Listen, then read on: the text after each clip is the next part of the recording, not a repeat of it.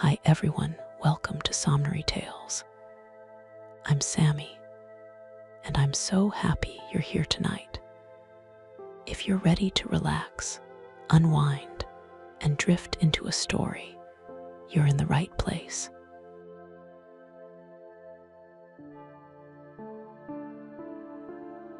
Before our story truly begins, there were letters.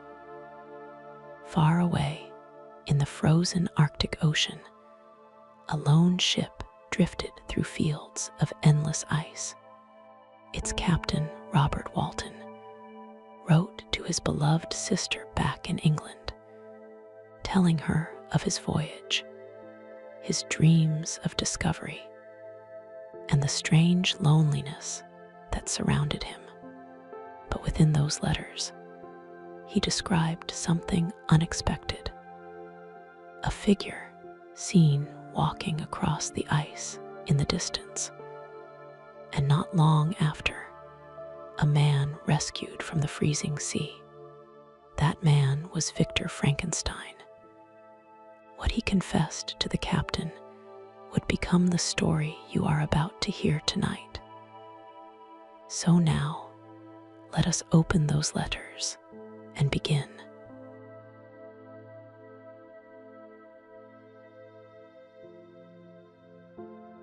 I am by birth a Genovese, and my family is one of the most distinguished of that republic. My ancestors had been for many years counselors and syndics, and my father had filled several public situations with honor and reputation. He was respected by all who knew him for his integrity and indefatigable attention to public business. He passed his younger days perpetually occupied by the affairs of his country. A variety of circumstances had prevented his marrying early, nor was it until the decline of life that he became a husband and the father of a family. As the circumstances of his marriage illustrate his character, I cannot refrain from relating them. One of his most intimate friends was a merchant who, from a flourishing state, fell, through numerous mischances, into poverty. This man, whose name was Beaufort, was of a proud and unbending disposition, and could not bear to live in poverty and oblivion in the same country where he had formerly been distinguished for his rank and magnificence. Having paid his debts, therefore, in the most honorable manner, he retreated with his daughter to the town of Lucerne, where he lived unknown and in wretchedness. My father loved Beaufort with the truest friendship, and was deeply grieved by his retreat in these unfortunate circumstances. He bitterly deplored the false pride which led his friend to a conduct so little worthy of the affection that united them.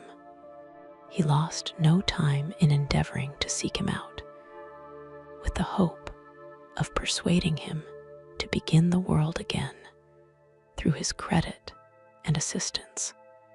Beaufort had taken effectual measures to conceal himself, and it was 10 months before my father discovered his abode. Overjoyed at this discovery, he hastened to the house, which was situated in a mean street near the Rus. But when he entered, misery and despair alone welcomed him.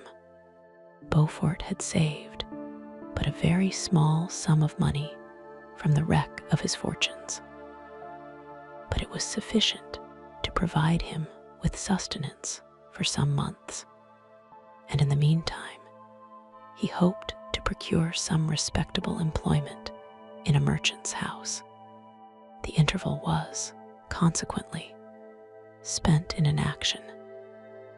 His grief only became more deep and rankling when he had leisure for reflection, and at length it took so fast hold of his mind that at the end of 3 months he lay on a bed of sickness, incapable of any exertion.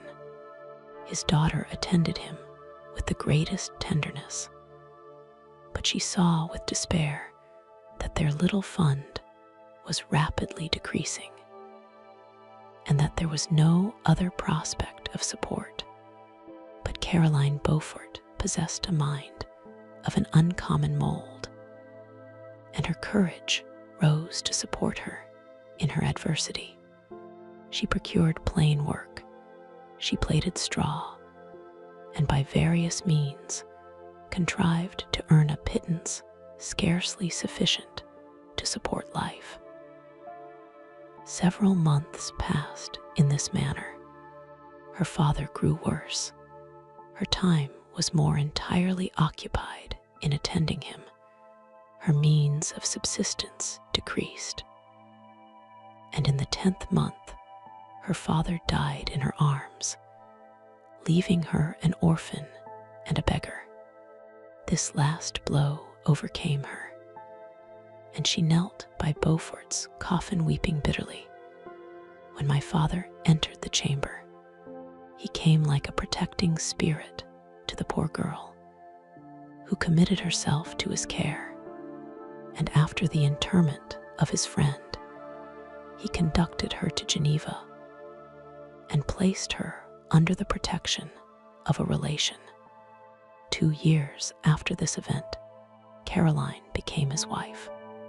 There was a considerable difference between the ages of my parents, but this circumstance seemed to unite them only closer in bonds of devoted affection.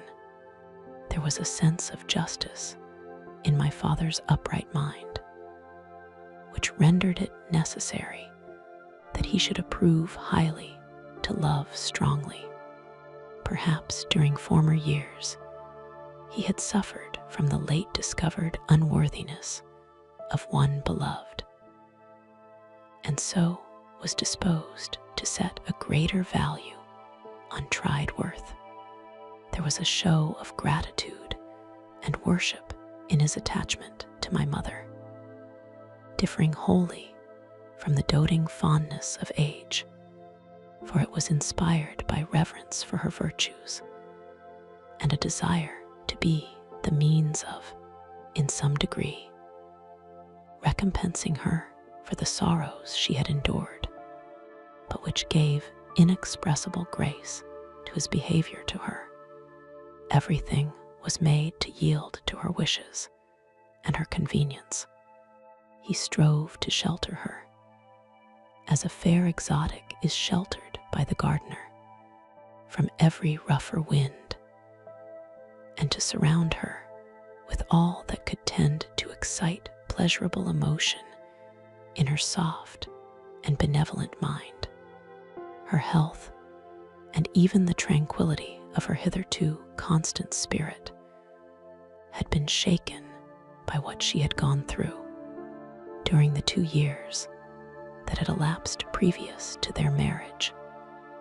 My father had gradually relinquished all his public functions, and immediately after their union, they sought the pleasant climate of Italy and the change of scene and interest attendant on a tour through that land of wonders as a restorative for her weakened frame. From Italy, they visited Germany and France. I, their eldest child, was born at Naples, and as an infant accompanied them in their rambles. I remained for several years their only child. Much as they were attached to each other, they seemed to draw inexhaustible stores of affection from a very mine of love to bestow them upon me. My mother's tender caresses and my father's smile of benevolent pleasure while regarding me are my first recollections. I was their plaything and their idol, and something better, their child, the innocent and helpless creature bestowed on them by heaven, whom to bring up to good, and whose future lot it was in their hands to direct to happiness or misery, according as they fulfilled their duties towards me, with this deep consciousness of what they owed towards the being to which they had given life, added to the active spirit of tenderness that animated both.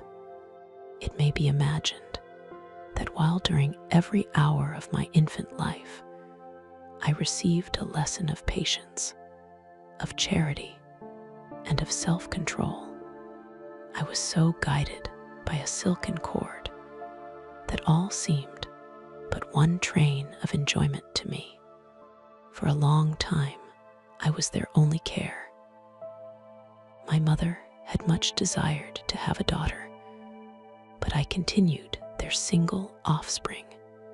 When I was about 5 years old, while making an excursion beyond the frontiers of Italy, they passed a week on the shores of the Lake of Como.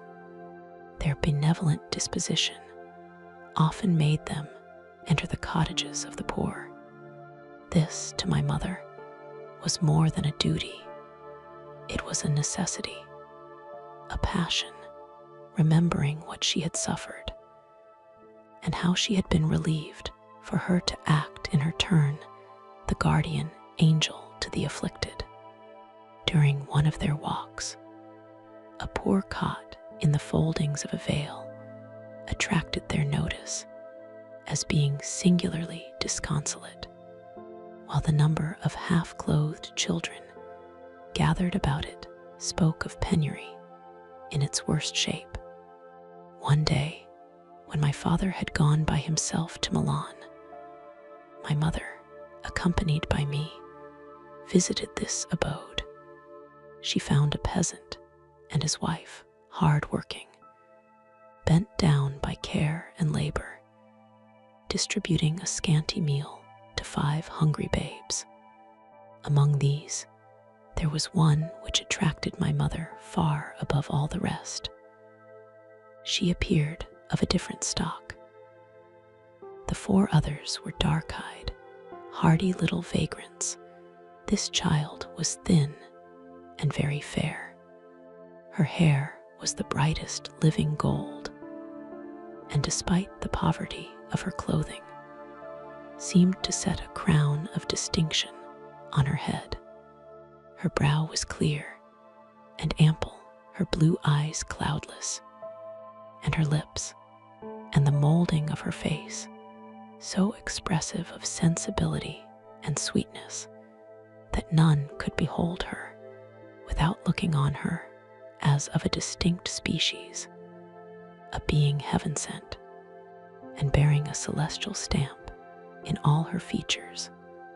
The peasant woman, perceiving that my mother fixed eyes of wonder and admiration on this lovely girl, eagerly communicated her history.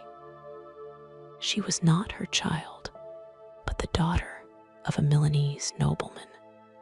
Her mother was a German and had died on giving her birth. The infant had been placed with these good people to nurse. They were better off then. They had not been long married, and their eldest child was but just born. The father of their charge was one of those Italians nursed in the memory of the antique glory of Italy, one among the sciavi agner frimenti, who exerted himself to obtain the liberty of his country. He became the victim of its weakness. Whether he had died or still lingered in the dungeons of Austria was not known. His property was confiscated. His child became an orphan and a beggar. She continued with her foster parents and bloomed in their rude abode, fairer than a garden rose among dark-leaved brambles. When my father returned from Milan, he found playing with me in the hall of our villa a child fairer than pictured cherub, a creature who seemed to shed radiance from her looks, and whose form and motions were lighter than the chamois. The hills, the apparition was soon explained. With his permission, my mother prevailed on her rustic guardians to yield their charge to her. They were fond of the sweet orphan. Her presence had seemed a blessing to them, but it would be unfair to her to keep her in poverty and want when Providence afforded her such powerful protection. They consulted their village priest, and the result was that Elizabeth Lavenza became the inmate of my parents' house, my more than sister, the beautiful and adored companion of all my occupations and my pleasures. Everyone loved Elizabeth. The passionate and almost reverential attachment with which all regarded her became, while I shared it, my pride and my delight. On the evening previous to her being brought to my home, my mother had said playfully, "I have a pretty present for my Victor. Tomorrow he shall have it." And when, on the morrow, she presented Elizabeth to me as her promised gift, I, with childish seriousness, interpreted her words literally and looked upon Elizabeth as mine to protect, love, and cherish. All praises bestowed on her I received as made to a possession of my own. We called each other familiarly by the name of cousin. No word, no expression could body forth the kind of relation in which she stood to me, my more than sister, since till death she was to be mine only. We were brought up together. There was not quite a year difference in our ages. I need not say that we were strangers to any species of disunion or dispute. Harmony was the soul of our companionship, and the diversity and contrast that subsisted in our characters drew us nearer together. Elizabeth was of a calmer and more concentrated disposition, but with all my ardor, I was capable of a more intense application, and was more deeply smitten with the thirst for knowledge. She busied herself with following the aerial creations of the poets, and in the majestic and wondrous scenes which surrounded our Swiss home. The sublime shapes of the mountains, the changes of the seasons, tempest and calm, the silence of winter, and the life and turbulence of our alpine summers, she found ample scope for admiration and delight, while my companion contemplated with a serious and satisfied spirit the magnificent appearances of things.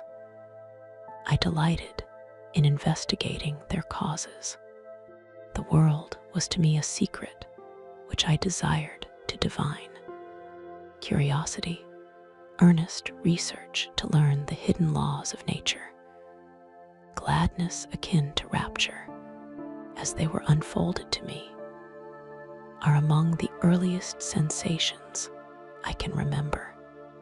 On the birth of a second son, my junior by 7 years, my parents gave up entirely their wandering life and fixed themselves in their native country.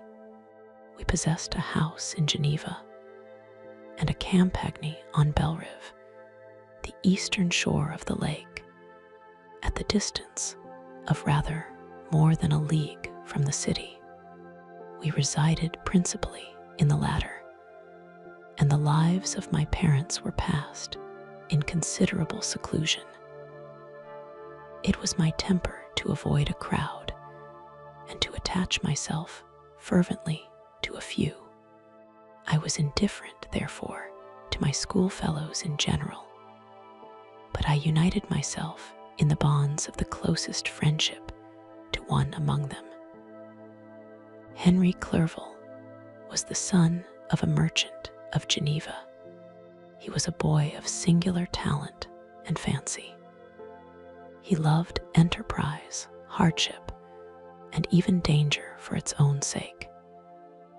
He was deeply read in books of chivalry and romance. He composed heroic songs and began to write many a tale of enchantment and knightly adventure. He tried to make us act plays and to enter into masquerades in which the characters were drawn from the heroes of Roncesvalles, of the Round Table of King Arthur, and the chivalrous train who shed their blood to redeem the Holy Sepulchre from the hands of the infidels. No human being could have passed a happier childhood than myself. My parents were possessed by the very spirit of kindness and indulgence. We felt that they were not the tyrants to rule our lot according to their caprice, but the agents and creators of all the many delights which we enjoyed. When I mingled with other families, I distinctly discerned how peculiarly fortunate my lot was, and gratitude assisted the development of filial love. My temper was sometimes violent, and my passions vehement, but by some law in my temperature, they were turned not towards childish pursuits, but to an eager desire to learn, and not to learn all things indiscriminately. I confess that neither the structure of languages, nor the code of governments, nor the politics of various states possessed attractions for me. It was the secrets of heaven and earth that I desired to learn, and whether it was the outward substance of things or the inner spirit of nature and the mysterious soul of man that occupied me, still my inquiries were directed to the metaphysical, or in its highest sense, the physical secrets of the world. Meanwhile, Clerval occupied himself, so to speak, with the moral relations of things, the busy stage of life, the virtues of heroes, and the actions of men were his theme, and his hope and his dream was to become one among those whose names are recorded in story as the gallant and adventurous benefactors of our species. The saintly soul of Elizabeth shone like a shrine-dedicated lamp in our peaceful home. Her sympathy was ours, her smile, her soft voice, the sweet glance of her celestial eyes were ever there to bless and animate us. She was the living spirit of love to soften and attract. I might have become sullen in my study, rough through the ardor of my nature, but that she was there to subdue me to a semblance of her own gentleness. And Clerval could aught ill entrench on the noble spirit of Clerval, yet he might not have been so perfectly humane, so thoughtful in his generosity, so full of kindness and tenderness amidst his passion for adventurous exploit, had she not unfolded to him the real loveliness of beneficence, and made the doing good the end and aim of his soaring ambition. I feel exquisite pleasure in dwelling on the recollections of childhood before misfortune had tainted my mind and changed its bright visions of extensive usefulness into gloomy and narrow reflections upon self. Besides, in drawing the picture of my early days, I also record those events which led, by insensible steps, to my after tale of misery. For when I would account to myself for the birth of that passion which afterwards ruled my destiny, I find it arise, like a mountain river, from ignoble and almost forgotten sources. But, swelling as it proceeded, it became the torrent which, in its course, has swept away all my hopes and joys. Natural philosophy is the genius that has regulated my fate. I desire, therefore, in this narration, to state those facts which led to my predilection for that science. When I was 13 years of age, we all went on a party of pleasure to the baths near Thanon. The inclemency of the weather obliged us to remain a day confined to the inn. In this house, I chanced to find a volume of the works of Cornelius Agrippa. I opened it with apathy. The theory which he attempts to demonstrate and the wonderful facts which he relates soon changed this feeling into enthusiasm.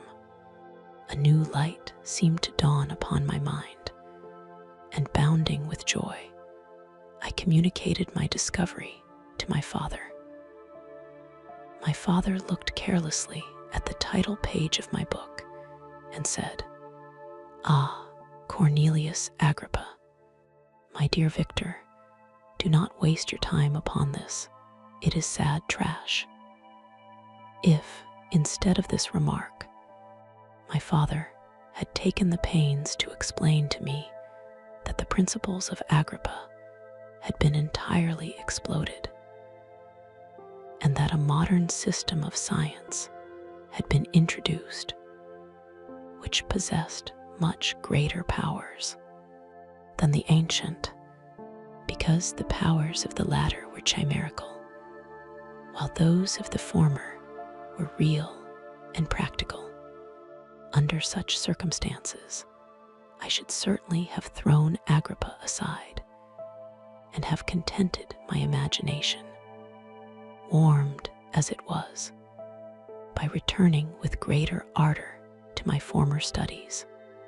It is even possible that the train of my ideas would never have received the fatal impulse that led to my ruin.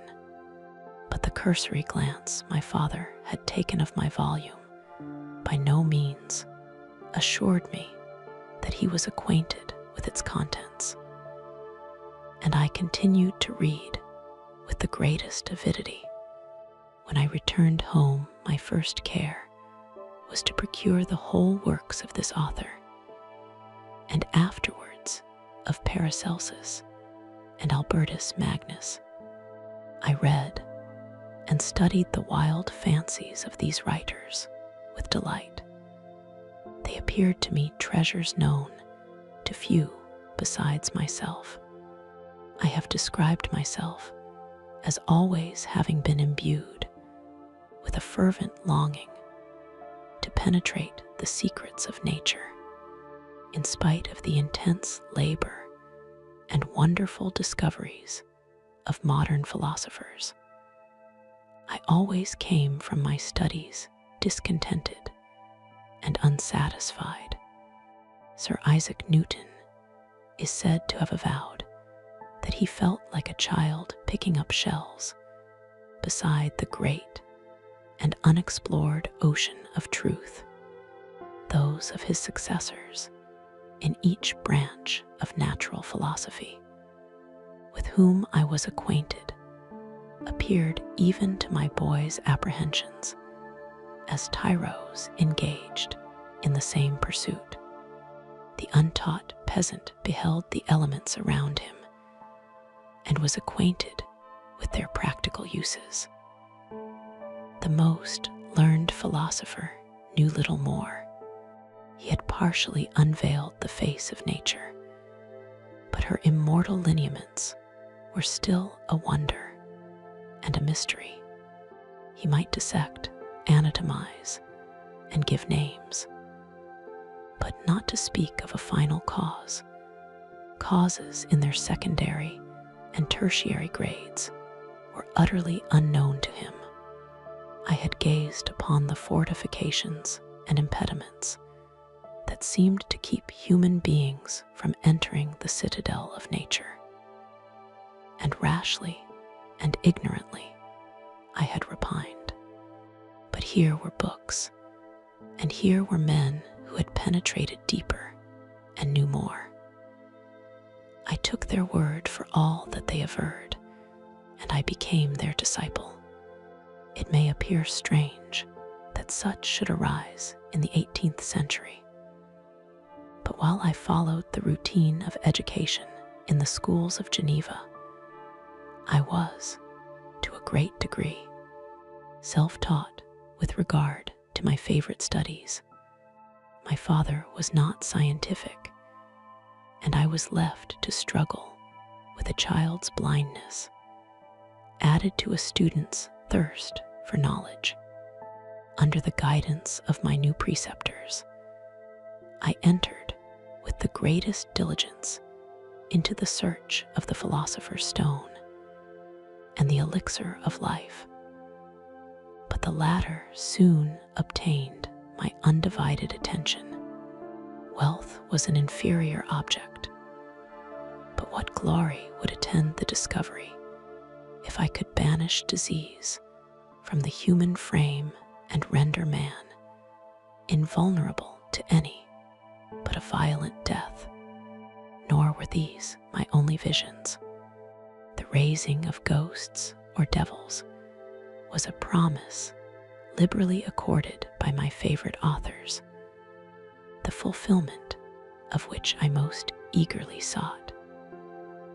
And if my incantations were always unsuccessful, I attributed the failure rather to my own inexperience and mistake than to a want of skill or fidelity in my instructors. And thus, for a time, I was occupied by exploded systems, mingling, like an unadept, 1,000 contradictory theories, and floundering desperately in a very slough of multifarious knowledge, guided by an ardent imagination and childish reasoning, till an accident again changed the current of my ideas. When I was about 15 years old, we had retired to our house near Belrive, when we witnessed a most violent and terrible thunderstorm. It advanced from behind the mountains of Jura, and the thunder burst at once with frightful loudness from various quarters of the heavens. I remained, while the storm lasted, watching its progress with curiosity and delight. As I stood at the door, on a sudden I beheld a stream of fire issue from an old and beautiful oak which stood about 20 yards from our house. And so soon as the dazzling light vanished, the oak had disappeared, and nothing remained but a blasted stump. When we visited it the next morning, we found the tree shattered in a singular manner. It was not splintered by the shock, but entirely reduced to thin ribbons of wood. I never beheld anything so utterly destroyed. Before this, I was not unacquainted with the more obvious laws of electricity. On this occasion, a man of great research in natural philosophy was with us. and excited by this catastrophe, he entered on the explanation of a theory which he had formed on the subject of electricity and galvanism, which was at once new and astonishing to me. All that he said threw greatly into the shade Cornelius Agrippa, Albertus Magnus, and Paracelsus, the lords of my imagination. But by some fatality, the overthrow of these men disinclined me to pursue my accustomed studies. It seemed to me as if nothing would or could ever be known. All that had so long engaged my attention suddenly grew despicable by one of those caprices of the mind which we are perhaps most subject to in early youth. I at once gave up my former occupations, set down natural history and all its progeny as a deformed and abortive creation, and entertained the greatest disdain for a would-be science which could never even step within the threshold of real knowledge. In this mood of mind, I betook myself to the mathematics and the branches of study appurtening to that science, as being built upon secure foundations and so worthy of my consideration. Thus strangely are our souls constructed, and by such slight ligaments are we bound to prosperity or ruin. When I look back, it seems to me as if this almost miraculous change of inclination and will was the immediate suggestion of the guardian angel of my life, the last effort made by the spirit of preservation to avert the storm that was even then hanging in the stars and ready to envelop me. Her victory was announced by an unusual tranquility and gladness of soul, which followed the relinquishing of my ancient and latterly tormenting studies. It was thus that I was to be taught to associate evil with their prosecution, happiness with their disregard. It was a strong effort of the spirit of good, but it was ineffectual. Destiny was too potent, and her immutable laws had decreed my utter and terrible destruction. When I had attained the age of 17, my parents resolved that I should become a student at the University of Ingolstadt.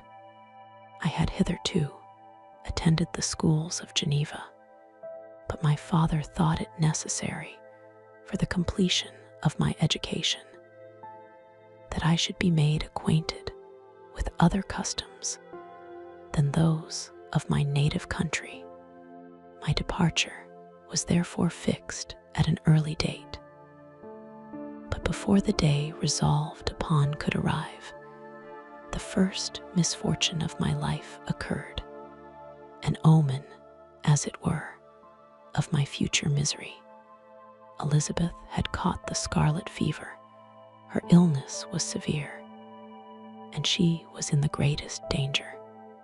During her illness, many arguments had been urged to persuade my mother to refrain from attending upon her. She had at first yielded to our entreaties, but when she heard that the life of her favorite was menaced, she could no longer control her anxiety. She attended her sickbed. Her watchful attentions triumphed over the malignity of the distemper. Elizabeth was saved, but the consequences of this imprudence were fatal to her preserver. On the third day, my mother sickened. Her fever was accompanied by the most alarming symptoms, and the looks of her medical attendants prognosticated the worst event. On her deathbed, the fortitude and benignity of this best of women did not desert her. She joined the hands of Elizabeth and myself. "My children," she said, "my firmest hopes of future happiness were placed on the prospect of your union. This expectation will now be the consolation of your father. Elizabeth, my love, you must supply my place to my younger children. Alas, I regret that I am taken from you, and happy and beloved as I have been, is it not hard to quit you all? But these are not thoughts befitting me. I will endeavor to resign myself cheerfully to death, and will indulge a hope of meeting you in another world." She died calmly, and her countenance expressed affection even in death. I need not describe the feelings of those whose dearest ties are rent by that most irreparable evil, the void that presents itself to the soul, and the despair that is exhibited on the countenance. It is so long before the mind can persuade itself that she whom we saw every day, and whose very existence appeared a part of our own, can have departed forever, that the brightness of a beloved eye can have been extinguished, and the sound of a voice so familiar and dear to the ear can be hushed, never more to be heard. These are the reflections of the first days. But when the lapse of time proves the reality of the evil, then the actual bitterness of grief commences. Yet from whom has not that rude hand rent away some dear connection? And why should I describe a sorrow which all have felt and must feel? The time at length arrives when grief is rather an indulgence than a necessity, and the smile that plays upon the lips, although it may be deemed a sacrilege, is not banished. My mother was dead, but we had still duties which we ought to perform. We must continue our course with the rest, and learn to think ourselves fortunate, whilst one remains whom the spoiler has not seized. My departure for Ingolstadt, which had been deferred by these events, was now again determined upon.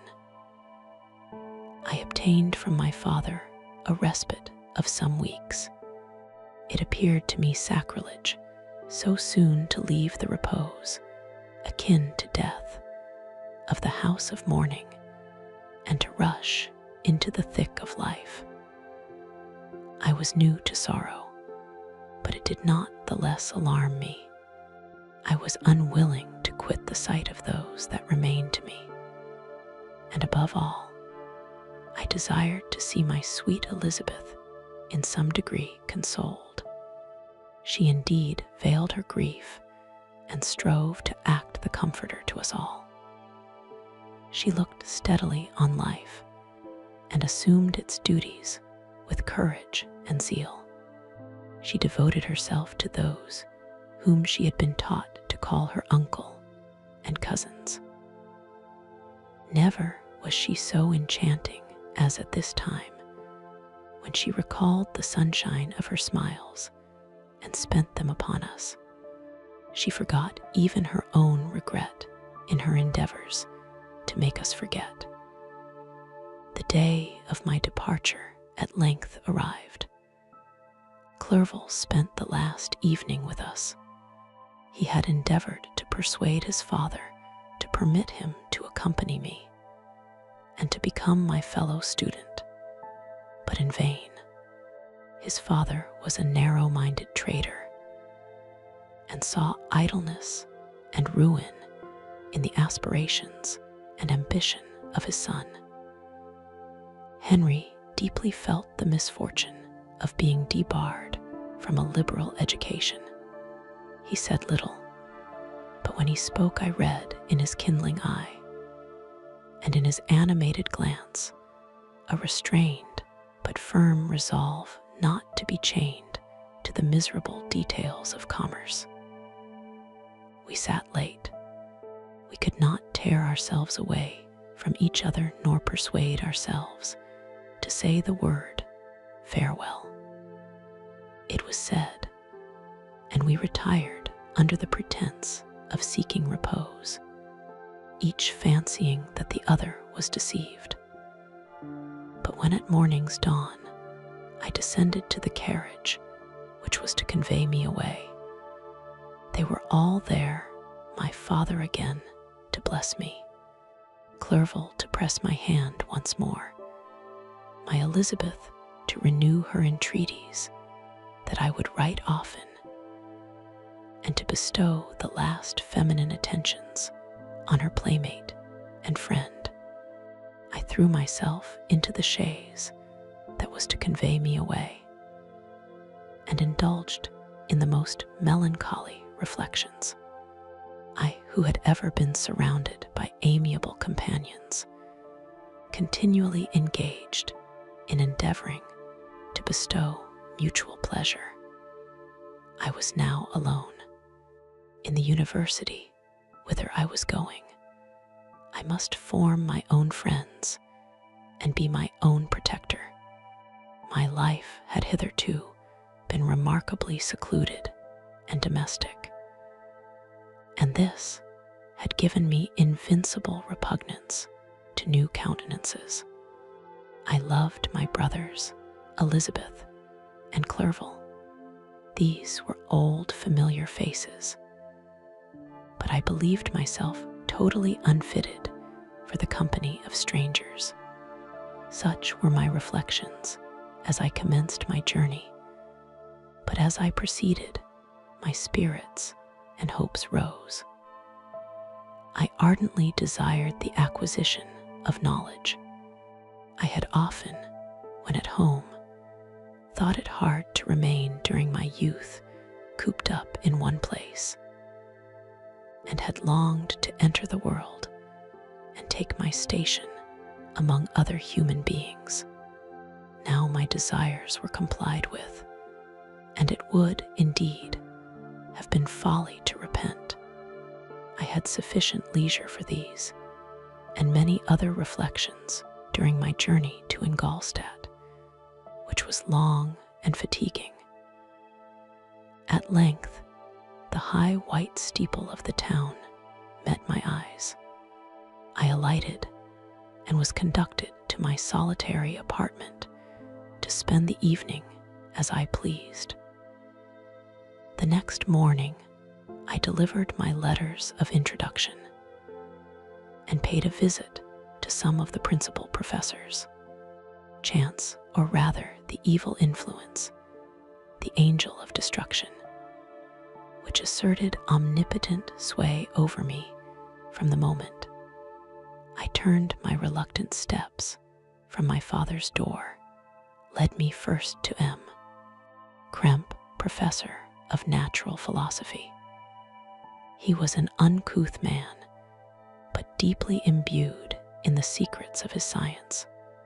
He asked me several questions concerning my progress in the different branches of science appertaining to natural philosophy. I replied carelessly, and partly in contempt, mentioned the names of my alchemists as the principal authors I had studied.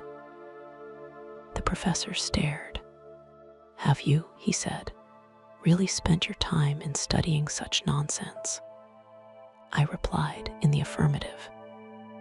"Every minute," continued M. Krempe with warmth, "every instant that you have wasted on those books is utterly and entirely lost. You have burdened your memory with exploded systems and useless names. Good God, in what desert land have you lived, where no one was kind enough to inform you that these fancies, which you have so greedily imbibed, are 1,000 years old, and as musty as they are ancient. I little expected, in this enlightened and scientific age, to find a disciple of Albertus Magnus and Paracelsus. My dear sir, you must begin your studies entirely anew. So saying, he stepped aside and wrote down a list of several books treating of natural philosophy, which he desired me to procure, and dismissed me after mentioning that in the beginning of the following week, he intended to commence a course of lectures upon natural philosophy in its general relations, and that M.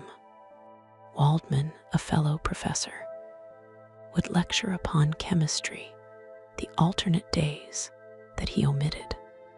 I returned home not disappointed, for I have said that I had long considered those authors useless whom the professor reprobated, but I returned not at all the more inclined to recur to these studies in any shape. M. Kremp was a little squat man with a gruff voice and a repulsive countenance. The teacher, therefore, did not prepossess me in favor of his pursuits, in rather a too philosophical and connected a strain, perhaps. I have given an account of the conclusions I had come to concerning them in my early years. As a child, I had not been content with the results promised by the modern professors of natural science, with a confusion of ideas only to be accounted for by my extreme youth and my want of a guide on such matters. I had retrod the steps of knowledge along the paths of time, and exchanged the discoveries of recent inquirers for the dreams of forgotten alchemists. Besides, I had a contempt for the uses of modern natural philosophy. It was very different when the masters of the science sought immortality and power. Such views, although futile, were grand. But now the scene was changed. The ambition of the inquirer seemed to limit itself to the annihilation of those visions, on which my interest in science was chiefly founded. I was required to exchange chimeras of boundless grandeur for realities of little worth. Such were my reflections during the first 2 or 3 days of my residence at Ingolstadt, which were chiefly spent in becoming acquainted with the localities and the principal residents in my new abode. But as the ensuing week commenced, I thought of the information which M. Kremp had given me concerning the lectures, and although I could not consent to go and hear that little conceited fellow deliver sentences out of a pulpit, I recollected what he had said of M. Waldman, whom I had never seen, as he had hitherto been out of town. Partly from curiosity and partly from idleness, I went into the lecturing room, which M. Waldman entered shortly after. This professor was very unlike his colleague. He appeared about 50 years of age, but with an aspect expressive of the greatest benevolence. A few gray hairs covered his temples, but those at the back of his head were nearly black. His person was short, but remarkably erect, and his voice the sweetest I had ever heard. He began his lecture by a recapitulation of the history of chemistry and the various improvements made by different men of learning, pronouncing with fervor the names of the most distinguished discoverers. He then took a cursory view of the present state of the science and explained many of its elementary terms. After having made a few preparatory experiments, he concluded with a panegyric upon modern chemistry, the terms of which I shall never forget. The ancient teachers of this science, said he, promised impossibilities and performed nothing. The modern masters promise very little. They know that metals cannot be transmuted and that the elixir of life is a chimera, but these philosophers, whose hands seem only made to dabble in dirt and their eyes to pore over the microscope or crucible, have indeed performed miracles. They penetrate into the recesses of nature and show how she works in her hiding places. They ascend into the heavens. They have discovered how the blood circulates and the nature of the air we breathe. They have acquired new and almost unlimited powers. They can command the thunders of heaven, mimic the earthquake, and even mock the invisible world with its own shadows. Such were the professor's words. Rather, let me say such the words of the fate announced to destroy me. As he went on, I felt as if my soul were grappling with a palpable enemy. One by one, the various keys were touched which formed the mechanism of my being. Chord after chord was sounded, and soon my mind was filled with one thought, one conception, one purpose. So much has been done, exclaimed the soul of Frankenstein. More, far more, will I achieve, treading in the steps already marked.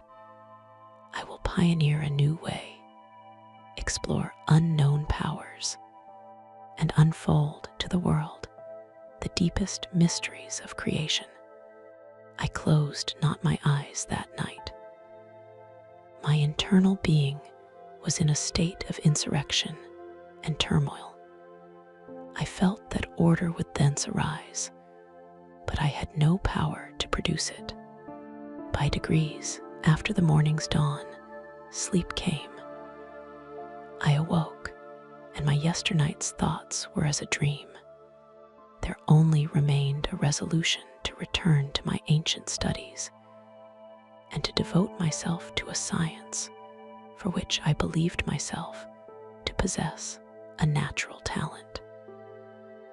On the same day, I paid M. Waldman a visit.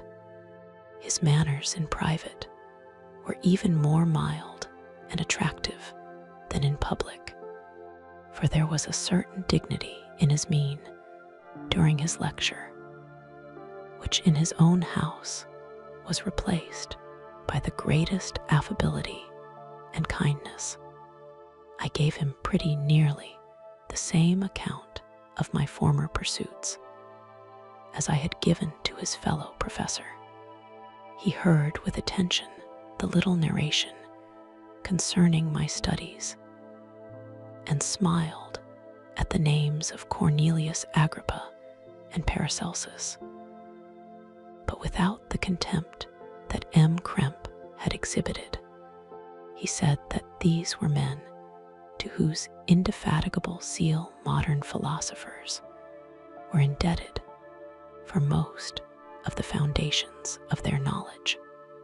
They had left to us as an easier task to give new names and arrange in connected classifications the facts which they in a great degree had been the instruments of bringing to light.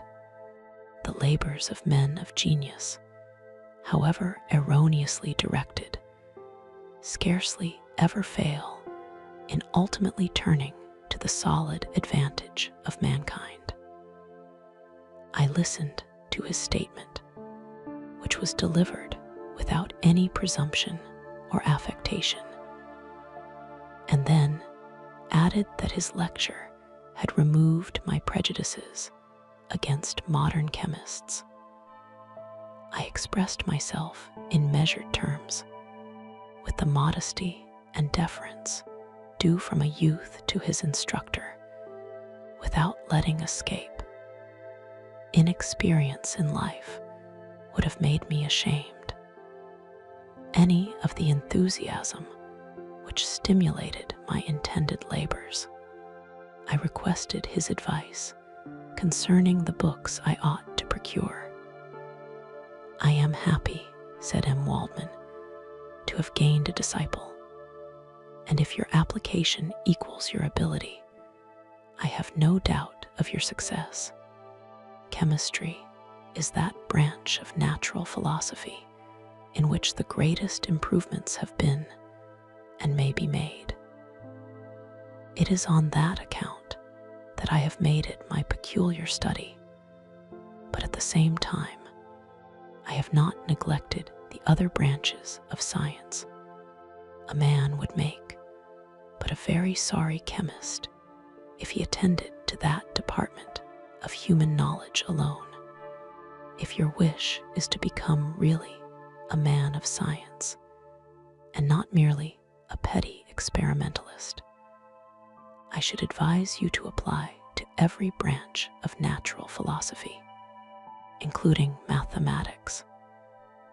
He then took me into his laboratory and explained to me the uses of his various machines, instructing me as to what I ought to procure, and promising me the use of his own when I should have advanced far enough in the science not to derange their mechanism. He also gave me the list of books which I had requested, and I took my leave. Thus ended a day memorable to me. It decided my future destiny. From this day, natural philosophy, and particularly chemistry, in the most comprehensive sense of the term, became nearly my sole occupation. I read with ardor those works, so full of genius and discrimination, which modern inquirers have written on these subjects. I attended the lectures and cultivated the acquaintance of the men of science of the university, and I found even in M.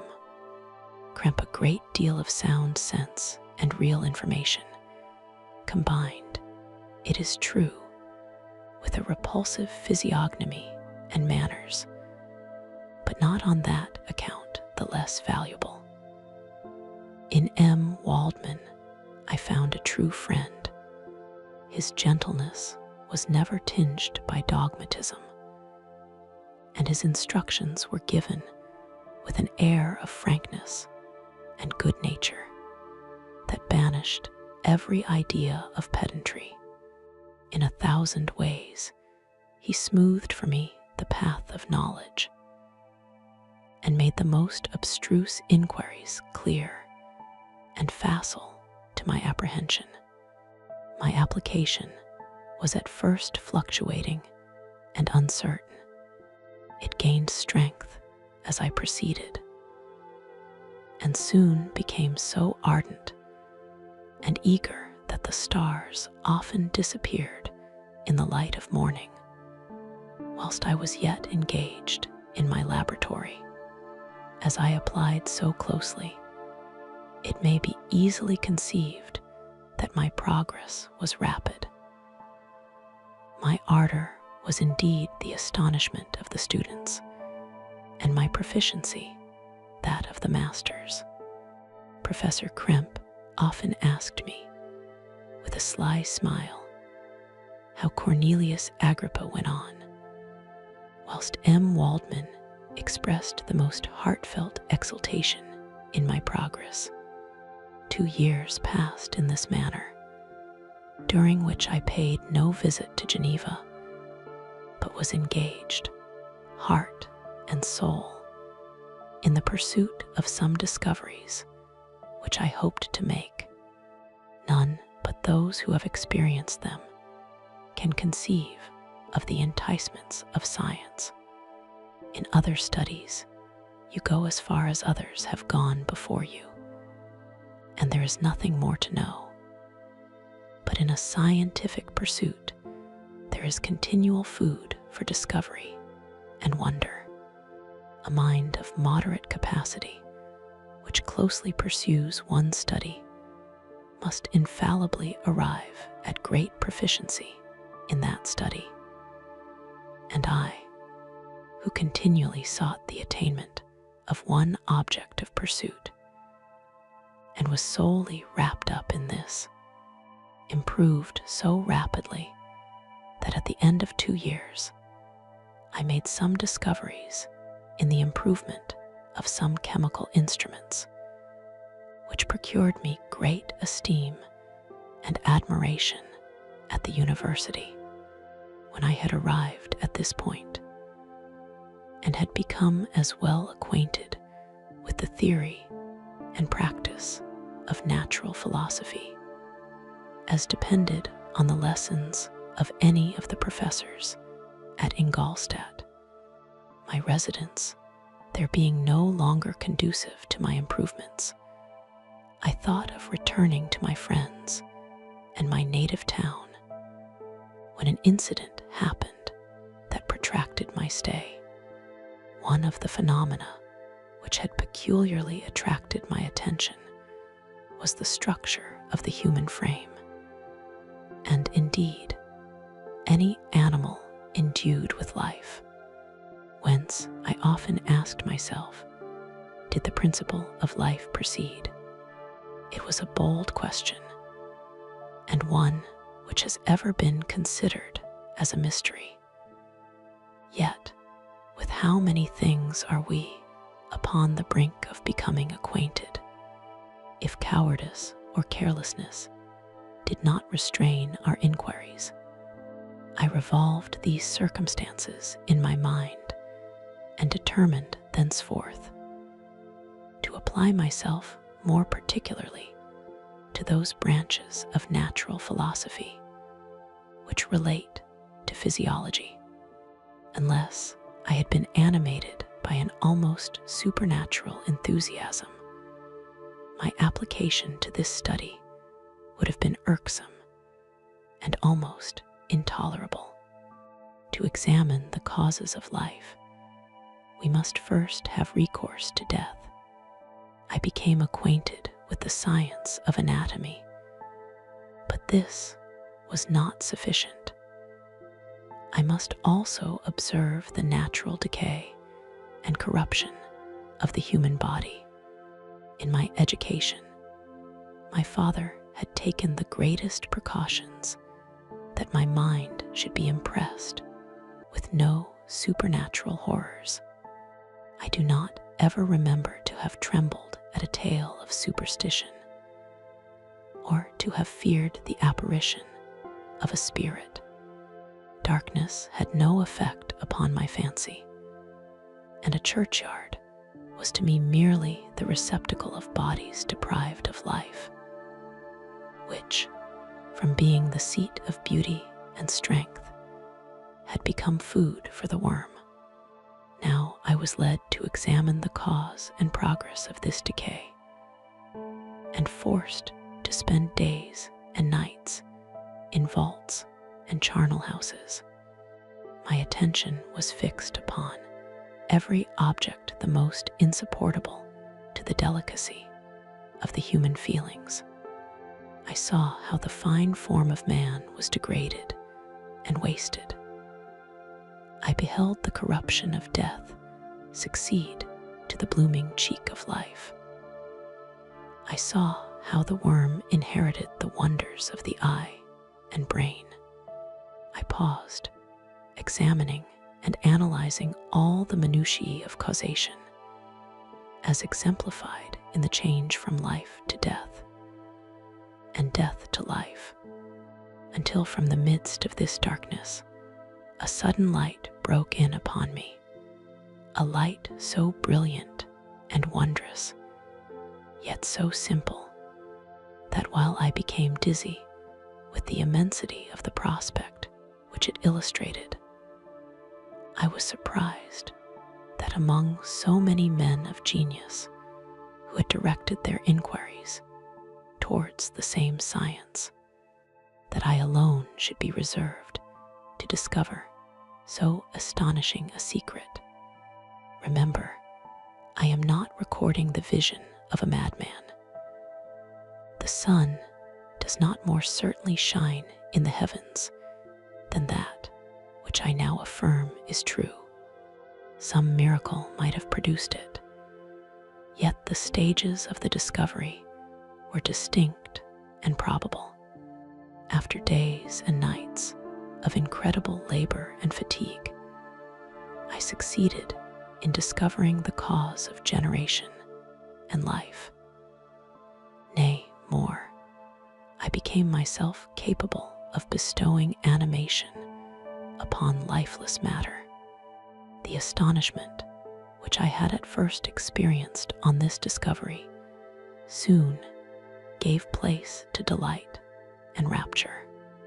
After so much time spent in painful labor, to arrive at once at the summit of my desires was the most gratifying consummation of my toils. But this discovery was so great and overwhelming that all the steps by which I had been progressively led to it were obliterated, and I beheld only the result.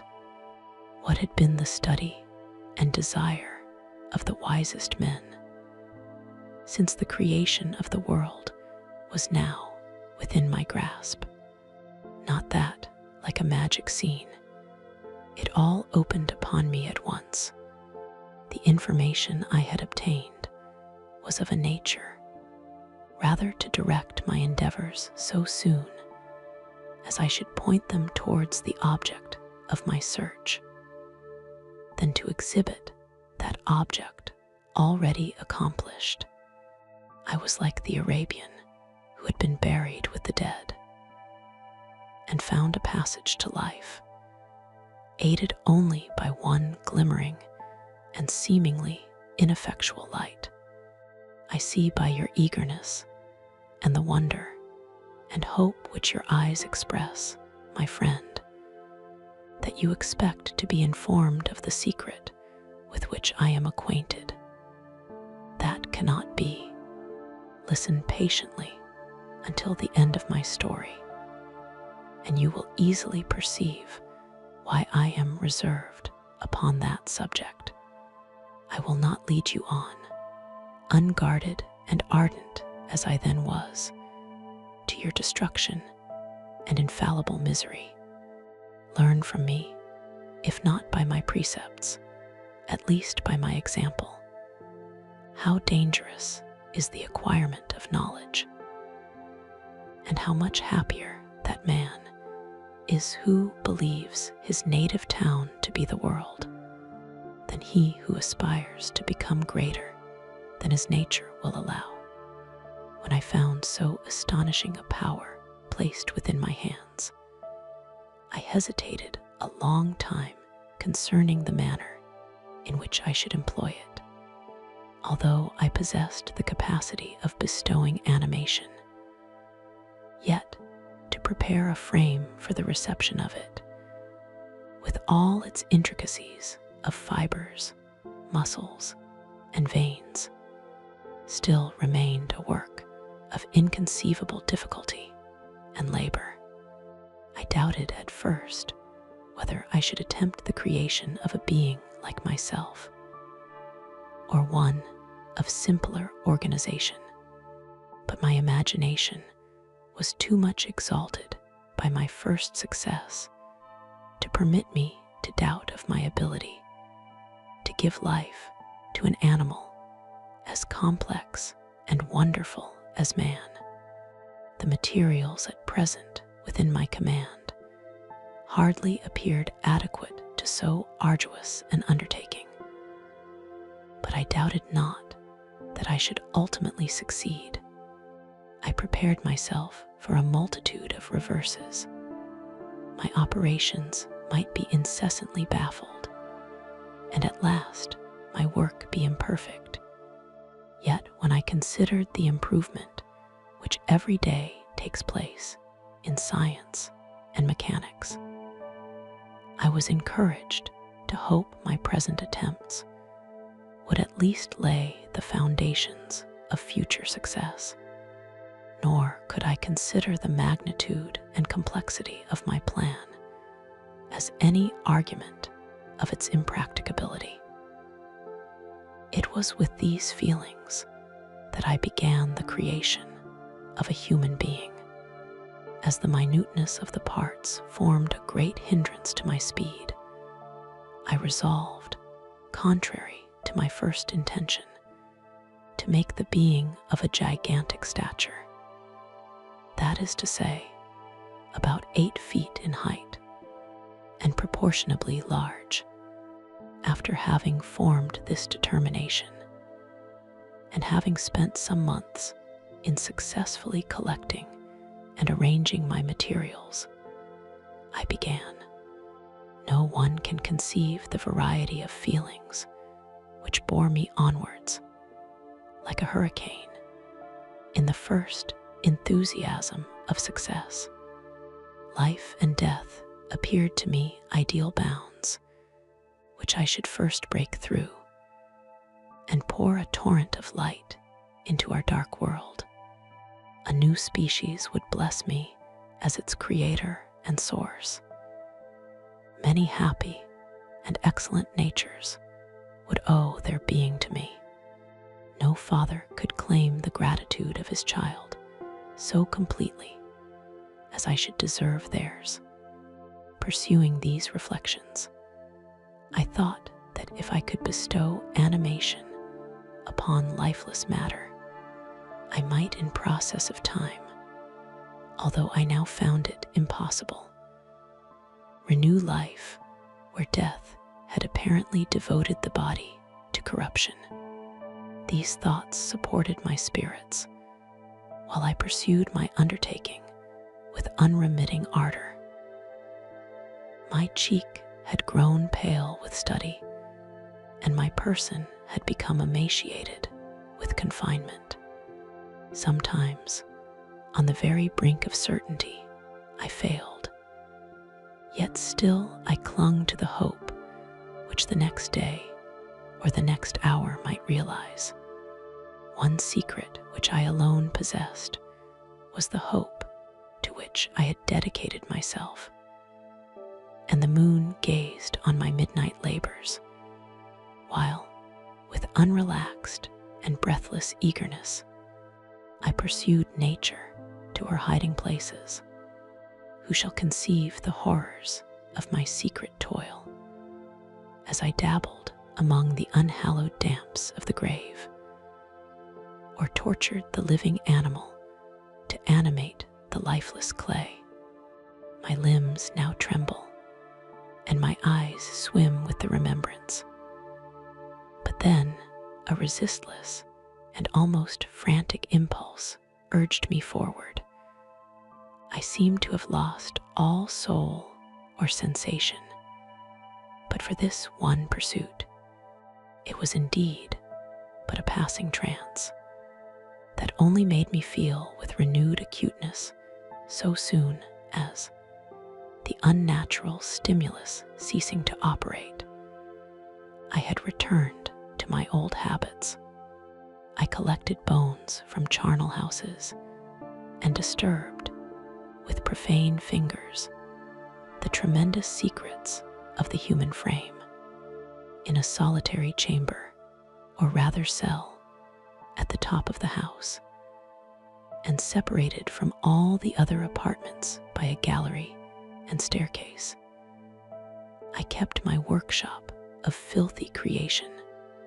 My eyeballs were starting from their sockets in attending to the details of my employment. The dissecting room and the slaughterhouse furnished many of my materials, and often did my human nature turn with loathing from my occupation, whilst still urged on by an eagerness which perpetually increased, I brought my work near to a conclusion. The summer months passed while I was thus engaged, heart and soul in one pursuit. It was a most beautiful season. Never did the fields bestow a more plentiful harvest, or the vines yield a more luxuriant vintage. But my eyes were insensible to the charms of nature, and the same feelings which made me neglect the scenes around me caused me also to forget those friends who were so many miles absent, and whom I had not seen for so long a time. I knew my silence disquieted them, and I well remembered the words of my father. I know that while you are pleased with yourself, you will think of us with affection, and we shall hear regularly from you. You must pardon me if I regard any interruption in your correspondence as a proof that your other duties are equally neglected. I knew well, therefore, what would be my father's feelings, but I could not tear my thoughts from my employment, loathsome in itself, but which had taken an irresistible hold of my imagination.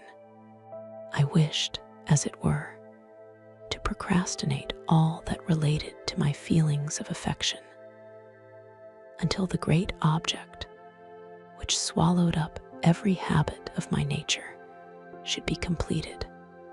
I then thought that my father would be unjust if he ascribed my neglect to vice or faultiness on my part, but I am now convinced that he was justified in conceiving that I should not be altogether free from blame.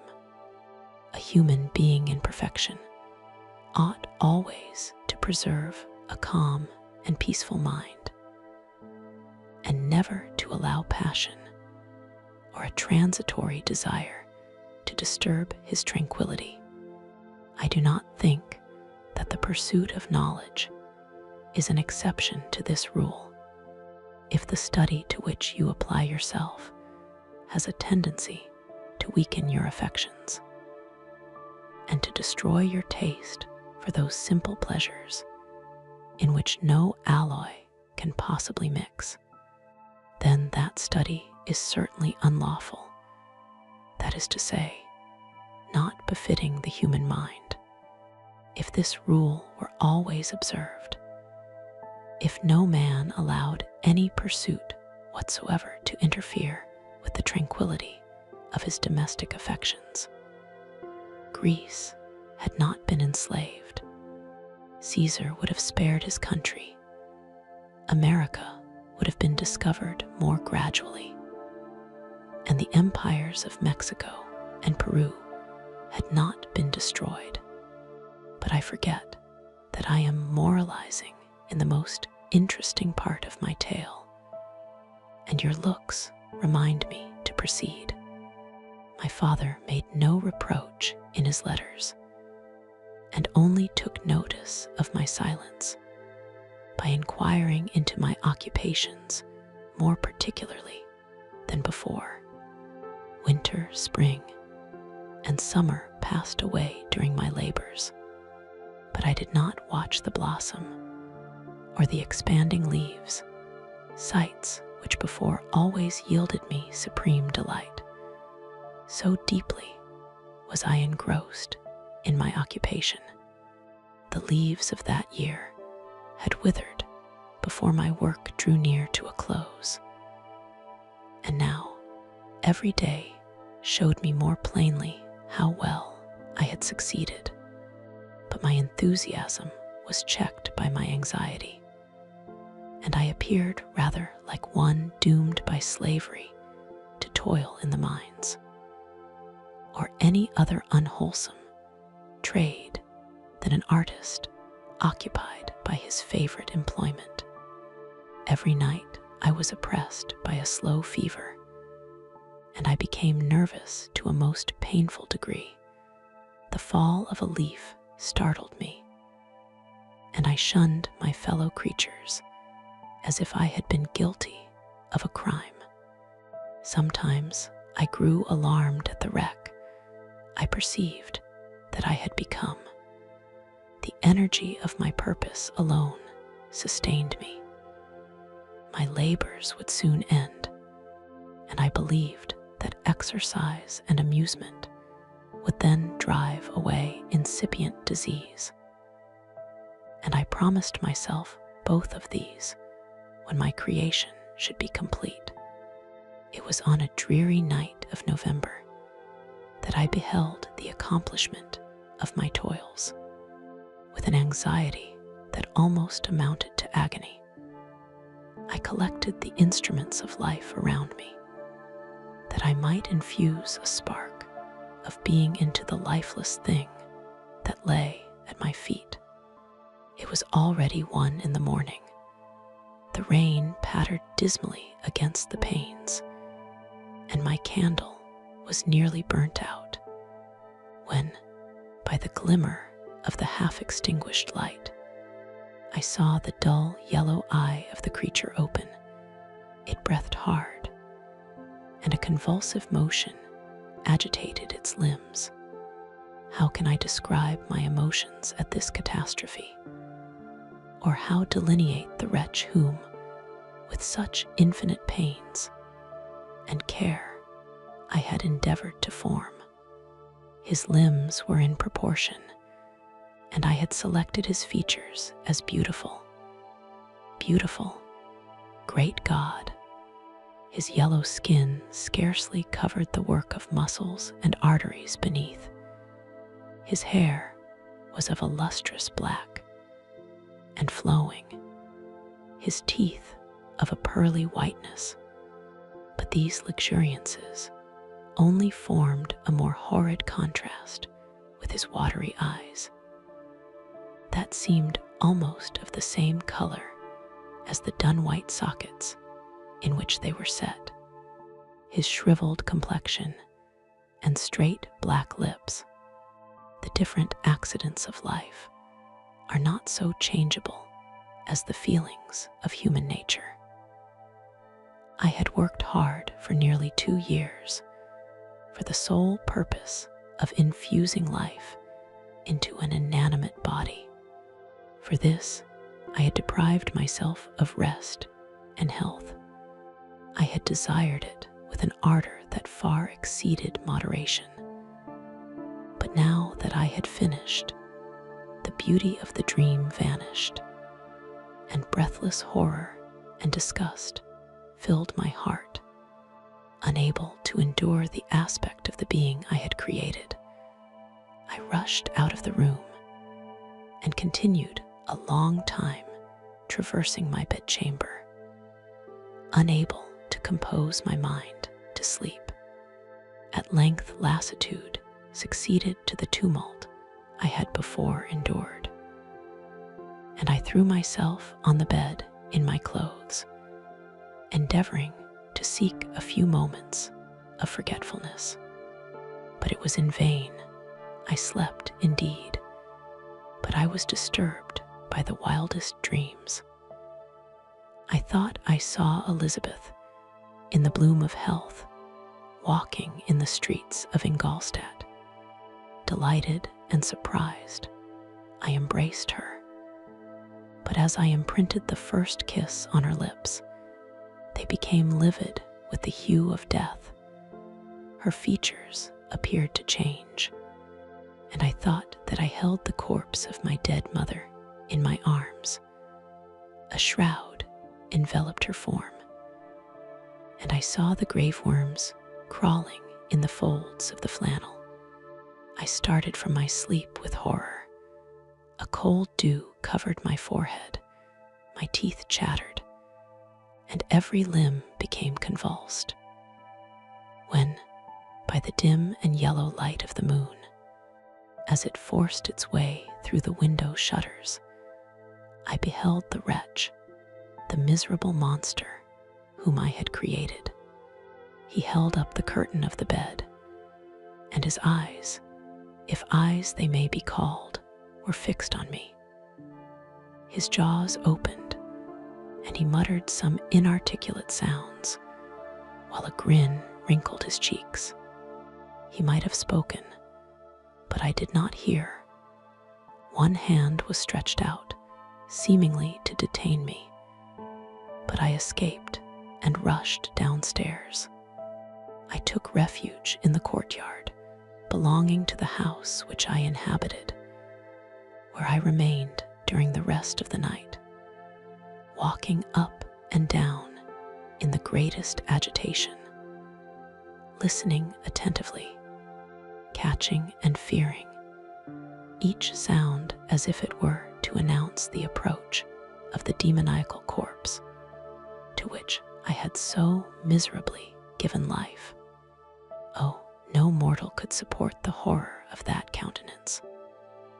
A mummy again endued with animation could not be so hideous as that wretch. I had gazed on him while unfinished. He was ugly then, but when those muscles and joints were rendered capable of motion, it became a thing such as even Dante could not have conceived. I passed the night wretchedly. Sometimes my pulse beat so quickly and hardly that I felt the palpitation of every artery. At others, I nearly sank to the ground through languor and extreme weakness. Mingled with this horror, I felt the bitterness of disappointment. Dreams that had been my food and pleasant rest for so long a space were now become a hell to me. And the change was so rapid, the overthrow so complete. Morning, dismal and wet, at length dawned, and discovered to my sleepless and aching eyes the church of Ingolstadt, its white steeple and clock, which indicated the 6th hour. The porter opened the gates of the court, which had that night been my asylum, and I issued into the streets, pacing them with quick steps, as if I sought to avoid the wretch, whom I feared every turning of the street would present to my view. I did not dare return to the apartment which I inhabited, but felt impelled to hurry on. Although drenched by the rain which poured from a black and comfortless sky, I continued walking in this manner for some time, endeavoring by bodily exercise to ease the load that weighed upon my mind. I traversed the streets without any clear conception of where I was or what I was doing. My heart palpitated in the sickness of fear, and I hurried on with irregular steps, not daring to look about me, like one who, on a lonely road, doth walk in fear and dread, and, having once turned round, walks on, and turns no more his head, because he knows a frightful fiend doth close behind him tread. Coleridge S., Ancient Mariner. Continuing thus, I came at length opposite to the inn at which the various diligences and carriages usually stopped. Here I paused, I knew not why, but I remained some minutes with my eyes fixed on a coach that was coming towards me from the other end of the street. As it drew nearer, I observed that it was the Swiss diligence. It stopped just where I was standing, and on the door being opened, I perceived Henry Clerval, who, on seeing me, instantly sprung out. "My dear Frankenstein," exclaimed he. "How glad I am to see you. How fortunate that you should be here at the very moment of my alighting." Nothing could equal my delight on seeing Clerval. His presence brought back to my thoughts my father, Elizabeth, and all those scenes of home so dear to my recollection. I grasped his hand, and in a moment forgot my horror and misfortune. I felt suddenly, and for the first time during many months, calm and serene joy. I welcomed my friend, therefore, in the most cordial manner, and we walked towards my college. Clerval continued talking for some time about our mutual friends and his own good fortune in being permitted to come to Ingolstadt. "You may easily believe," said he, "how great was the difficulty to persuade my father that all necessary knowledge was not comprised in the noble art of bookkeeping. And indeed, I believe I left him incredulous to the last, for his constant answer to my unwearied entreaties was the same as that of the Dutch schoolmaster in The Vicar of Wakefield. I have 10,000 florins a year without Greek. I eat heartily without Greek. But his affection for me at length overcame his dislike of learning, and he has permitted me to undertake a voyage of discovery to the land of knowledge. It gives me the greatest delight to see you. But tell me how you left my father, brothers, and Elizabeth." "Very well and very happy, only a little uneasy that they hear from you so seldom. By the by, I mean to lecture you a little upon their account myself. But my dear Frankenstein," continued he, stopping short and gazing full in my face, "I did not before remark how very ill you appear, so thin and pale.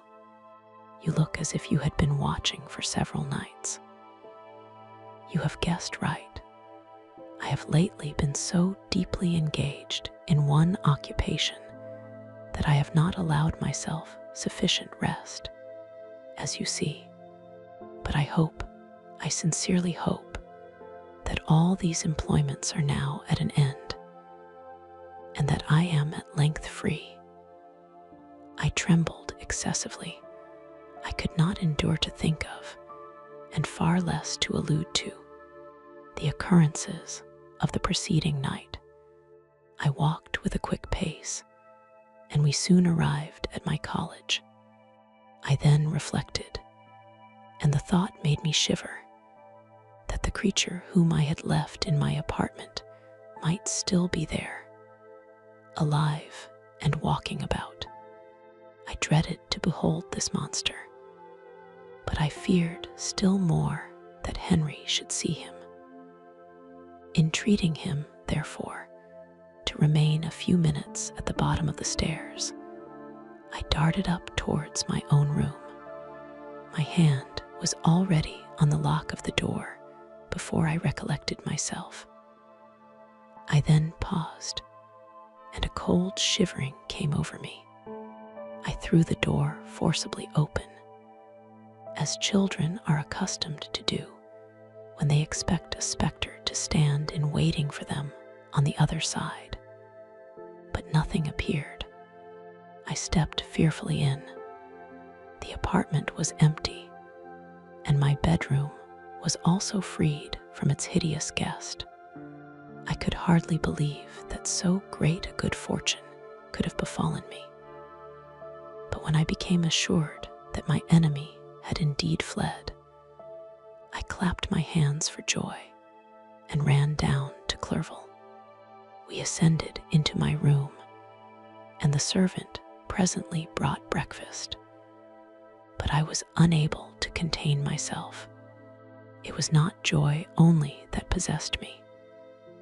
I felt my flesh tingle with excess of sensitiveness, and my pulse beat rapidly. I was unable to remain for a single instant in the same place. I jumped over the chairs, clapped my hands, and laughed aloud. Clerval at first attributed my unusual spirits to joy on his arrival, but when he observed me more attentively, he saw a wildness in my eyes for which he could not account, and my loud, unrestrained, heartless laughter frightened and astonished him. "My dear Victor," cried he, "what, for God's sake, is the matter? Do not laugh in that manner. How ill you are! What is the cause of all this?" "Do not ask me," cried I, putting my hands before my eyes, for I thought I saw the dreaded spectre glide into the room. "He can tell. Oh, save me! Save me!" I imagined that the monster seized me. I struggled furiously and fell down in a fit. Poor Clerval, what must have been his feelings? A meeting, which he anticipated with such joy, so strangely turned to bitterness. But I was not the witness of his grief, for I was lifeless and did not recover my senses for a long, long time. This was the commencement of a nervous fever, which confined me for several months. During all that time, Henry was my only nurse. I afterwards learned that, knowing my father's advanced age and unfitness for so long a journey, and how wretched my sickness would make Elizabeth, he spared them this grief by concealing the extent of my disorder.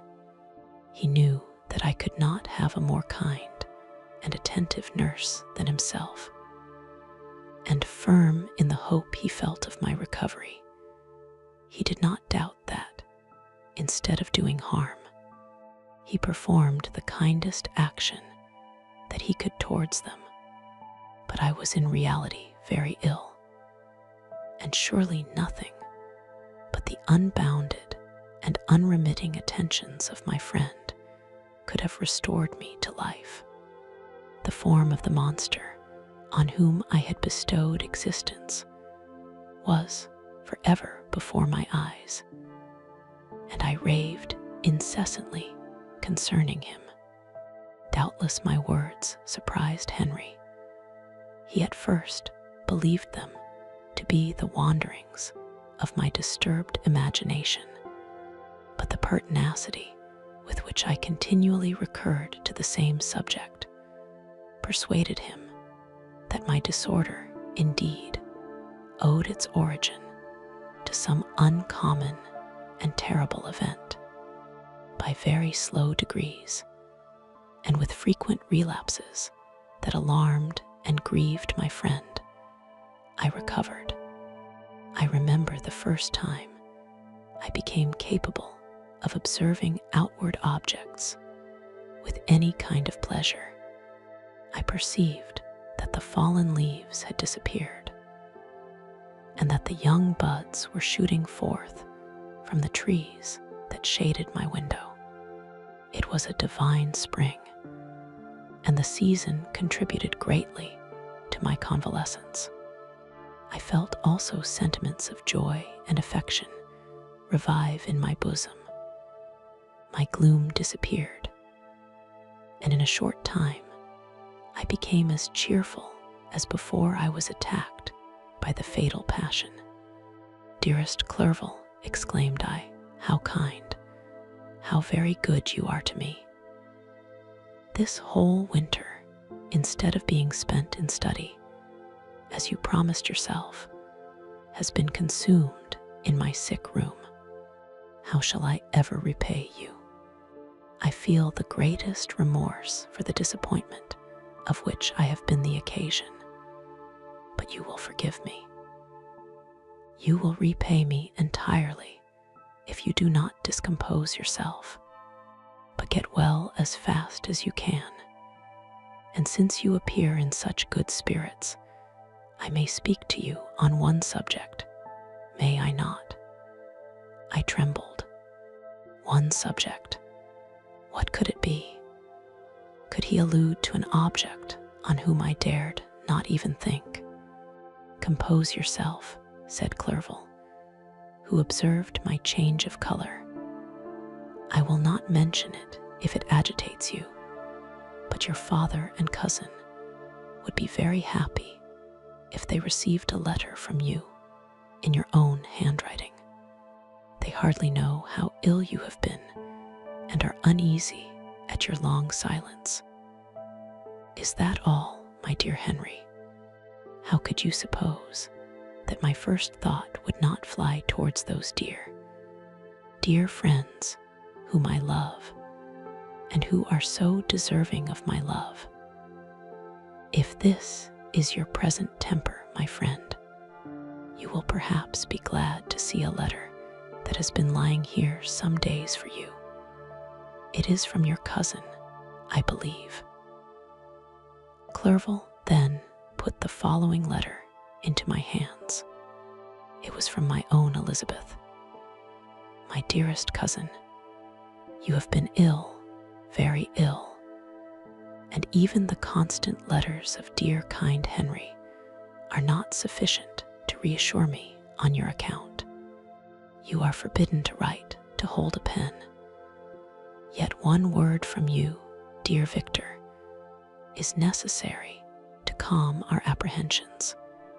For a long time, I have thought that each post would bring this line, and my persuasions have restrained my uncle from undertaking a journey to Ingolstadt. I have prevented his encountering the inconveniences and perhaps dangers of so long a journey. Yet, how often have I regretted not being able to perform it myself.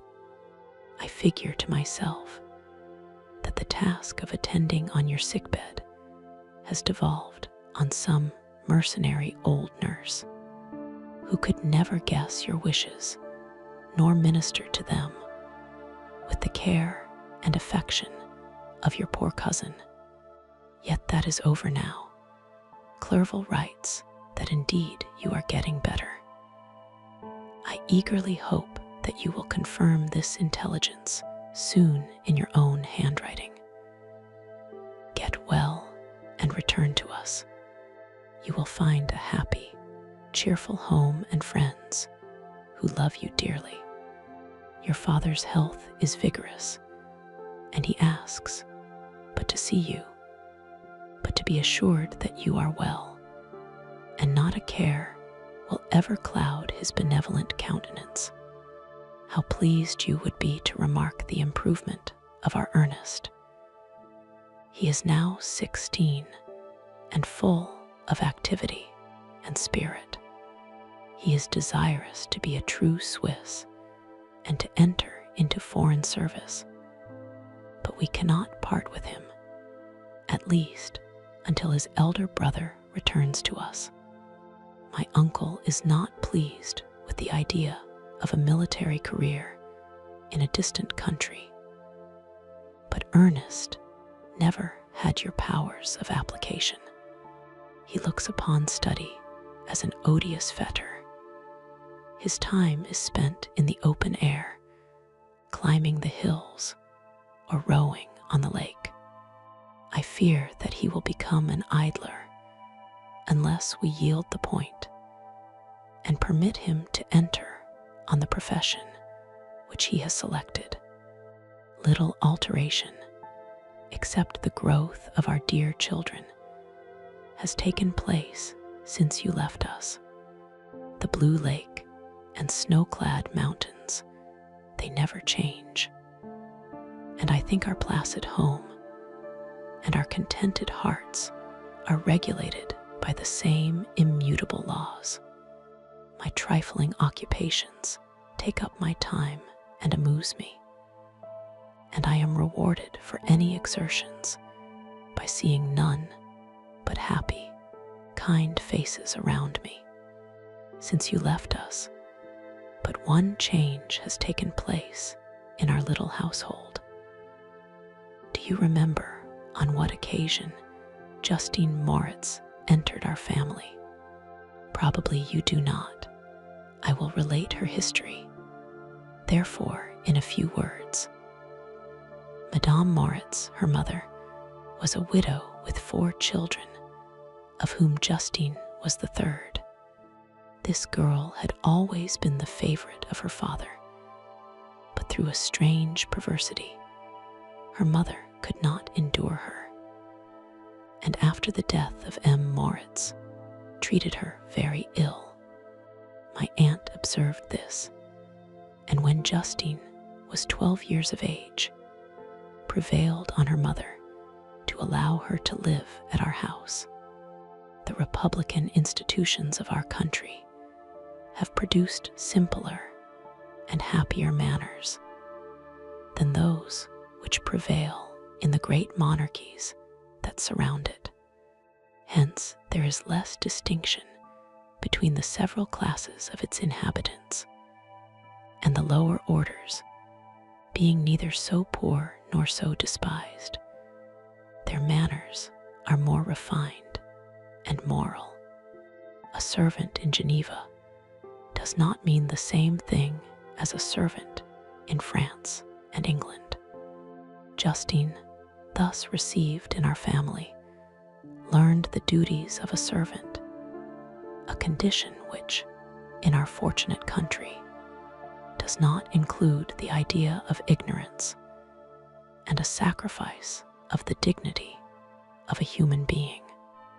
Justine, you may remember, was a great favorite of yours, and I recollect you once remarked that if you were in an ill humor, one glance from Justine could dissipate it, for the same reason that Ariosto gives concerning the beauty of Angelica. She looked so frank-hearted and happy. My aunt conceived a great attachment for her, by which she was induced to give her an education superior to that which she had at first intended. This benefit was fully repaid. Justine was the most grateful little creature in the world. I do not mean that she made any professions. I never heard one pass her lips, but you could see by her eyes that she almost adored her protectress, although her disposition was gay, and in many respects inconsiderate. Yet she paid the greatest attention to every gesture of my aunt. She thought her the model of all excellence, and endeavored to imitate her phraseology and manners, so that even now she often reminds me of her. When my dearest aunt died, everyone was too much occupied in their own grief to notice poor Justine, who had attended her during her illness with the most anxious affection. Poor Justine was very ill, but other trials were reserved for her. One by one, her brothers and sister died, and her mother, with the exception of her neglected daughter, was left childless. The conscience of the woman was troubled. She began to think that the deaths of her favorites was a judgment from heaven to chastise her partiality. She was a Roman Catholic, and I believe her confessor confirmed the idea which she had conceived. Accordingly, a few months after your departure for Ingolstadt, Justine was called home by her repentant mother. Poor girl, she wept when she quitted our house. She was much altered since the death of my aunt. Grief had given softness and a winning mildness to her manners, which had before been remarkable for vivacity. Nor was her residence at her mother's house of a nature to restore her gaiety. The poor woman was very vacillating in her repentance. She sometimes begged Justine to forgive her unkindness, but much oftener accused her of having caused the deaths of her brothers and sister.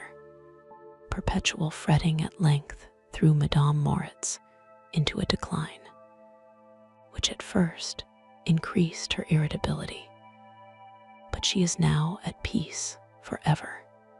She died on the first approach of cold weather at the beginning of this last winter. Justine has just returned to us, and I assure you, I love her tenderly. She is very clever and gentle, and extremely pretty.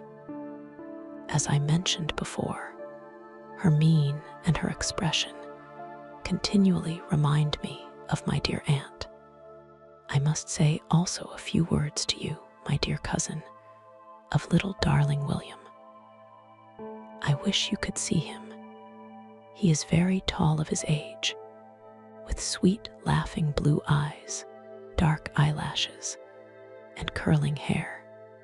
When he smiles, 2 little dimples appear on each cheek, which are rosy with health.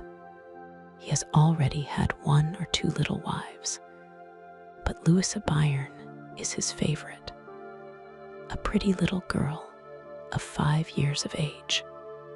Now, dear Victor, I dare say you wish to be indulged in a little gossip concerning the good people of Geneva. The pretty Miss Mansfield has already received the congratulatory visits on her approaching marriage with a young Englishman, John Melbourne-esque. Her ugly sister, Manon, married M. Duviat, the rich banker, last autumn. Your favorite schoolfellow, Louis Manoir, has suffered several misfortunes since the departure of Clerval from Geneva, but he has already recovered his spirits and is reported to be on the point of marrying a lively, pretty Frenchwoman, Madame Tavernier. She is a widow and much older than Manoir, but she is very much admired and a favorite with everybody. I have written myself into better spirits, dear cousin, but my anxiety returns upon me as I conclude. Write, dearest Victor. 1 line, 1 word will be a blessing to us. 10,000 thanks to Henry for his kindness, his affection, and his many letters. We are sincerely grateful. Adieu, my cousin. Take care of yourself, and I entreat you, write. Elizabeth Lavenza, Geneva, March 18th, 17. Dear, dear Elizabeth, I exclaimed when I had read her letter. I will write instantly and relieve them from the anxiety they must feel. I wrote, and this exertion greatly fatigued me. But my convalescence had commenced and proceeded regularly. In another fortnight, I was able to leave my chamber. One of my first duties on my recovery was to introduce Clerval to the several professors of the university. In doing this, I underwent a kind of rough usage, ill befitting the wounds that my mind had sustained. Ever since the fatal night, the end of my labors, and the beginning of my misfortunes, I had conceived a violent antipathy even to the name of natural philosophy. When I was otherwise quite restored to health, the sight of a chemical instrument would renew all the agony of my nervous symptoms.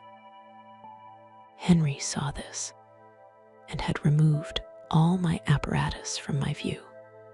He had also changed my apartment, for he perceived that I had acquired a dislike for the room, which had previously been my laboratory.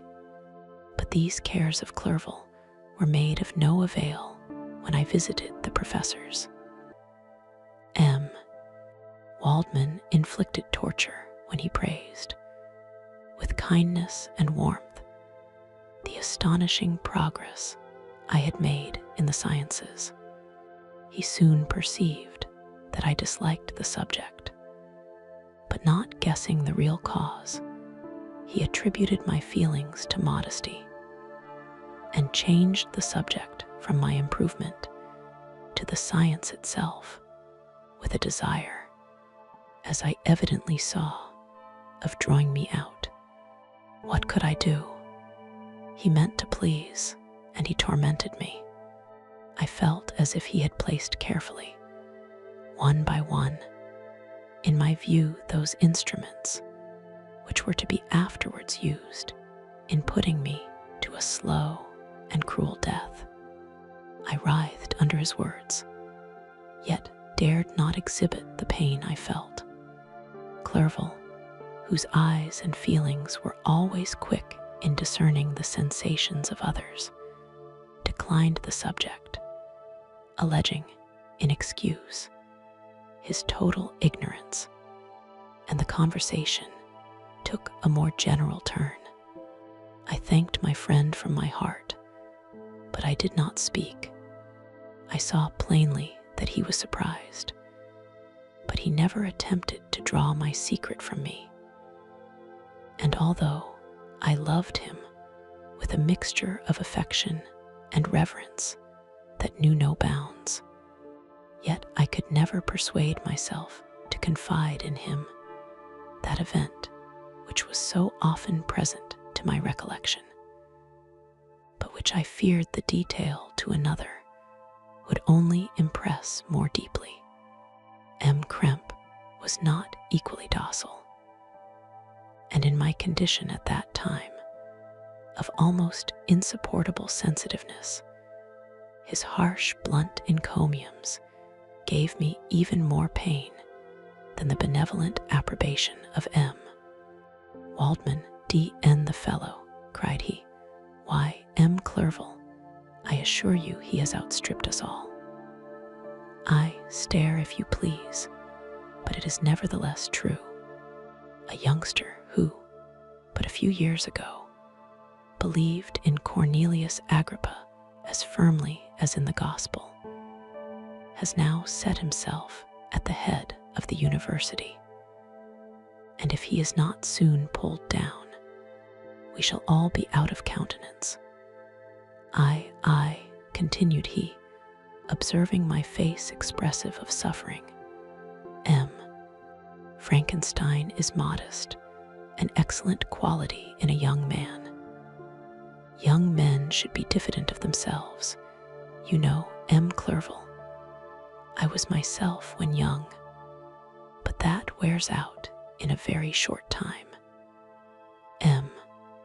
Krempe had now commenced an eulogy on himself, which happily turned the conversation from a subject that was so annoying to me. Clerval had never sympathized in my tastes for natural science, and his literary pursuits differed wholly from those which had occupied me. He came to the university with the design of making himself complete master of the Oriental languages, and thus he should open a field for the plan of life he had marked out for himself. Resolved to pursue no inglorious career, he turned his eyes toward the east as affording scope for his spirit of enterprise.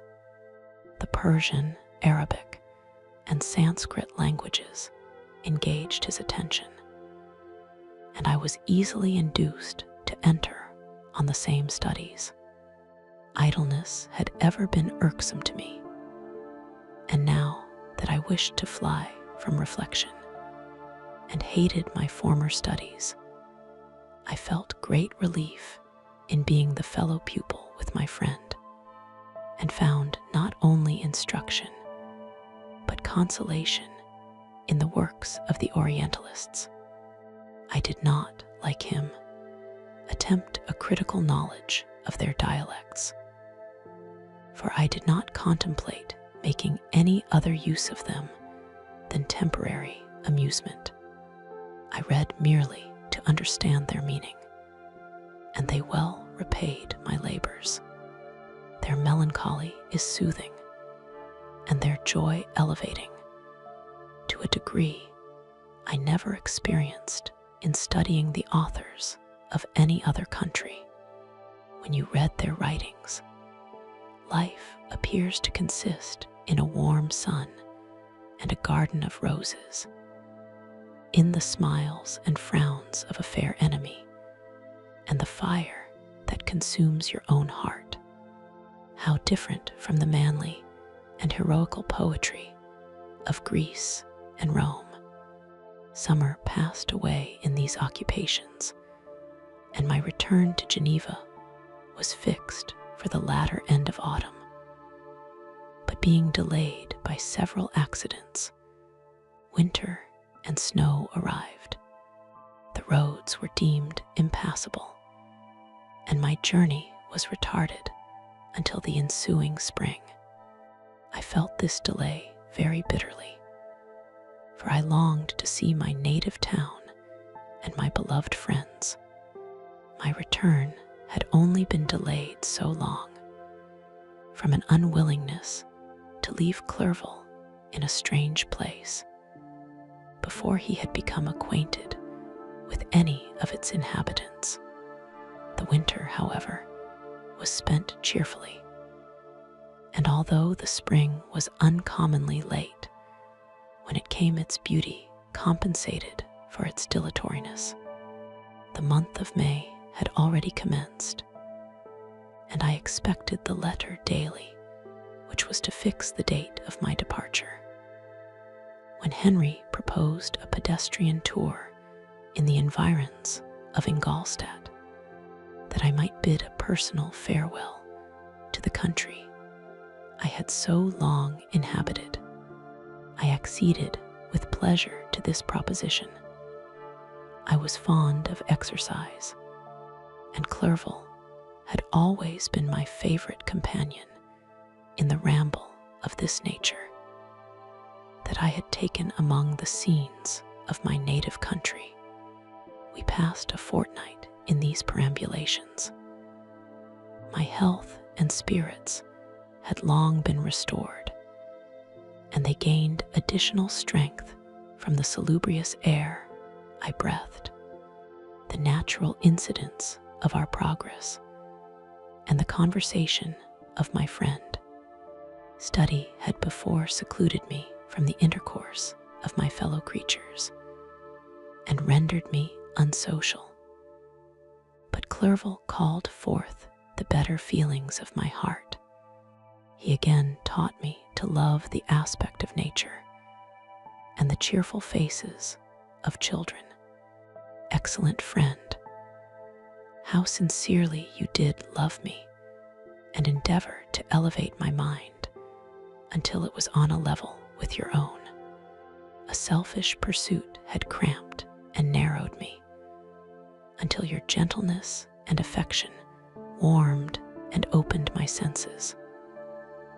I became the same happy creature who, a few years ago, loved and beloved by all, had no sorrow or care, when happy, inanimate nature had the power of bestowing on me the most delightful sensations. A serene sky and verdant fields filled me with ecstasy. The present season was indeed divine. The flowers of spring bloomed in the hedges, while those of summer were already in bud. I was undisturbed by thoughts which during the preceding year had pressed upon me, notwithstanding my endeavors to throw them off with an invincible burden. Henry rejoiced in my gaiety and sincerely sympathized in my feelings. He exerted himself to amuse me, while he expressed the sensations that filled his soul. The resources of his mind on this occasion were truly astonishing.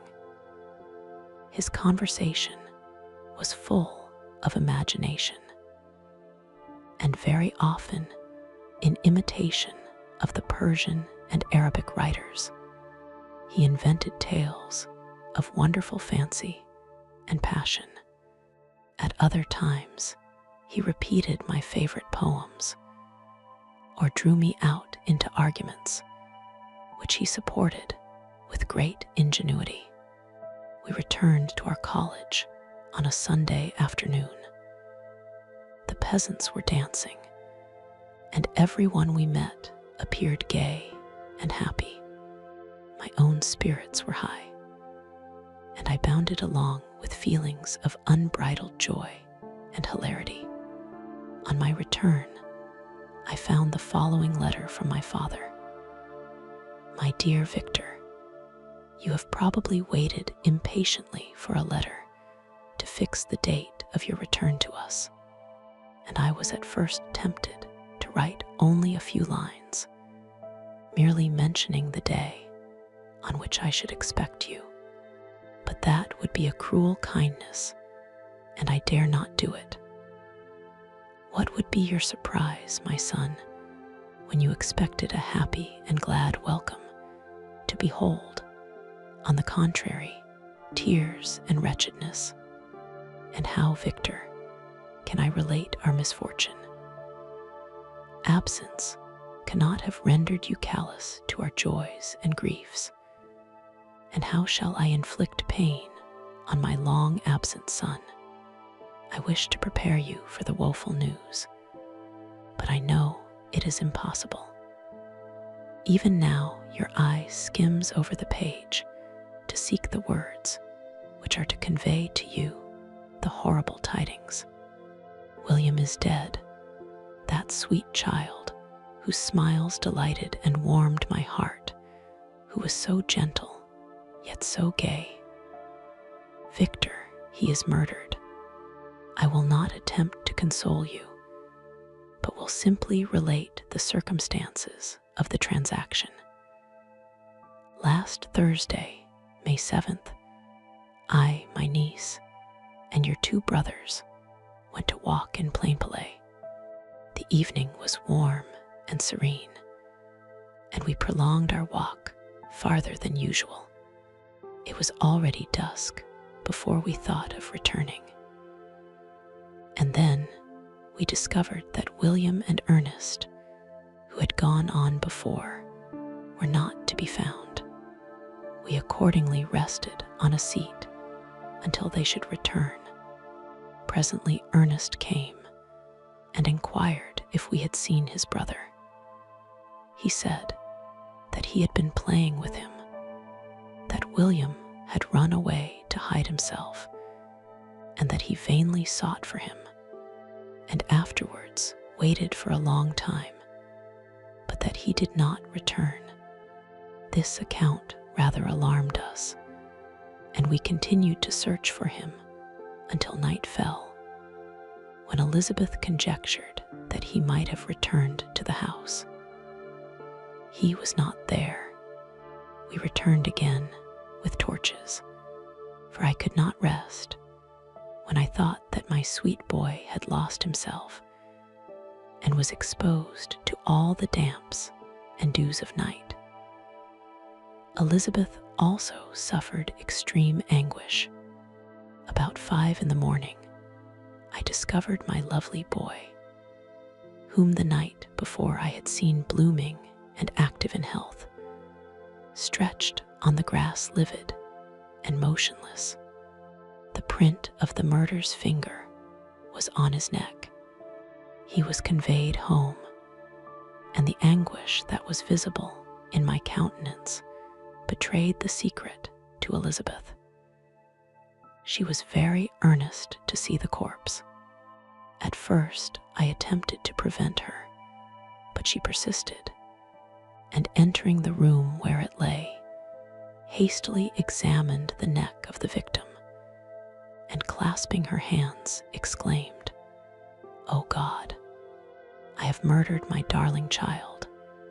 She fainted and was restored with extreme difficulty. When she again lived, it was only to weep and sigh. She told me that that same evening, William had teased her to let him wear a very valuable miniature that she possessed of your mother.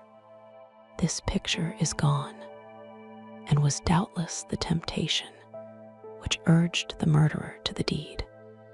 We have no trace of him at present, although our exertions to discover him are unremitted, but they will not restore my beloved William.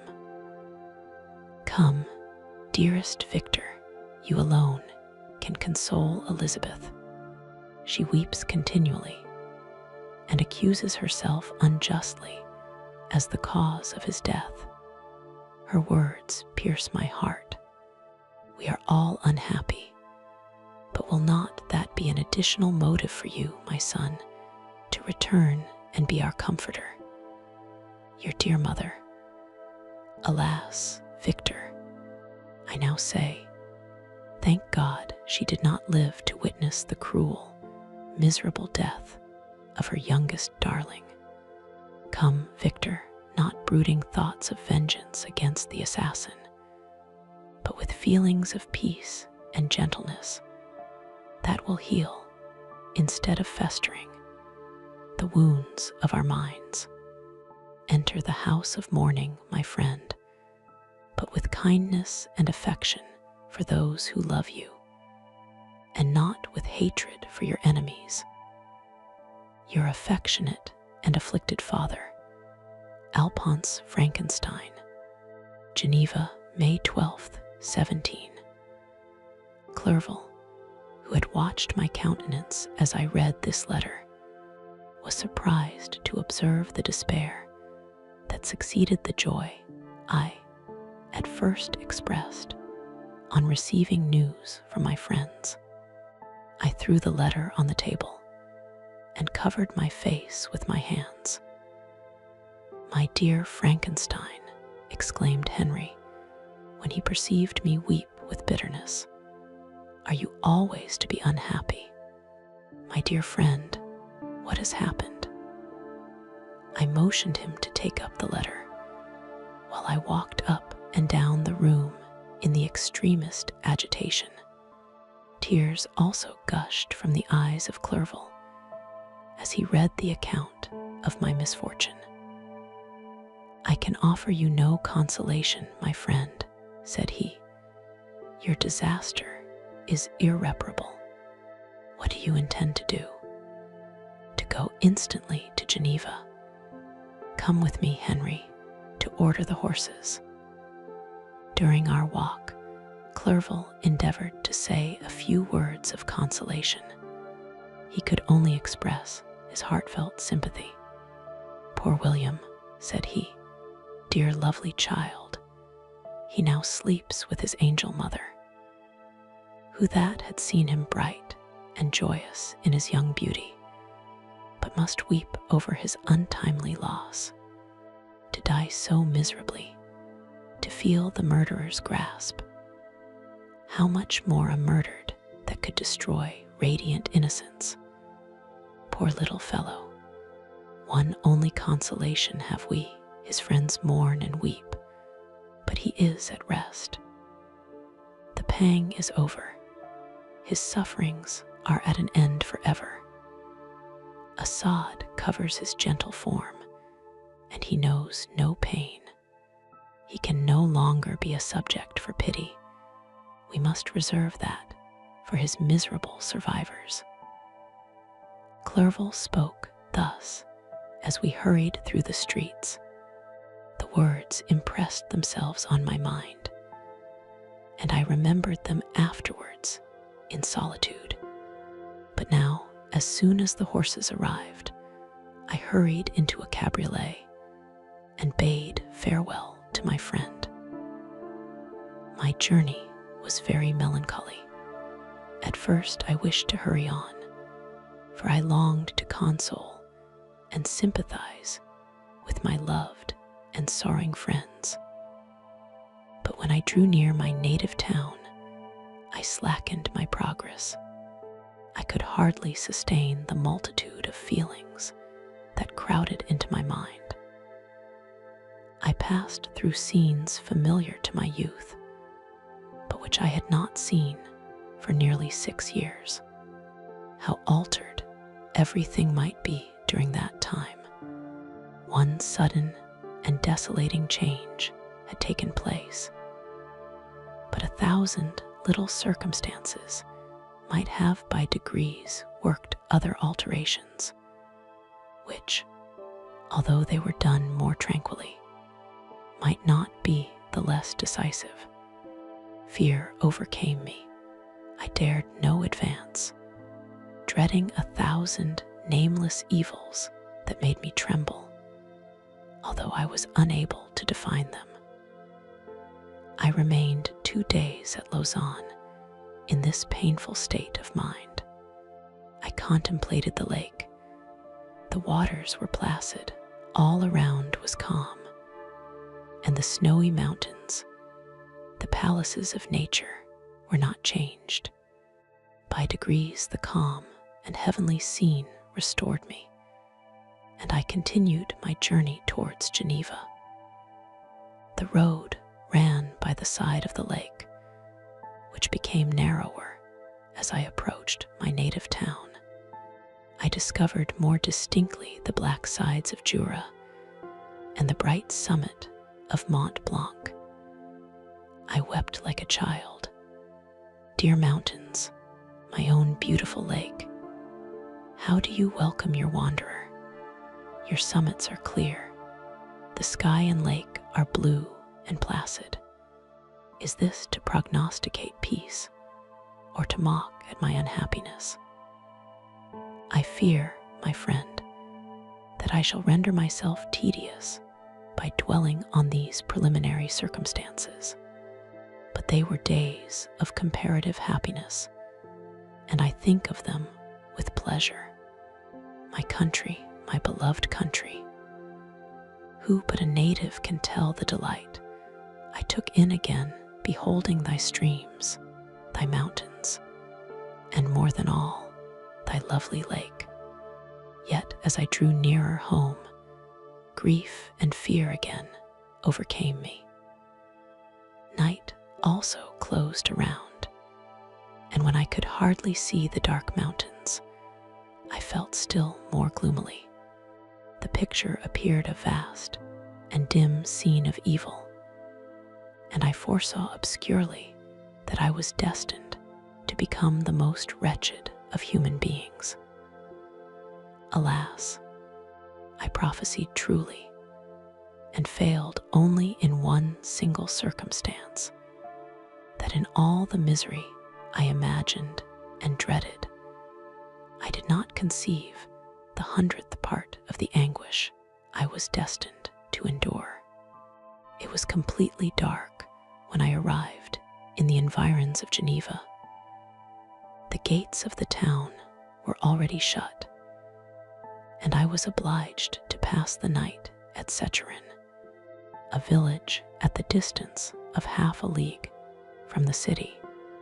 The sky was serene, and as I was unable to rest, I resolved to visit the spot where my poor William had been murdered. As I could not pass through the town, I was obliged to cross the lake in a boat to arrive at Plainpalais.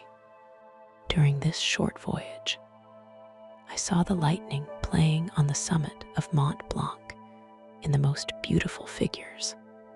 The storm appeared to approach rapidly, and on landing, I ascended a low hill that I might observe its progress.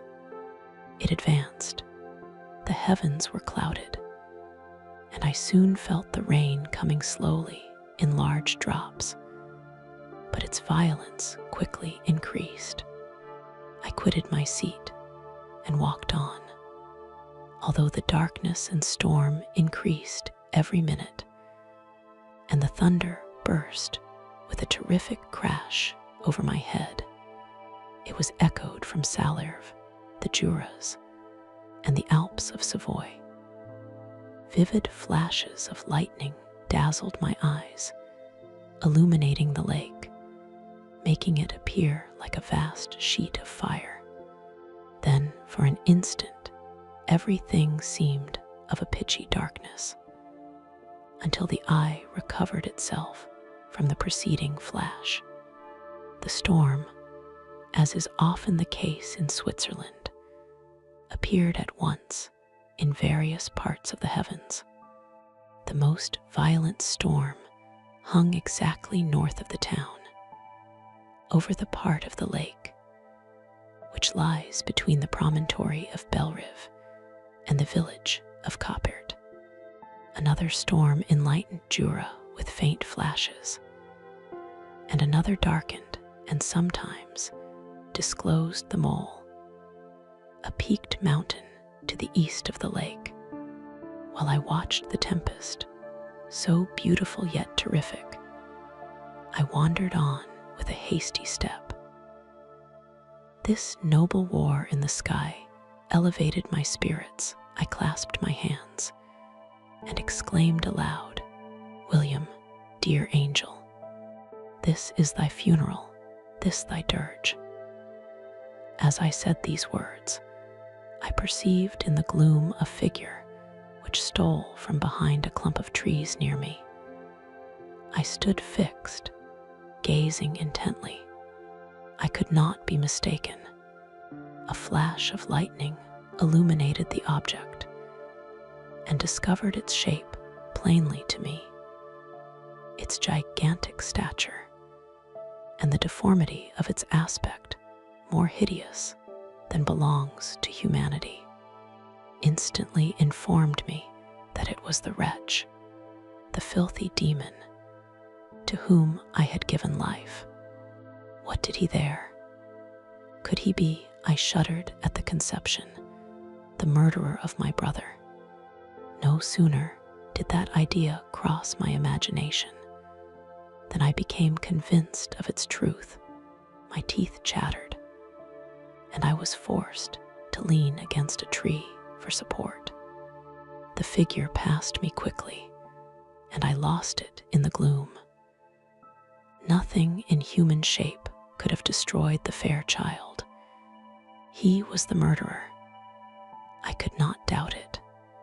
The mere presence of the idea was an irresistible proof of the fact. I thought of pursuing the devil, but it would have been in vain, for another flash discovered him to me hanging among the rocks of the nearly perpendicular ascent of Mont Salers, a hill that bounds Plainpalais on the south. He soon reached the summit and disappeared. I remained motionless. The thunder ceased, but the rain still continued, and the scene was enveloped in an impenetrable darkness. I revolved in my mind the events which I had until now sought to forget. The whole train of my progress toward the creation, the appearance of the works of my own hands at my bedside, its departure. 2 years had now nearly elapsed since the night on which he first received life, and was this his first crime? Alas, I had turned loose into the world a depraved wretch, whose delight was in carnage and misery. Had he not murdered my brother, no one can conceive the anguish I suffered during the remainder of the night, which I spent, cold and wet, in the open air. But I did not feel the inconvenience of the weather. My imagination was busy in scenes of evil and despair. I considered the being whom I had cast among mankind, and endowed with the will and power to effect purposes of horror. such as the deed which he had now done, nearly in the light of my own vampire, my own spirit let loose from the grave and forced to destroy all that was dear to me. Day dawned, and I directed my steps towards the town. The gates were open, and I hastened to my father's house. My first thought was to discover what I knew of the murderer and cause instant pursuit to be made. But I paused when I reflected on the story that I had to tell. A being whom I myself had formed and endued with life had met me at midnight among the precipices of an inaccessible mountain. I remembered also the nervous fever with which I had been seized just at the time that I dated my creation, and which would give an air of delirium to a tale otherwise so utterly improbable. I well knew that if any other had communicated such a relation to me, I should have looked upon it as the ravings of insanity. Besides, the strange nature of the animal would elude all pursuit, even if I were so far credited as to persuade my relatives to commence it. And then, of what use would be pursuit? Who could arrest a creature capable of scaling the overhanging sides of Mont Salérve? These reflections determined me, and I resolved to remain silent. It was about 5 in the morning when I entered my father's house. I told the servants not to disturb the family and went into the library to attend their usual hour of rising. 6 years had elapsed, passed in a dream but for one indelible trace, and I stood in the same place where I had last embraced my father before my departure for Ingolstadt. Beloved and venerable parent, he still remained to me. I gazed on the picture of my mother, which stood over the mantelpiece. It was an historical subject, painted at my father's desire, and represented Caroline Beaufort in an agony of despair, kneeling by the coffin of her dead father. Her garb was rustic, and her cheek pale, but there was an air of dignity and beauty that hardly permitted the sentiment of pity. Below this picture was a miniature of William, and my tears flowed when I looked upon it. While I was thus engaged, Ernest entered. He had heard me arrive and hastened to welcome me.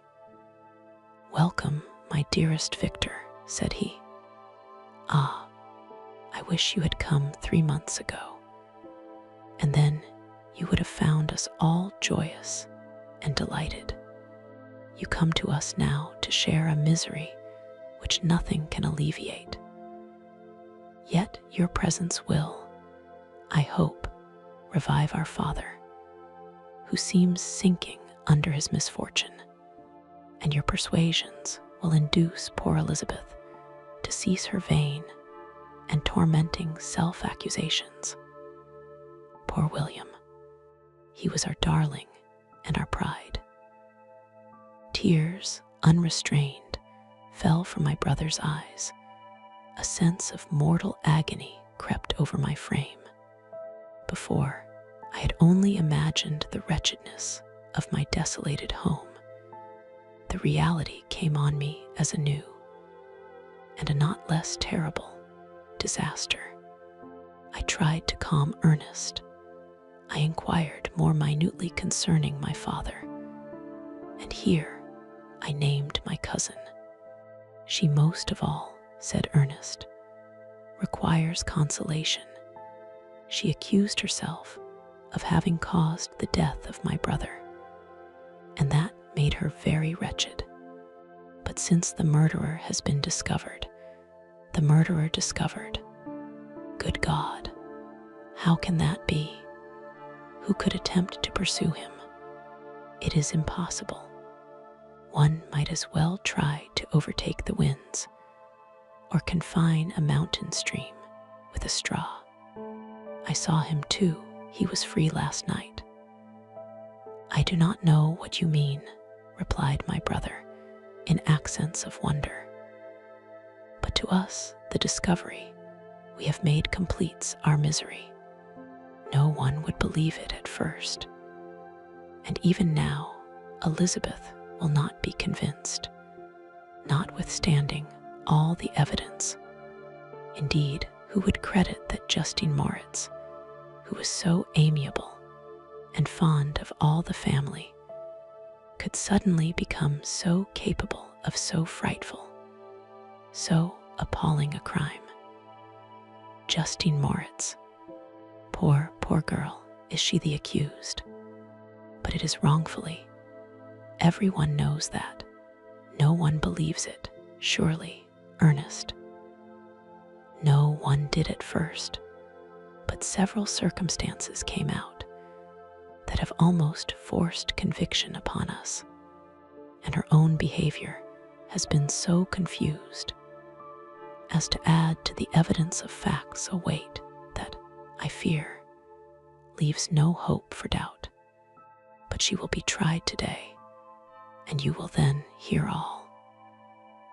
He then related that the morning on which the murder of poor William had been discovered, Justine had been taken ill and confined to her bed for several days. During this interval, one of the servants, happening to examine the apparel she had worn on the night of the murder, had discovered in her pocket the picture of my mother, which had been judged to be the temptation of the murderer.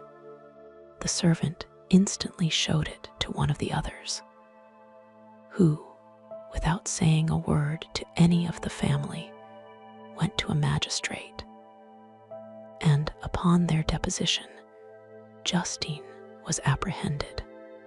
On being charged with the fact, the poor girl confirmed the suspicion in a great measure by her extreme confusion of manner. This was a strange tale, but it did not shake my faith, and I replied earnestly, "You are all mistaken. I know the murderer. Justine, poor, good Justine, is innocent." At that instant, my father entered. I saw unhappiness deeply impressed on his countenance, but he endeavored to welcome me cheerfully. And after we had exchanged our mournful greeting, would have introduced some other topic than that of our disaster, had not Ernest exclaimed, "Good God, Papa, Victor says that he knows who was the murderer of poor William."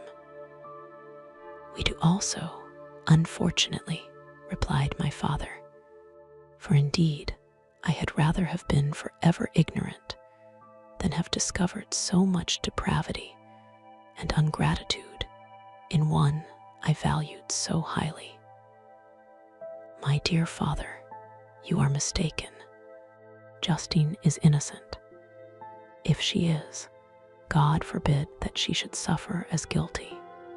She is to be tried today, and I sincerely hope, that she will be acquitted." This speech calmed me. I was firmly convinced in my own mind that Justine, and indeed every human being, was guiltless of this murder. I had no fear, therefore, that any circumstantial evidence could be brought forward strong enough to convict her. My tale was not one to announce publicly. Its astounding horror would be looked upon as madness by the vulgar. Did anyone indeed exist, except I, the Creator, who would believe, unless his senses convinced him in the existence of the living monument of presumption and rash ignorance which I had let loose upon the world. We were soon joined by Elizabeth. Time had altered her since I last beheld her. It had endowed her with loveliness surpassing the beauty of her childish years. There was the same candor, the same vivacity, but it was allied to an expression more full of sensibility and intellect. She welcomed me with the greatest affection. "Your arrival, my dear cousin," said she, "fills me with hope. You perhaps will find some means to justify my poor, guiltless Justine. Alas, who is safe if she be convicted of crime? I rely on her innocence as certainly as I do upon my own. Our misfortune is doubly hard to us. We have not only lost that lovely darling boy, but this poor girl, whom I sincerely love, is to be torn away by even a worse fate. If she is condemned, I never shall know joy more. But she will not. I am sure she will not. And then I shall be happy again, even after the sad death of my little William." "She is innocent, my Elizabeth," said I, "and that shall be proved. Fear nothing, but let your spirits be cheered by the assurance of her acquittal. How kind and generous you are. Everyone else believes in her guilt, and that made me wretched, for I knew that it was impossible, and to see everyone else prejudiced in so deadly a manner rendered me hopeless and despairing." She wept. "Dearest niece," said my father, "dry your tears. If she is, as you believe, innocent, rely on the justice of our laws, and the activity with which I shall prevent the slightest shadow of partiality." We passed a few sad hours until 11 o'clock, when the trial was to commence, my father and the rest of the family being obliged to attend as witnesses. I accompanied them to the court. During the whole of this wretched mockery of justice, I suffered living torture. It was to be decided whether the result of my curiosity and lawless devices would cause the death of two of my fellow beings. One a smiling babe full of innocence and joy, the other far more dreadfully murdered, with every aggravation of infamy that could make the murder memorable in horror. Justine also was a girl of merit and possessed qualities which promised to render her life happy. Now all was to be obliterated in an ignominious grave, and I the cause. 1,000 times rather would I have confessed myself guilty of the crime ascribed to Justine. But I was absent when it was committed, and such a declaration would have been considered as the ravings of a madman, and would not have exculpated her who suffered through me. The appearance of Justine was calm. She was dressed in mourning, and her countenance, always engaging, was rendered, by the solemnity of her feelings, exquisitely beautiful. Yet she appeared confident in innocence, and did not tremble, although gazed on and execrated by thousands, for all the kindness which her beauty might otherwise have excited was obliterated in the minds of the spectators by the imagination of the enormity she was supposed to have committed. She was tranquil, yet her tranquillity was evidently constrained, and as her confusion had before been adduced as a proof of her guilt, she worked up her mind to an appearance of courage. When she entered the court, she threw her eyes round it and quickly discovered where we were seated. A tear seemed to dim her eye when she saw us, but she quickly recovered herself, and a look of sorrowful affection seemed to attest her utter guiltlessness.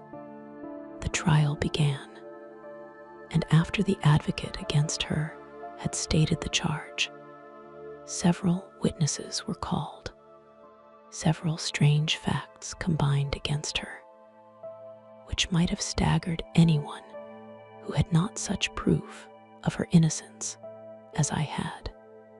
She had been out the whole of the night on which the murder had been committed, and towards morning had been perceived by a market woman not far from the spot where the body of the murdered child had been afterwards found. The woman asked her what she did there, but she looked very strangely and only returned a confused and unintelligible answer.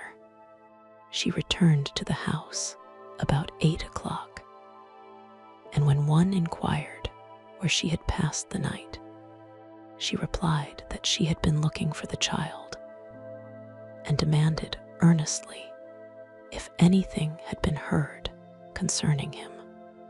When shown the body, she fell into violent hysterics and kept her bed for several days.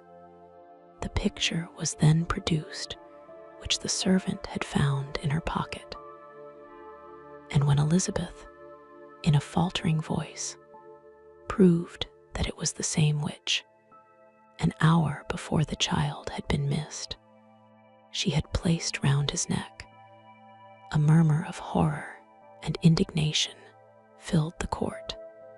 Justine was called on for her defense. As the trial had proceeded, her countenance had altered. Surprise, horror, and misery were strongly expressed. Sometimes she struggled with her tears, but when she was desired to plead, she collected her powers and spoke in an audible, although variable voice. "God knows," she said, "how entirely I am innocent, but I do not pretend that my protestations should acquit me. I rest my innocence on a plain and simple explanation of the facts which have been adduced against me, and I hope the character I have always borne will incline my judges to a favorable interpretation where any circumstance appears doubtful or suspicious."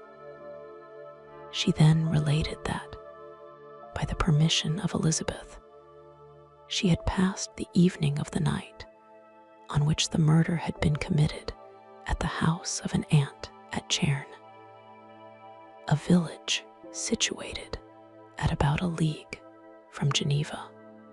On her return, at about 9 o'clock, she met a man who asked her if she had seen anything of the child who was lost. She was alarmed by this account and passed several hours in looking for him, when the gates of Geneva were shut, and she was forced to remain several hours of the night in a barn belonging to a cottage, being unwilling to call up the inhabitants, to whom she was well known. Most of the night she spent here watching. Towards morning, she believed that she slept for a few minutes. Some steps disturbed her, and she awoke. It was dawn, and she quitted her asylum, that she might again endeavor to find my brother. If she had gone near the spot where his body lay, it was without her knowledge. That she had been bewildered when questioned by the market woman was not surprising, since she had passed a sleepless night, and the fate of poor William was yet uncertain. Concerning the picture, she could give no account. I know, continued the unhappy victim, how heavily and fatally this one circumstance weighs against me, but I have no power of explaining it. And when I have expressed my utter ignorance, I am only left to conjecture concerning the probabilities by which it might have been placed in my pocket. But here also I am checked. I believe that I have no enemy on earth, and none surely would have been so wicked as to destroy me wantonly. Did the murderer place it there, I know of no opportunity afforded him for so doing. Or, if I had, why should he have stolen the jewel, to part with it again so soon? I commit my cause to the justice of my judges, yet I see no room for hope.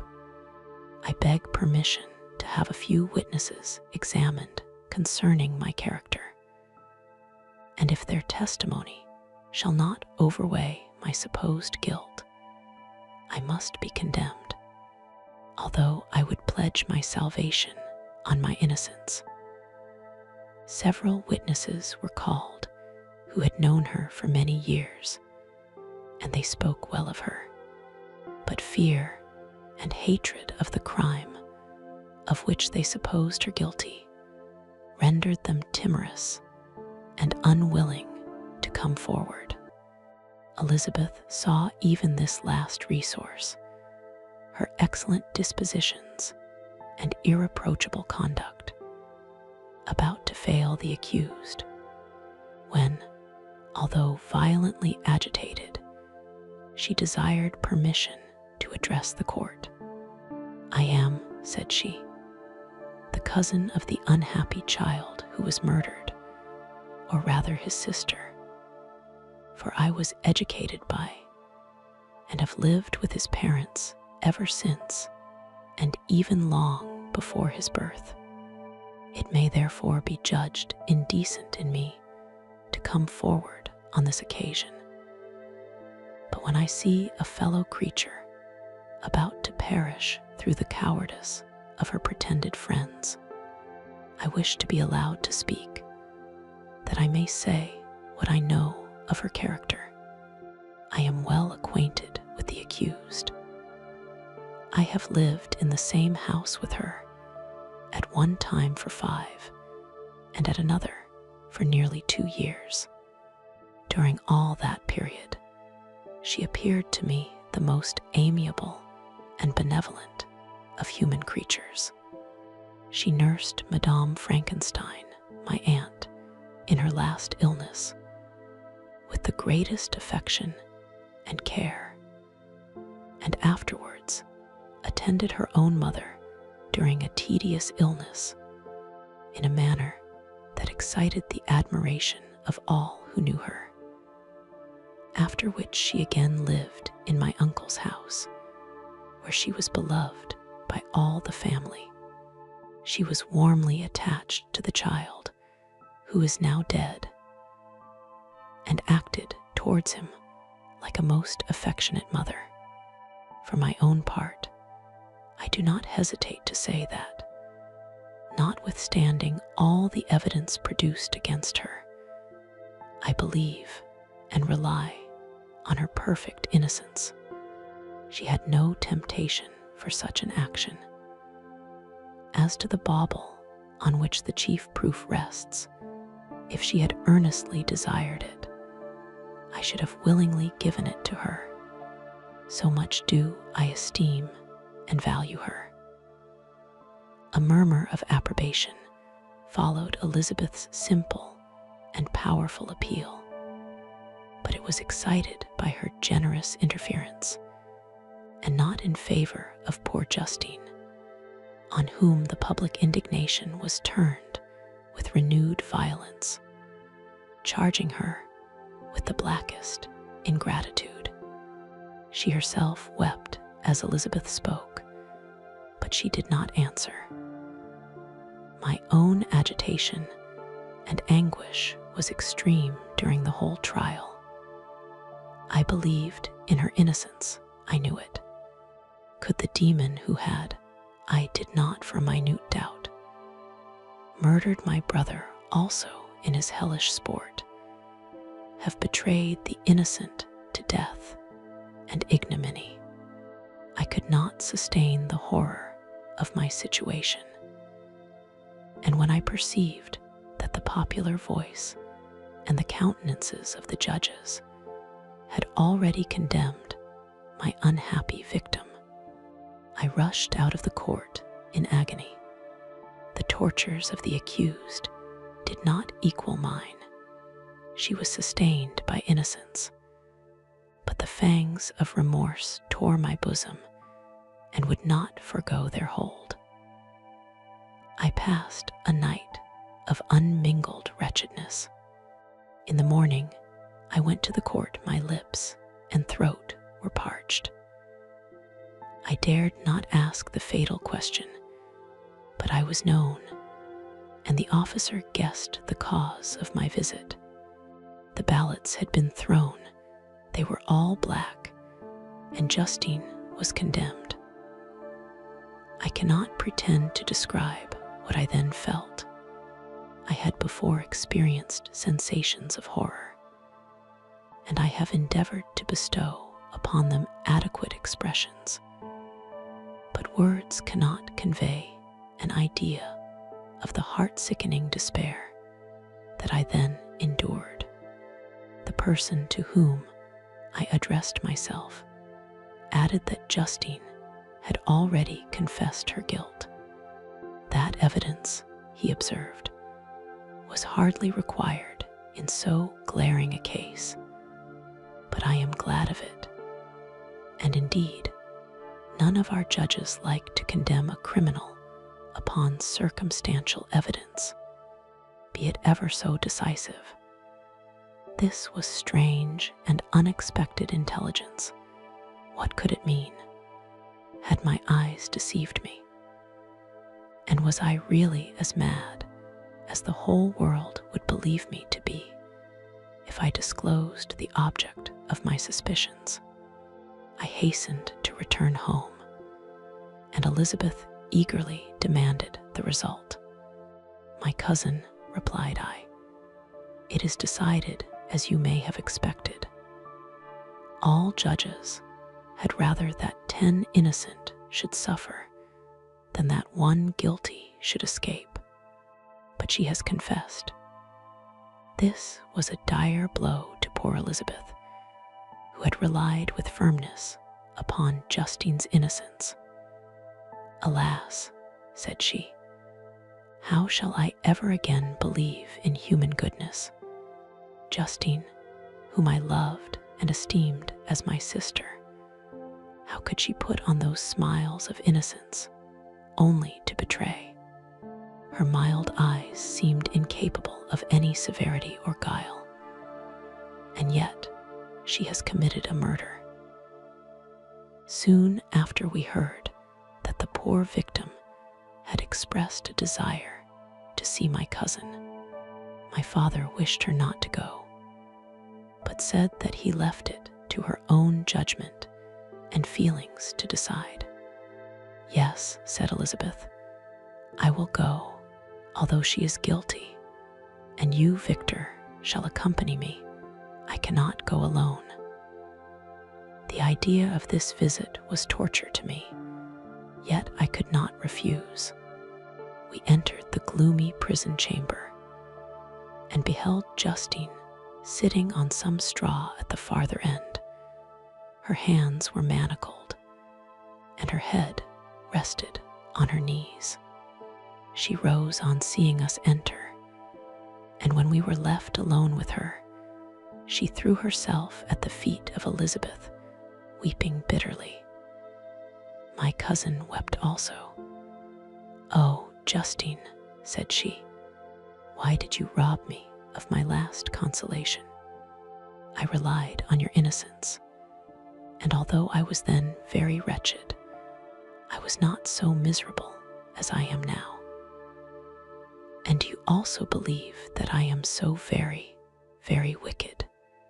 Do you also join with my enemies to crush me, to condemn me as a murderer?" Her voice was suffocated with sobs. "Rise, my poor girl," said Elizabeth. "Why do you kneel if you are innocent? I am not one of your enemies. I believed you guiltless, notwithstanding every evidence, until I heard that you had yourself declared your guilt. That report, you say, is false, and be assured, dear Justine, that nothing can shake my confidence in you for a moment but your own confession. I did confess, but I confessed a lie. I confessed that I might obtain absolution, but now that falsehood lies heavier at my heart than all my other sins. The God of heaven forgive me.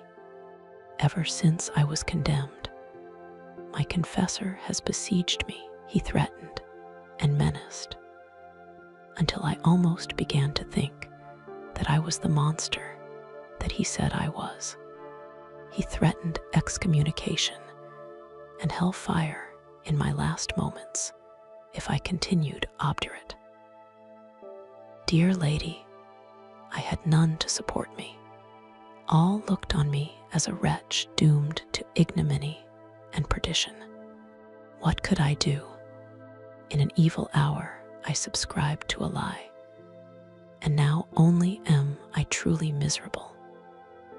She paused, weeping, and then continued, "I thought with horror, my sweet lady, that you should believe your Justine, whom your blessed aunt had so highly honored, and whom you loved, was a creature capable of a crime which none but the devil himself could have perpetrated. Dear William, dearest blessed child, I soon shall see you again in heaven, where we shall all be happy, and that consoles me, going as I am to suffer ignominy and death. Oh, Justine, forgive me for having for one moment distrusted you. Why did you confess? But do not mourn, dear girl, do not fear.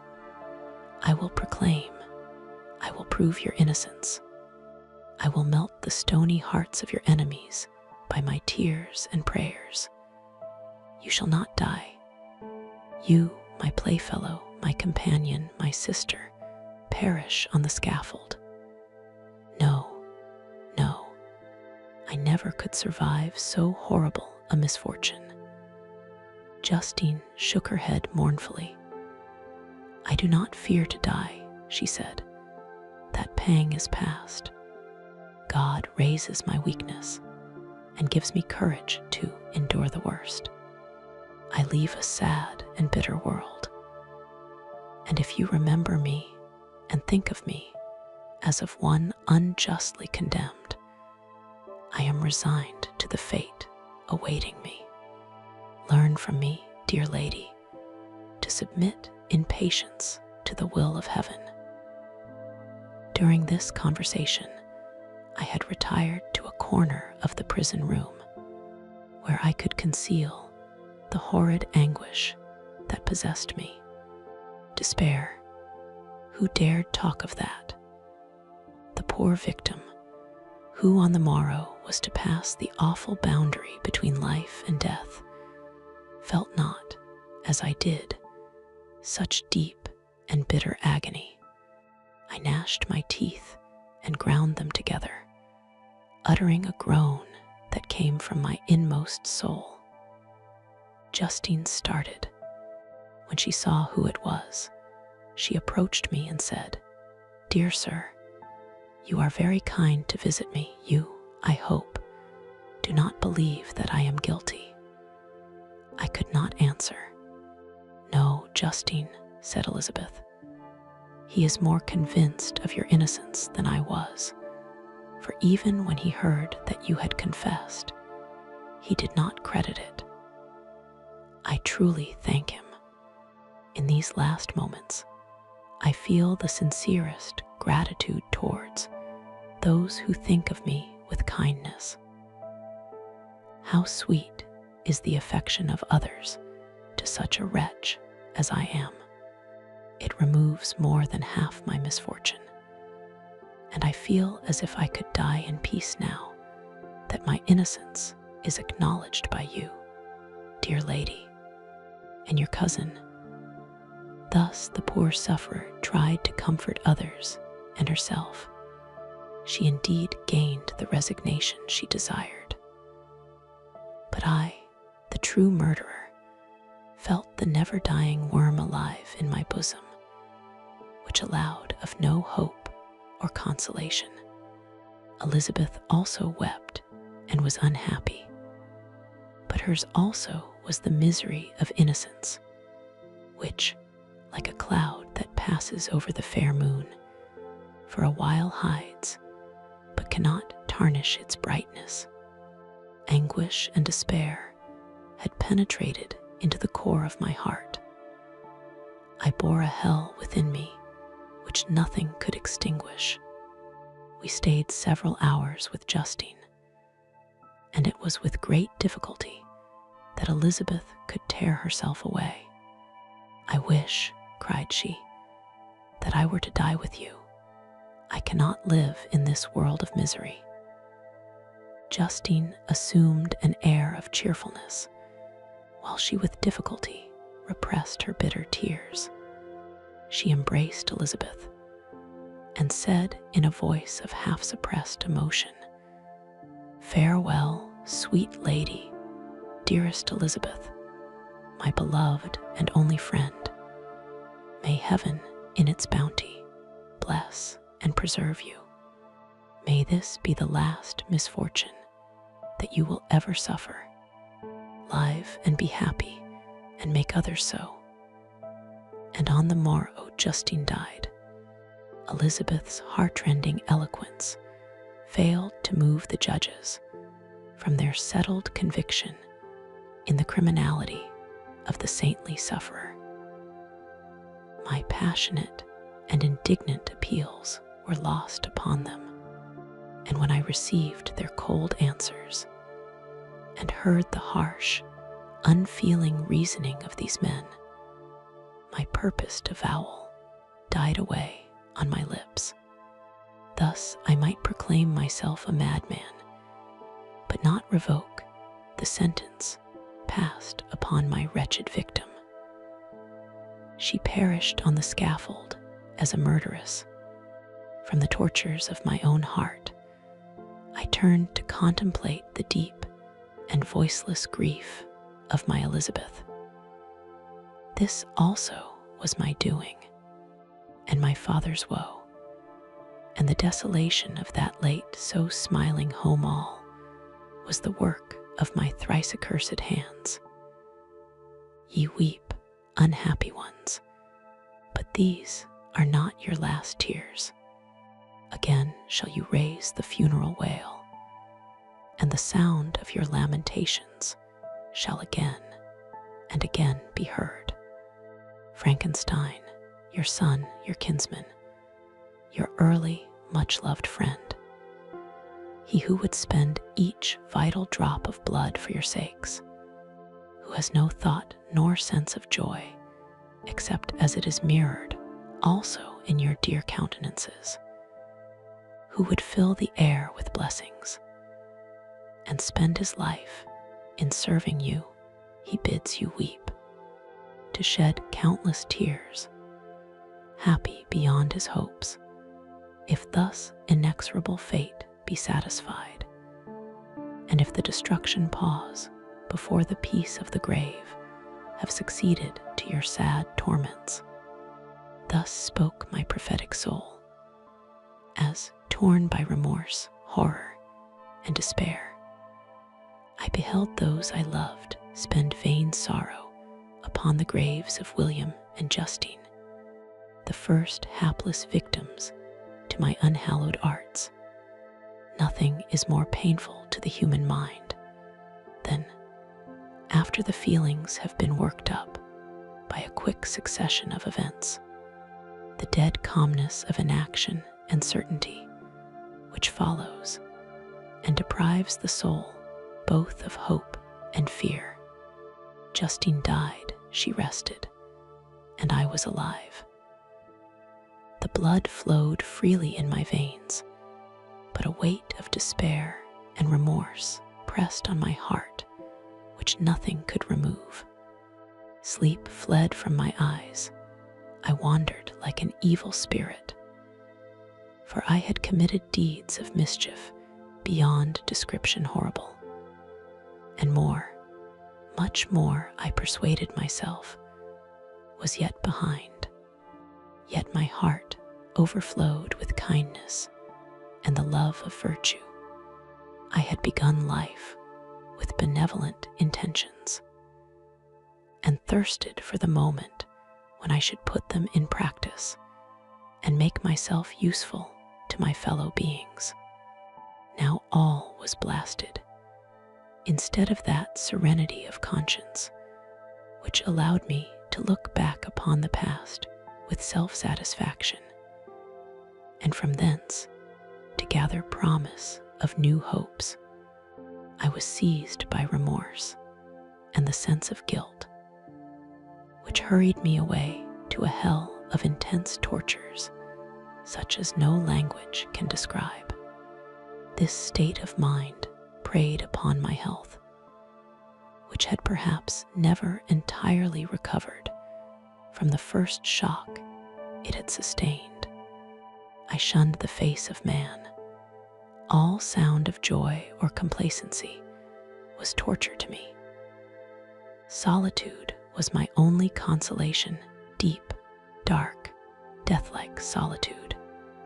My father observed with pain the alteration perceptible in my disposition and habits, and endeavored by arguments deduced from the feelings of his serene conscience and guiltless life to inspire me with fortitude and awaken in me the courage to dispel the dark cloud which brooded over me. "Do you think, Victor," said he, "that I do not suffer also? No one could love a child more than I loved your brother." Tears came into his eyes as he spoke. But is it not a duty to the survivors that we should refrain from augmenting their unhappiness by an appearance of immoderate grief? It is also a duty owed to yourself, for excessive sorrow prevents improvement or enjoyment, or even the discharge of daily usefulness, without which no man is fit for society. This advice, although good, was totally inapplicable to my case. I should have been the first to hide my grief and console my friends if remorse had not mingled its bitterness, and terror its alarm, with my other sensations. Now I could only answer my father with a look of despair and endeavor to hide myself from his view. About this time, we retired to our house at Belrive. This change was particularly agreeable to me. The shutting of the gates regularly at 10 o'clock, and the impossibility of remaining on the lake after that hour had rendered our residence within the walls of Geneva very irksome to me. I was now free. Often, after the rest of the family had retired for the night, I took the boat and passed many hours upon the water. Sometimes, with my sails set, I was carried by the wind, and sometimes, after rowing into the middle of the lake, I left the boat to pursue its own course and gave way to my own miserable reflections. I was often tempted when all was at peace around me, and I the only unquiet thing that wandered restless in a scene so beautiful and heavenly, if I except some bat or the frogs, whose harsh and interrupted croaking was heard only when I approached the shore. Often, I say, I was tempted to plunge into the silent lake, that the waters might close over me and my calamities forever. But I was restrained when I thought of the heroic and suffering Elizabeth, whom I tenderly loved and whose existence was bound up in mine. I thought also of my father and surviving brother. Should I, by my base desertion, leave them exposed and unprotected to the malice of the fiend, whom I had let loose among them? At these moments, I wept bitterly and wished that peace would revisit my mind, only that I might afford them consolation and happiness. But that could not be. Remorse extinguished every hope. I had been the author of unalterable evils, and I lived in daily fear lest the monster whom I had created should perpetrate some new wickedness.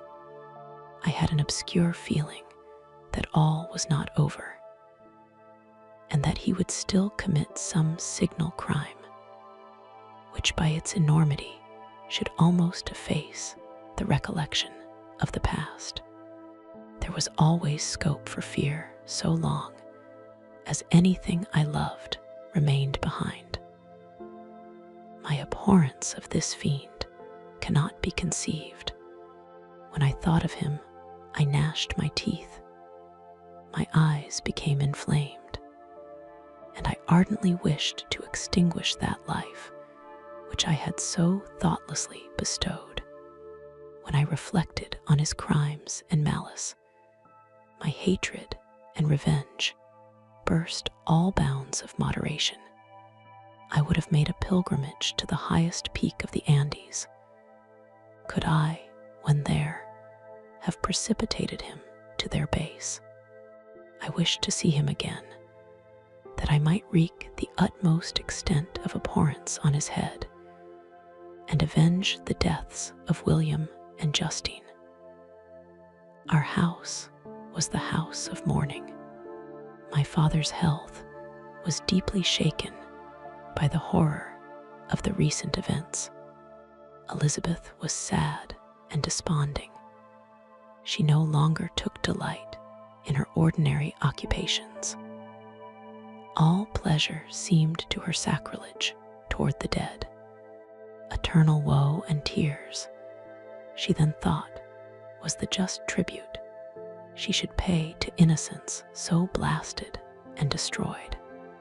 She was no longer that happy creature who in earlier youth wandered with me on the banks of the lake and talked with ecstasy of our future prospects.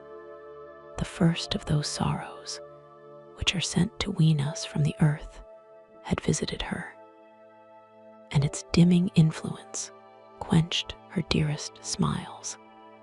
When I reflect, my dear cousin, said she, on the miserable death of Justine Moritz, I no longer see the world and its works as they before appeared to me.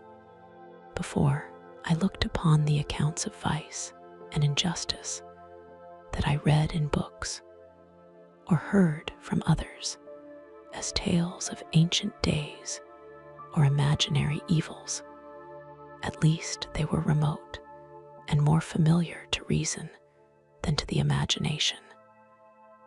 But now misery has come home, and men appear to me as monsters thirsting for each other's blood. Yet I am certainly unjust. Everybody believed that poor girl to be guilty, and if she could have committed the crime for which she suffered, assuredly she would have been the most depraved of human creatures. for the sake of a few jewels, to have murdered the son of her benefactor and friend, a child whom she had nursed from its birth and appeared to love as if it had been her own. I could not consent to the death of any human being, but certainly I should have thought such a creature unfit to remain in the society of men. But she was innocent. I feel she was innocent. You are of the same opinion, and that confirms me. Alas, Victor, when falsehood can look so like the truth, who can assure themselves of certain happiness, I feel as if I were walking on the edge of a precipice, towards which thousands are crowding and endeavoring to plunge me into the abyss. William and Justine were assassinated, and the murderer escapes. He walks about the world free and perhaps respected. But even if I were condemned to suffer on the scaffold for the same crimes, I would not change places with such a wretch. I listened to this discourse with the extremest agony. I not indeed, but in effect, was the true murderer. Elizabeth read my anguish in my countenance, and kindly taking my hand, said, "My dearest friend, you must calm yourself. These events have affected me. God knows how deeply, but I am not so wretched as you are. There is an expression of despair, and sometimes of revenge, in your countenance that makes me tremble. Dear Victor, banish these dark passions. Remember the friends around you who center all their hopes in you. Have we lost the power of rendering you happy?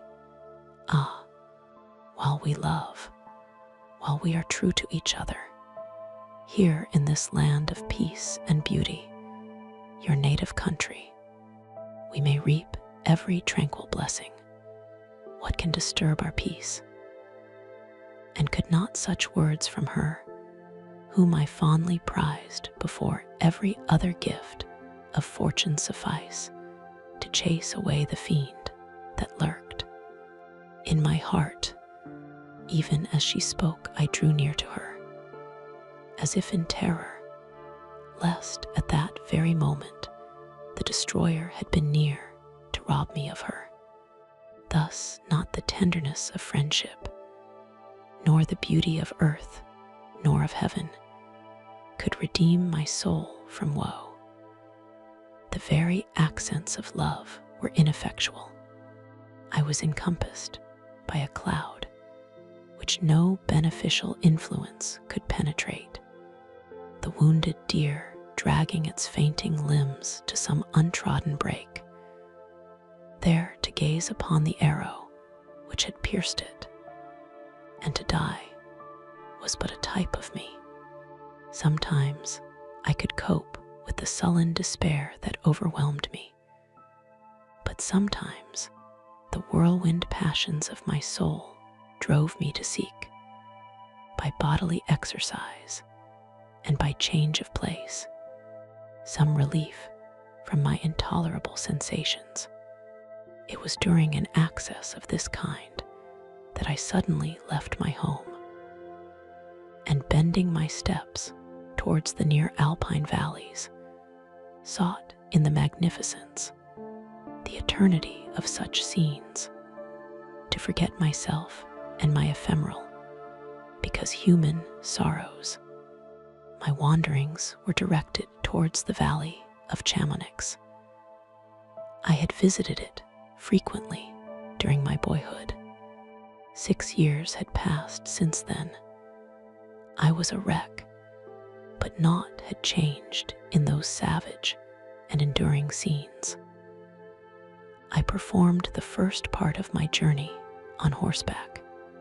I afterwards hired a mule, as the more sure-footed and least liable to receive injury on these rugged roads. The weather was fine, It was about the middle of the month of August, nearly 2 months after the death of Justine, that miserable epoch from which I dated all my woe. The weight upon my spirit was sensibly lightened as I plunged yet deeper in the ravine of Arve, the immense mountains and precipices that overhung me on every side. The sound of the river raging among the rocks and the dashing of the waterfalls around spoke of a power mighty as omnipotence, and I ceased to fear or to bend before any being less almighty than that which had created and ruled the elements, here displayed in their most terrific guise. Still, as I ascended higher, the valley assumed a more magnificent and astonishing character.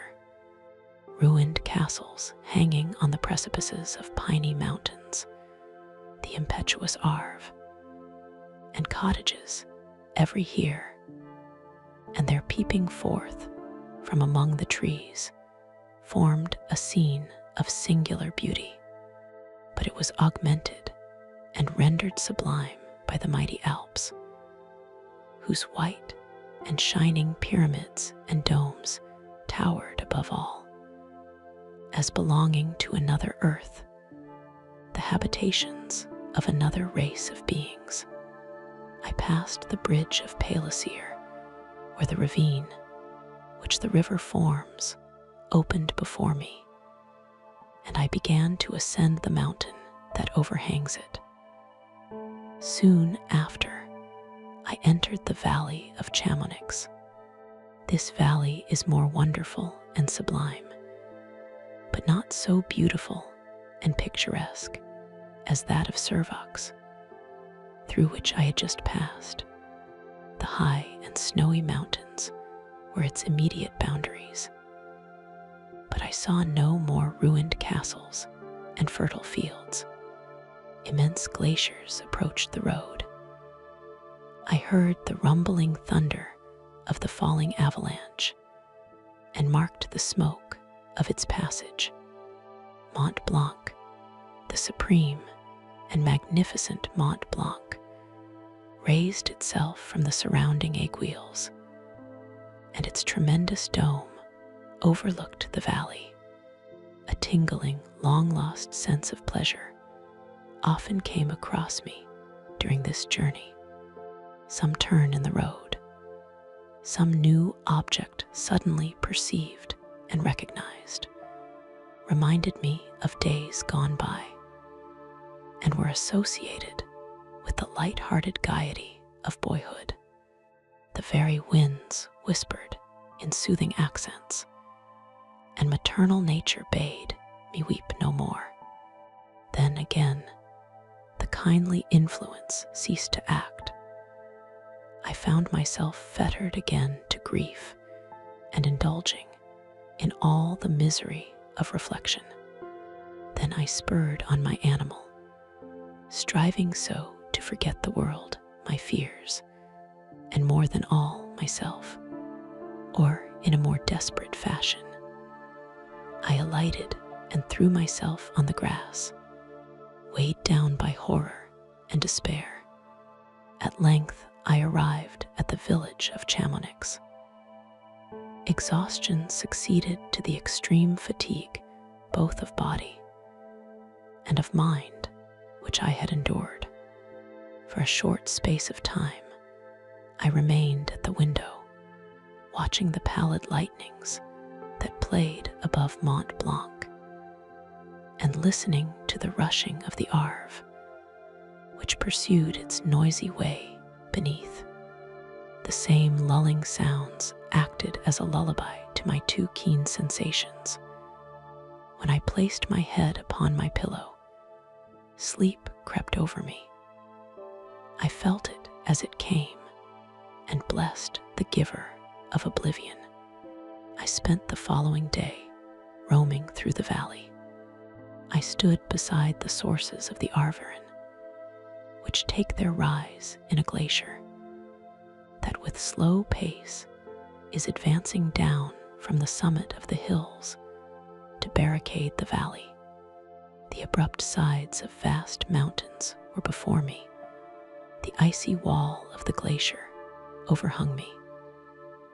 A few shattered pines were scattered around, and the solemn silence of this glorious presence chamber of imperial nature was broken only by the brawling waves or the fall of some vast fragment, the thunder sound of the avalanche or the cracking reverberated along the mountains of the accumulated ice, which, through the silent working of immutable laws, was ever and anon rent and torn, as if it had been but a plaything in their hands. These sublime and magnificent scenes afforded me the greatest consolation that I was capable of receiving. They elevated me from all littleness of feeling, and although they did not remove my grief, they subdued and tranquilized it. In some degree, also, they diverted my mind from the thoughts over which it had brooded for the last month. I retired to rest at night, my slumbers, as it were, waited on and ministered to by the assemblance of grand shapes which I had contemplated during the day. They congregated round me, the unstained snowy mountaintop, the glittering pinnacle, the pine woods, and ragged bare ravine, the eagle, soaring amidst the clouds. They all gathered round me and bade me be at peace. Where had they fled when the next morning I awoke? All of soul inspiriting fled with sleep, and dark melancholy clouded every thought. The rain was pouring in torrents, and thick mists hid the summits of the mountains, so that I even saw not the faces of those mighty friends. Still, I would penetrate their misty veil and seek them in their cloudy retreats. What were rain and storm to me? My mule was brought to the door, and I resolved to ascend to the summit of Montanvert. I remembered the effect that the view of the tremendous and ever-moving glacier had produced upon my mind when I first saw it. It had then filled me with a sublime ecstasy that gave wings to the soul and allowed it to soar from the obscure world to light and joy. The sight of the awful and majestic in nature had indeed always the effect of solemnizing my mind and causing me to forget the passing cares of life. I determined to go without a guide, for I was well acquainted with the path, and the presence of another would destroy the solitary grandeur of the scene. The ascent is precipitous, but the path is cut into continual and short windings, which enable you to surmount the perpendicularity of the mountain. It is a scene terrifically desolate. In 1,000 spots, the traces of the winter avalanche may be perceived, where trees lie broken and strewed on the ground, some entirely destroyed, others bent, leaning upon the jutting rocks of the mountain, or transversely upon other trees. The path, as you ascend higher, is intersected by ravines of snow, down which stones continually roll from above. One of them is particularly dangerous, as the slightest sound, such as even speaking in a loud voice, produces a concussion of air sufficient to draw destruction upon the head of the speaker. The pines are not tall or luxuriant, but they are somber and add an air of severity to the scene. I looked on the valley beneath. Vast mists were rising from the rivers, which ran through it, and curling in thick wreaths around the opposite mountains, whose summits were hid in the uniform clouds, while rain poured from the dark sky. And added to the melancholy impression I received from the objects around me. Alas, why does man boast of sensibilities superior to those apparent in the brute? It only renders them more necessary beings. If our impulses were confined to hunger, thirst, and desire, we might be nearly free. But now we are moved by every wind that blows, and a chance word or scene that word may convey to us. We rest.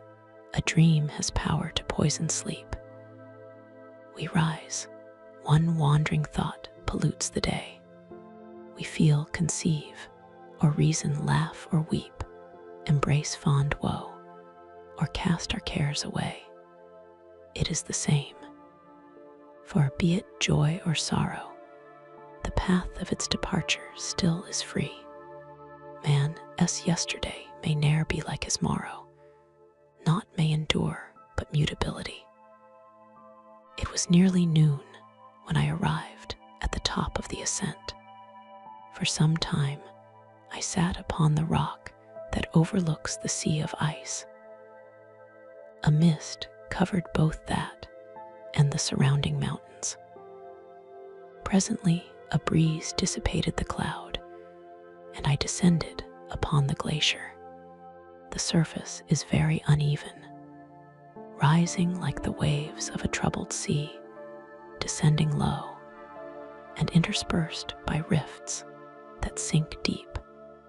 The field of ice is almost a league in width, but I spent nearly 2 hours in crossing it. The opposite mountain is a bare, perpendicular rock. From the side where I now stood, Montanvert was exactly opposite, at the distance of a league, and above it rose Mont Blanc in awful majesty. I remained in a recess of the rock, gazing on this wonderful and stupendous scene. The sea, or rather the vast river of ice, wound among its dependent mountains, whose aerial summits hung over its recesses. Their icy and glittering peaks shone in the sunlight over the clouds. My heart, which was before sorrowful, now swelled with something like joy. I exclaimed, "Wandering spirits, if indeed ye wander, and do not rest in your narrow beds, allow me this faint happiness, or take me as your companion away from the joys of life." As I said this, I suddenly beheld the figure of a man at some distance, advancing towards me with superhuman speed. He bounded over the crevices in the ice, among which I had walked with caution. His stature, also, as he approached, seemed to exceed that of man. I was troubled. A mist came over my eyes, and I felt a faintness seize me. But I was quickly restored by the cold gale of the mountains. I perceived, as the shape came nearer, sight tremendous and abhorred, that it was the wretch whom I had created.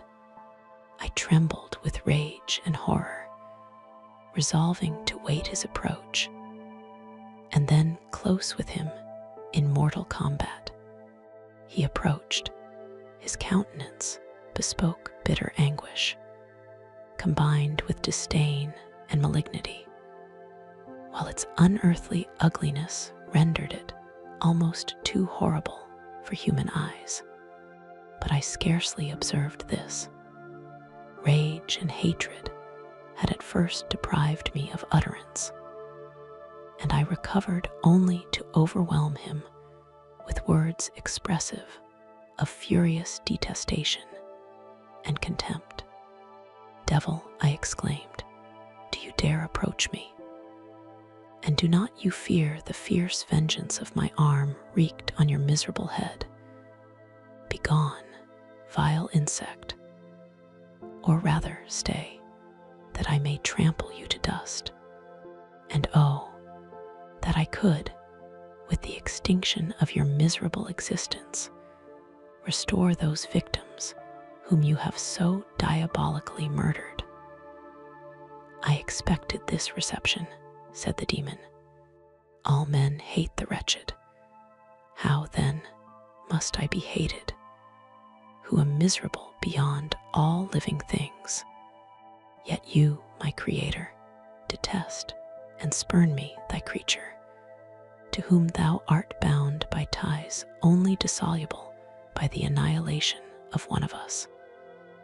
You purpose to kill me.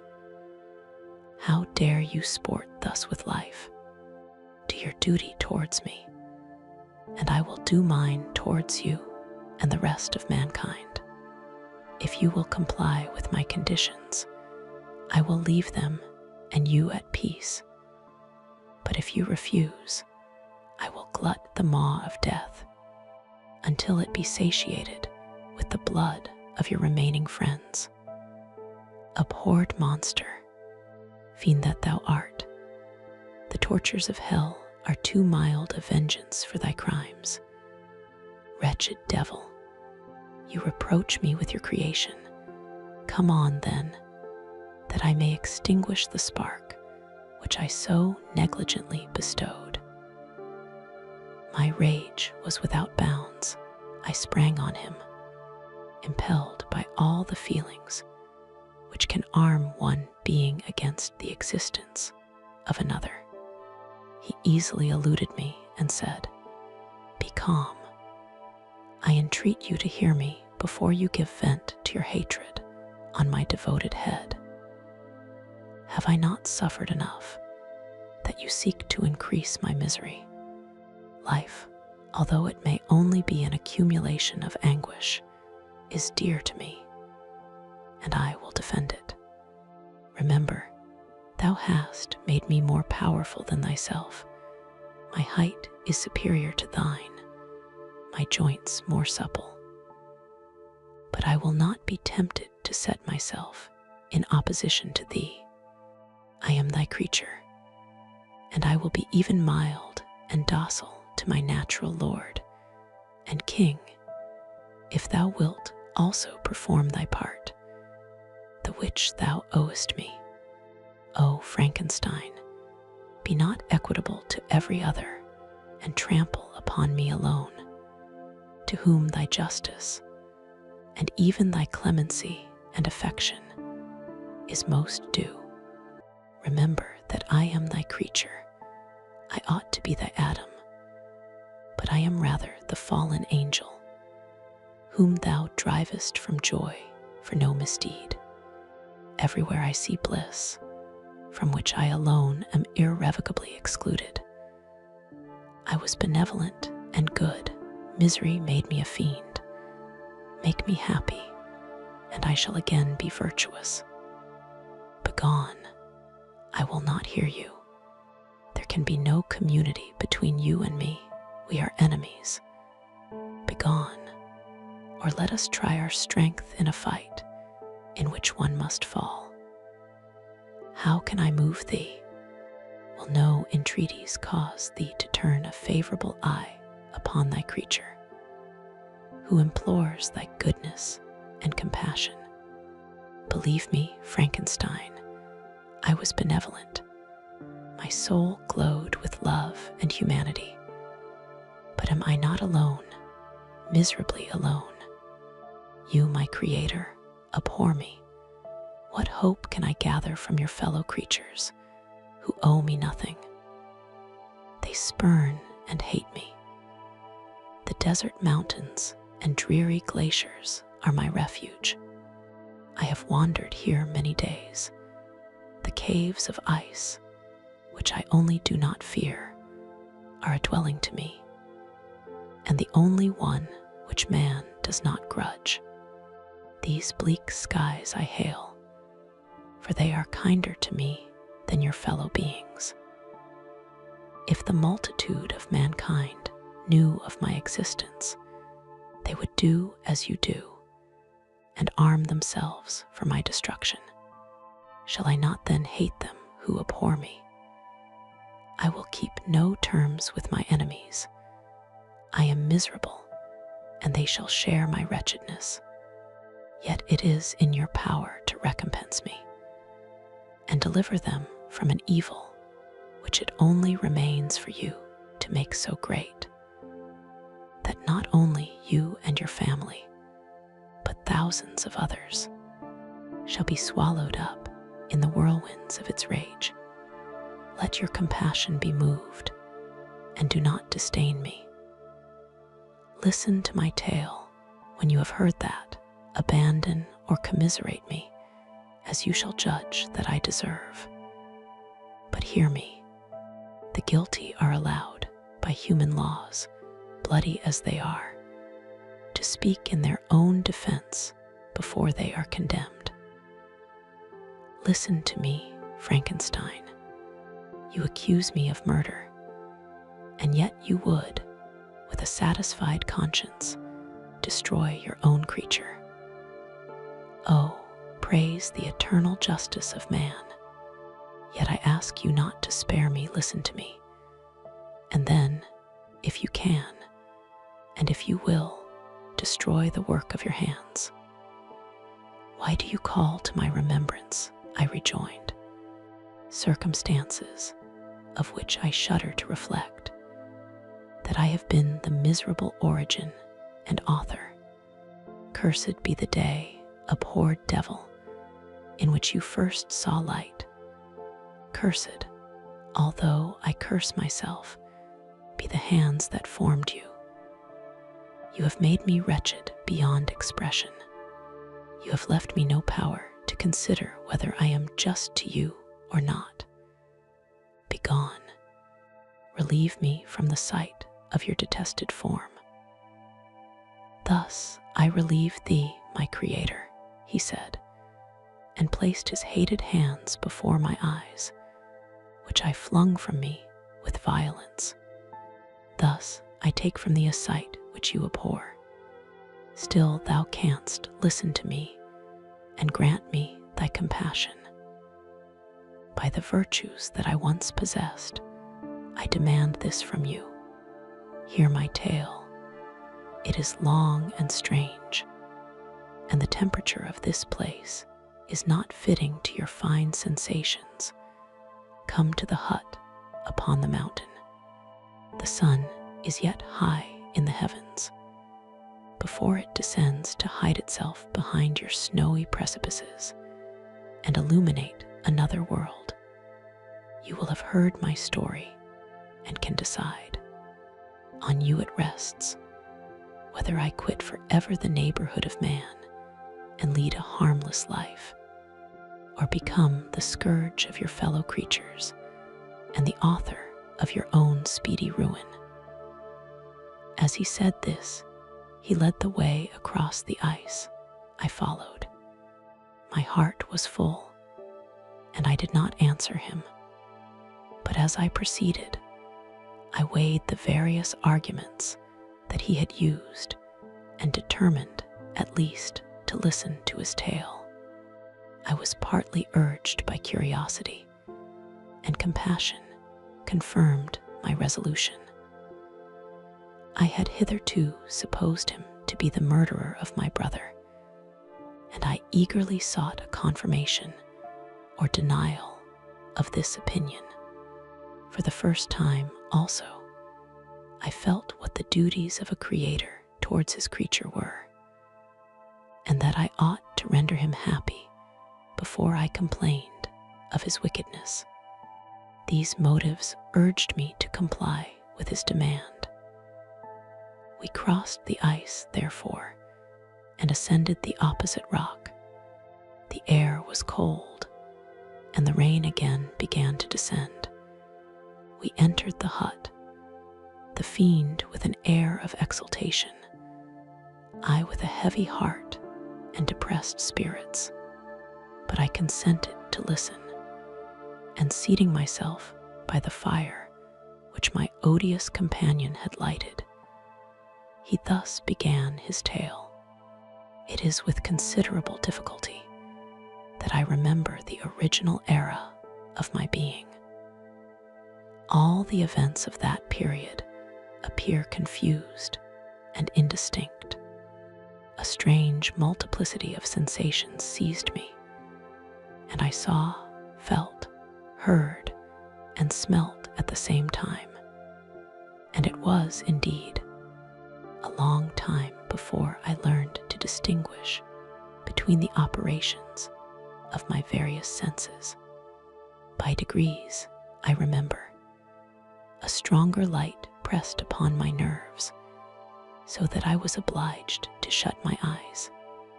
Darkness then came over me and troubled me. But hardly had I felt this when, by opening my eyes, as I now suppose, the light poured in upon me again. I walked, and, I believe, descended. But I presently found a great alteration in my sensations. Before, dark and opaque bodies had surrounded me, impervious to my touch or sight. But I now found that I could wander on at liberty, with no obstacles which I could not either surmount or avoid.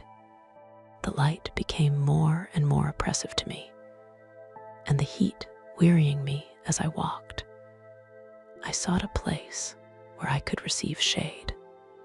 This was the forest near Ingolstadt, and here I lay by the side of a brook, resting from my fatigue, until I felt tormented by hunger and thirst. This roused me from my nearly dormant state, and I ate some berries, which I found hanging on the trees or lying on the ground. I slaked my thirst at the brook, and then lying down, was overcome by sleep. It was dark when I awoke.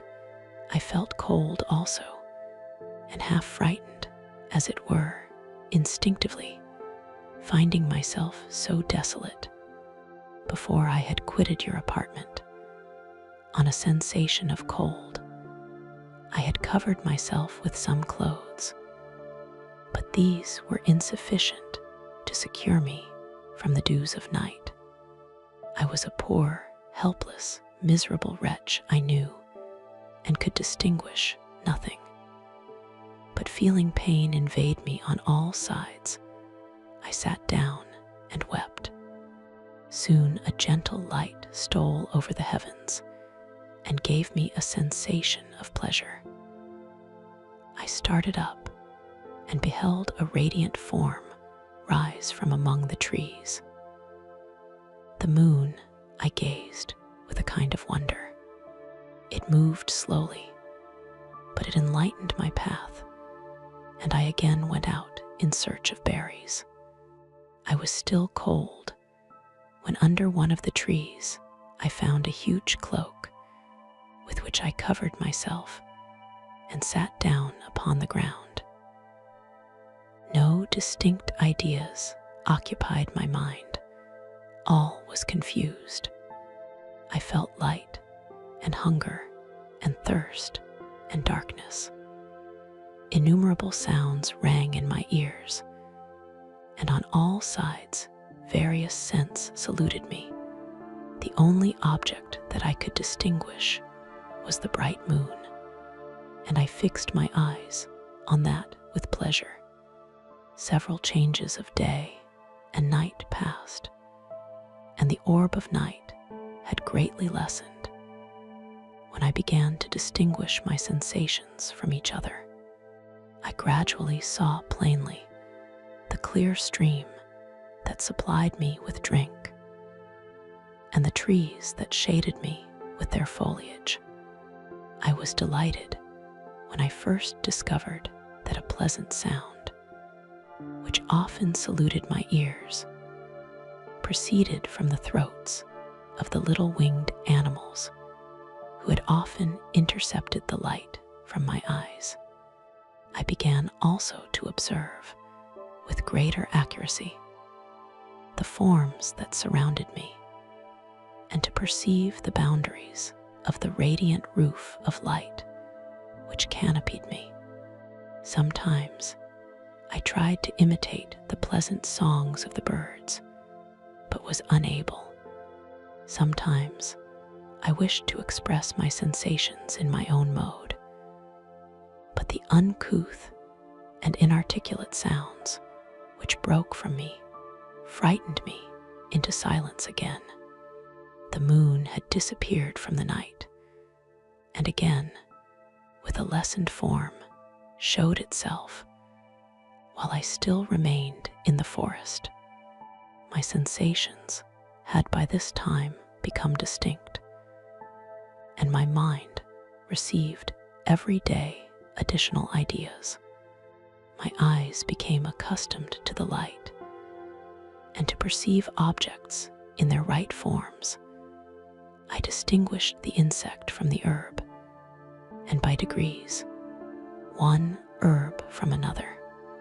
I found that the sparrow uttered none but harsh notes, whilst those of the blackbird and thrush were sweet and enticing. One day, when I was oppressed by cold, I found a fire which had been left by some wandering beggars, and was overcome with delight at the warmth I experienced from it. In my joy, I thrust my hand into the live embers, but quickly drew it out again with a cry of pain. How strange, I thought, that the same cause should produce such opposite effects. I examined the materials of the fire, and to my joy found it to be composed of wood. I quickly collected some branches, but they were wet and would not burn. I was pained at this, and sat still watching the operation of the fire. The wet wood, which I had placed near the heat, dried, and itself became inflamed.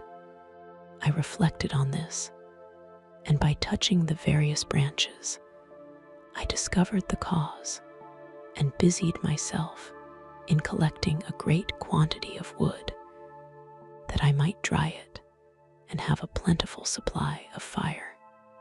When night came on and brought sleep with it, I was in the greatest fear lest my fire should be extinguished.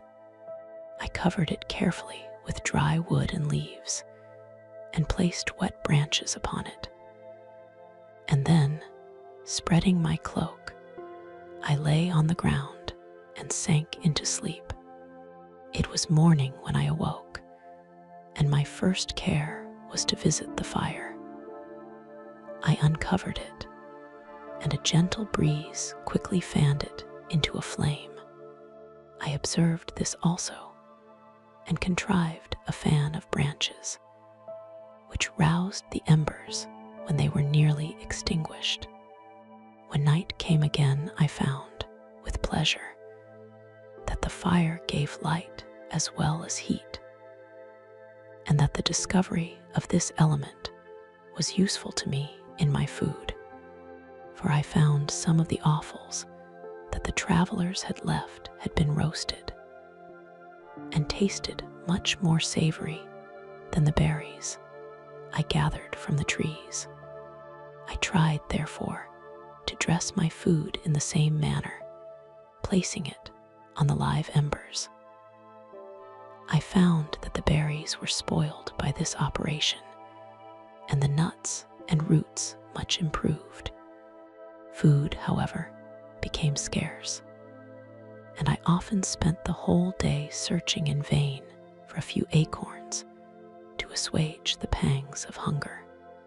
When I found this, I resolved to quit the place that I had hitherto inhabited, to seek for one where the few wants I experienced would be more easily satisfied.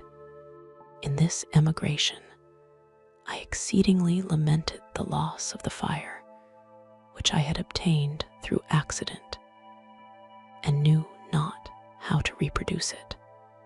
I gave several hours to the serious consideration of this difficulty, but I was obliged to relinquish all attempt to supply it, and wrapping myself up in my cloak, I struck across the wood towards the setting sun.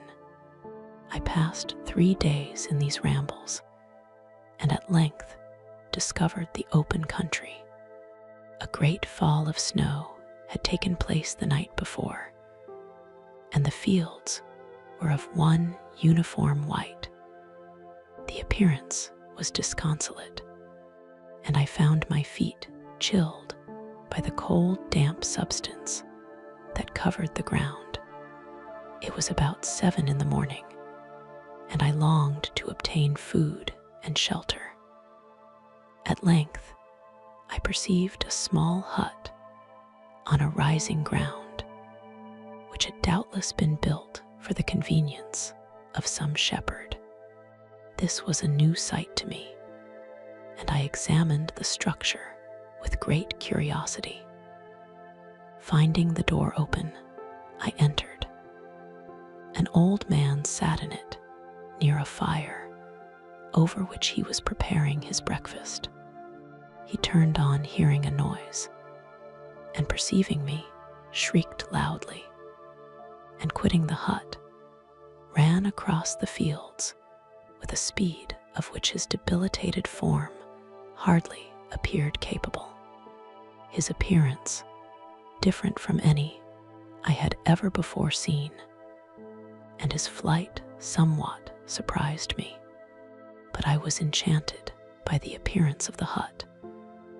Here the snow and rain could not penetrate. The ground was dry, and it presented to me then as exquisite and divine a retreat as pandemonium appeared to the demons of hell after their sufferings in the lake of fire. I greedily devoured the remnants of the shepherd's breakfast, which consisted of bread, cheese, milk, and wine. The latter, however, I did not like. Then, overcome by fatigue, I lay down among some straw and fell asleep. It was noon when I awoke, and allured by the warmth of the sun, which shone brightly on the white ground, I determined to recommence my travels, and, depositing the remains of the peasant's breakfast in a wallet I found, I proceeded across the fields for several hours, until at sunset I arrived at a village. How miraculous did this appear! The huts, the neater cottages, and stately houses engaged my admiration by turns. The vegetables in the gardens, the milk and cheese that I saw placed at the windows of some of the cottages, allured my appetite. One of the best of these I entered, but I had hardly placed my foot within the door before the children shrieked, and one of the women fainted. The whole village was roused.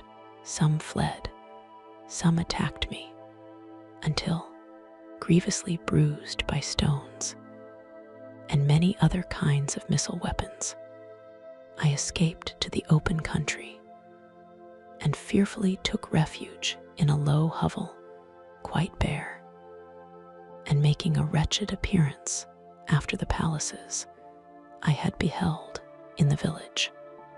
This hovel, however, joined a cottage of a neat and pleasant appearance, but after my late, dearly bought experience, I dared not enter it. My place of refuge was constructed of wood, but so low that I could with difficulty sit upright in it. No wood, however, was placed on the earth, which formed the floor, but it was dry, and although the wind entered it by innumerable chinks, I found it an agreeable asylum from the snow and rain. Here, then, I retreated and lay down happy to have found a shelter, however miserable, from the inclemency of the season, and still more from the barbarity of man. As soon as morning dawned, I crept from my kennel, that I might view the adjacent cottage and discover if I could remain in the habitation I had found. It was situated against the back of the cottage and surrounded on the sides, which were exposed by a pigsty and a clear pool of water. One part was open, and by that I had crept in. But now I covered every crevice by which I might be perceived with stones and wood, yet in such a manner that I might move them on occasion to pass out. All the light I enjoyed came through the sty, and that was sufficient for me. Having thus arranged my dwelling and carpeted it with clean straw, I retired, for I saw the figure of a man at a distance, and I remembered too well my treatment the night before to trust myself in his power. I had first, however, provided for my sustenance for that day by a loaf of coarse bread, which I purloined, and a cup with which I could drink more conveniently than from my hand of the pure water which flowed by my retreat. The floor was a little raised, so that it was kept perfectly dry, and by its vicinity to the chimney of the cottage, it was tolerably warm. Being thus provided, I resolved to reside in this hovel until something should occur which might alter my determination. It was indeed a paradise compared to the bleak forest, my former residence, the rain-dropping branches, and dank earth. I ate my breakfast with pleasure, and was about to remove a plank to procure myself a little water when I heard a step, and looking through a small chink, I beheld a young creature with a pail on her head passing before my hovel. The girl was young and of gentle demeanor, unlike what I have since found cottagers and farmhouse servants to be. Yet she was meanly dressed, a coarse blue petticoat and a linen jacket being her only garb. Her fair hair was plaited, but not adorned. She looked patient, yet sad. I lost sight of her, and in about a quarter of an hour she returned bearing the pail, which was now partly filled with milk. As she walked along, seemingly incommoded by the burden, a young man met her, whose countenance expressed a deeper despondence. Uttering a few sounds with an air of melancholy, he took the pail from her head and bore it to the cottage himself. She followed, and they disappeared. Presently I saw the young man again, with some tools in his hand, cross the field behind the cottage, and the girl was also busied, sometimes in the house and sometimes in the yard. On examining my dwelling, I found that one of the windows of the cottage had formerly occupied a part of it, but the panes had been filled up with wood. In one of these was a small and almost imperceptible chink, through which the eye could just penetrate. Through this crevice, a small room was visible, whitewashed and clean, but very bare of furniture. In one corner, near a small fire, sat an old man, leaning his head on his hands in a disconsolate attitude. The young girl was occupied in arranging the cottage, but presently she took something out of a drawer which employed her hands, and she sat down beside the old man, who, taking up an instrument, began to play and to produce sounds sweeter than the voice of the thrush or the nightingale. It was a lovely sight, even to me, poor wretch, who had never beheld aught beautiful before. The silver hair and benevolent countenance of the aged cottager won my reverence, while the gentle manners of the girl enticed my love.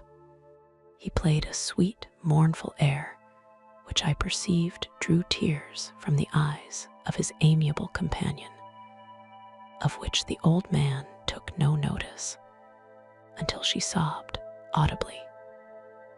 He then pronounced a few sounds, and the fair creature, leaving her work, knelt at his feet.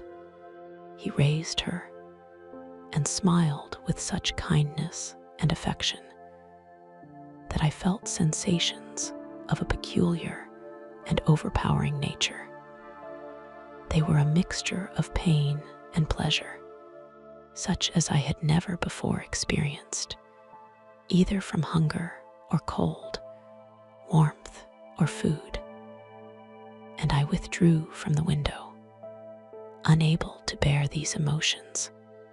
Soon after this, the young man returned, bearing on his shoulders a load of wood. The girl met him at the door, helped to relieve him of his burden, and taking some of the fuel into the cottage, placed it on the fire. Then she and the youth went apart into a nook of the cottage, and he showed her a large loaf and a piece of cheese. She seemed pleased and went into the garden for some roots and plants, which she placed in water, and then upon the fire. She afterwards continued her work, whilst the young man went into the garden and appeared busily employed in digging and pulling up roots. After he had been employed thus about an hour, the young woman joined him, and they entered the cottage together. The old man had in the meantime been pensive, but on the appearance of his companions, he assumed a more cheerful air, and they sat down to eat. The meal was quickly dispatched. The young woman was again occupied in arranging the cottage. The old man walked before the cottage in the sun for a few minutes, leaning on the arm of the youth. Nothing could exceed in beauty the contrast between these two excellent creatures. One was old, with silver hairs, and a countenance beaming with benevolence and love. The younger was slight and graceful in his figure, and his features were molded with the finest symmetry, yet his eyes and attitude expressed the utmost sadness and despondency. The old man returned to the cottage, and the youth, with tools different from those he had used in the morning, directed his steps across the fields. Night quickly shut in, but to my extreme wonder, I found that the cottagers had a means of prolonging light by the use of tapers, and was delighted to find that the setting of the sun did not put an end to the pleasure I experienced in watching my human neighbors. In the evening, the young girl and her companion were employed in various occupations, which I did not understand, and the old man again took up the instrument, which produced the divine sounds that had enchanted me in the morning. So soon as he had finished, the youth began not to play, but to utter sounds that were monotonous, and neither resembling the harmony of the old man's instrument nor the songs of the birds. I since found that he read aloud, but at that time I knew nothing of the science of words or letters. The family, after having been thus occupied for a short time, extinguished their lights and retired, as I conjectured, to rest. I lay on my straw, but I could not sleep. I thought of the occurrences of the day. What chiefly struck me was the gentle manners of these people, and I longed to join them, but dared not. I remembered too well the treatment I had suffered the night before from the barbarous villagers, and resolved, whatever course of conduct I might hereafter think it right to pursue, that for the present I would remain quietly in my hovel, watching and endeavoring to discover the motives which influenced their actions. The cottagers arose the next morning before the sun. The young woman arranged the cottage and prepared the food, and the youth departed after the first meal. This day was passed in the same routine as that which preceded it. The young man was constantly employed out of doors, and the girl in various laborious occupations within. The old man, whom I soon perceived to be blind, employed his leisure hours on his instrument or in contemplation. Nothing could exceed the love and respect which the younger cottagers exhibited towards their venerable companion. They performed towards him every little office of affection and duty with gentleness, and he rewarded them by his benevolent smiles. They were not entirely happy. The young man and his companion often went apart and appeared to weep.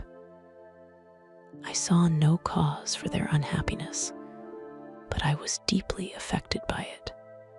If such lovely creatures were miserable, it was less strange that I, an imperfect and solitary being, should be wretched.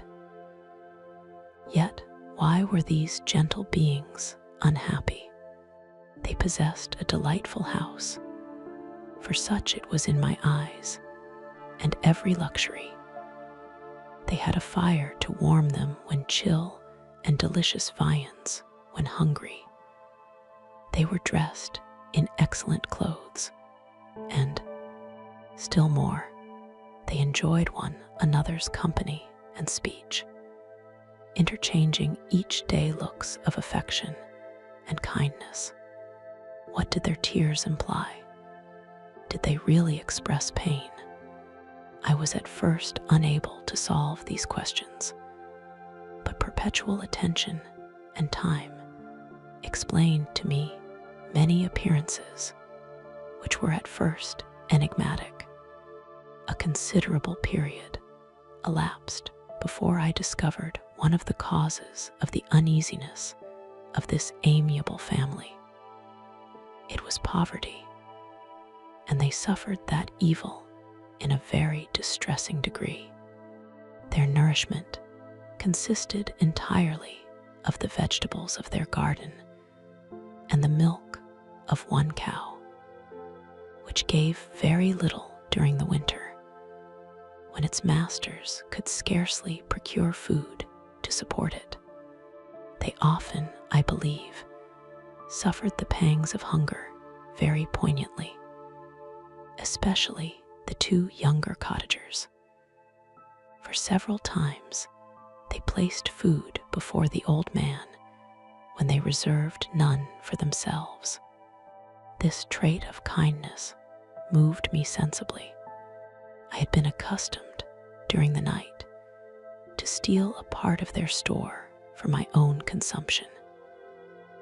But when I found that in doing this, I inflicted pain on the cottagers, I abstained and satisfied myself with berries, nuts, and roots, which I gathered from a neighboring wood. I discovered also another means through which I was enabled to assist their labors. I found that the youth spent a great part of each day in collecting wood for the family fire, and during the night I often took his tools, the use of which I quickly discovered, and brought home firing sufficient for the consumption of several days. I remember the first time that I did this, the young woman, when she opened the door in the morning, appeared greatly astonished on seeing a great pile of wood on the outside. She uttered some words in a loud voice, and the youth joined her, who also expressed surprise. I observed with pleasure that he did not go to the forest that day, but spent it in repairing the cottage and cultivating the garden. By degrees, I made a discovery of still greater moment. I found that these people possessed a method of communicating their experience and feelings to one another by articulate sounds. I perceived that the words they spoke sometimes produced pleasure or pain, smiles or sadness, in the minds and countenances of the hearers. This was indeed a godlike science, and I ardently desired to become acquainted with it. But I was baffled in every attempt I made for this purpose. Their pronunciation was quick, and the words they uttered, not having any apparent connection with visible objects, I was unable to discover any clue by which I could unravel the mystery of their reference. By great application, however, and after having remained during the space of several revolutions of the moon in my hovel, I discovered the names that were given to some of the most familiar objects of discourse. I learned and applied the words fire, milk, bread, and wood. I learned also the names of the cottagers themselves. The youth and his companion had each of them several names, but the old man had only one, which was father. The girl was called sister or Agatha, and the youth Felix, brother or son. I cannot describe the delight I felt when I learned the ideas appropriated to each of these sounds, and was able to pronounce them. I distinguished several other words without being able as yet to understand or apply them, such as good, dearest, unhappy. I spent the winter in this manner. The gentle manners and beauty of the cottagers greatly endeared them to me. When they were unhappy, I felt depressed. When they rejoiced, I sympathized in their joys. I saw few human beings besides them, and if any other happened to enter the cottage, their harsh manners and rude gait only enhanced to me the superior accomplishments of my friends. The old man, I could perceive, often endeavored to encourage his children, as sometimes I found that he called them to cast off their melancholy. He would talk in a cheerful accent, with an expression of goodness that bestowed pleasure even upon me. Agatha listened with respect, her eyes sometimes filled with tears, which she endeavored to wipe away unperceived. But I generally found that her countenance and tone were more cheerful after having listened to the exhortations of her father. It was not thus with Felix. He was always the saddest of the group, and even to my unpracticed senses, he appeared to have suffered more deeply than his friends. But if his countenance was more sorrowful, his voice was more cheerful than that of his sister, especially when he addressed the old man. I could mention innumerable instances which, although slight, marked the dispositions of these amiable cottagers. In the midst of poverty and want, Felix carried with pleasure to his sister the first little white flower that peeped out from beneath the snowy ground. Early in the morning, before she had risen, he cleared away the snow that obstructed her path to the milk house, drew water from the well, and brought the wood from the outhouse, where, to his perpetual astonishment, he found his store always replenished by an invisible hand. In the day, I believe, he worked sometimes for a neighboring farmer, because he often went forth and did not return until dinner, yet brought no wood with him. At other times he worked in the garden, but as there was little to do in the frosty season, he read to the old man and Agatha. This reading had puzzled me extremely at first, but by degrees I discovered that he uttered many of the same sounds when he read as when he talked. I conjectured, therefore, that he found on the paper signs for speech which he understood, and I ardently longed to comprehend these also. But how was that possible when I did not even understand the sounds for which they stood as signs? I improved, however, sensibly in this science, but not sufficiently to follow up any kind of conversation, although I applied my whole mind to the endeavor, for I easily perceived that, although I eagerly longed to discover myself to the cottagers, I ought not to make the attempt until I had first become master of their language, which knowledge might enable me to make them overlook the deformity of my figure. For with this also the contrast perpetually presented to my eyes had made me acquainted. I had admired the perfect forms of my cottagers, their grace, beauty, and delicate complexions. But how was I terrified when I viewed myself in a transparent pool? At first I started back, unable to believe that it was indeed I who was reflected in the mirror. And when I became fully convinced that I was in reality the monster that I am, I was filled with the bitterest sensations of despondence and mortification. Alas, I did not yet entirely know the fatal effects of this miserable deformity.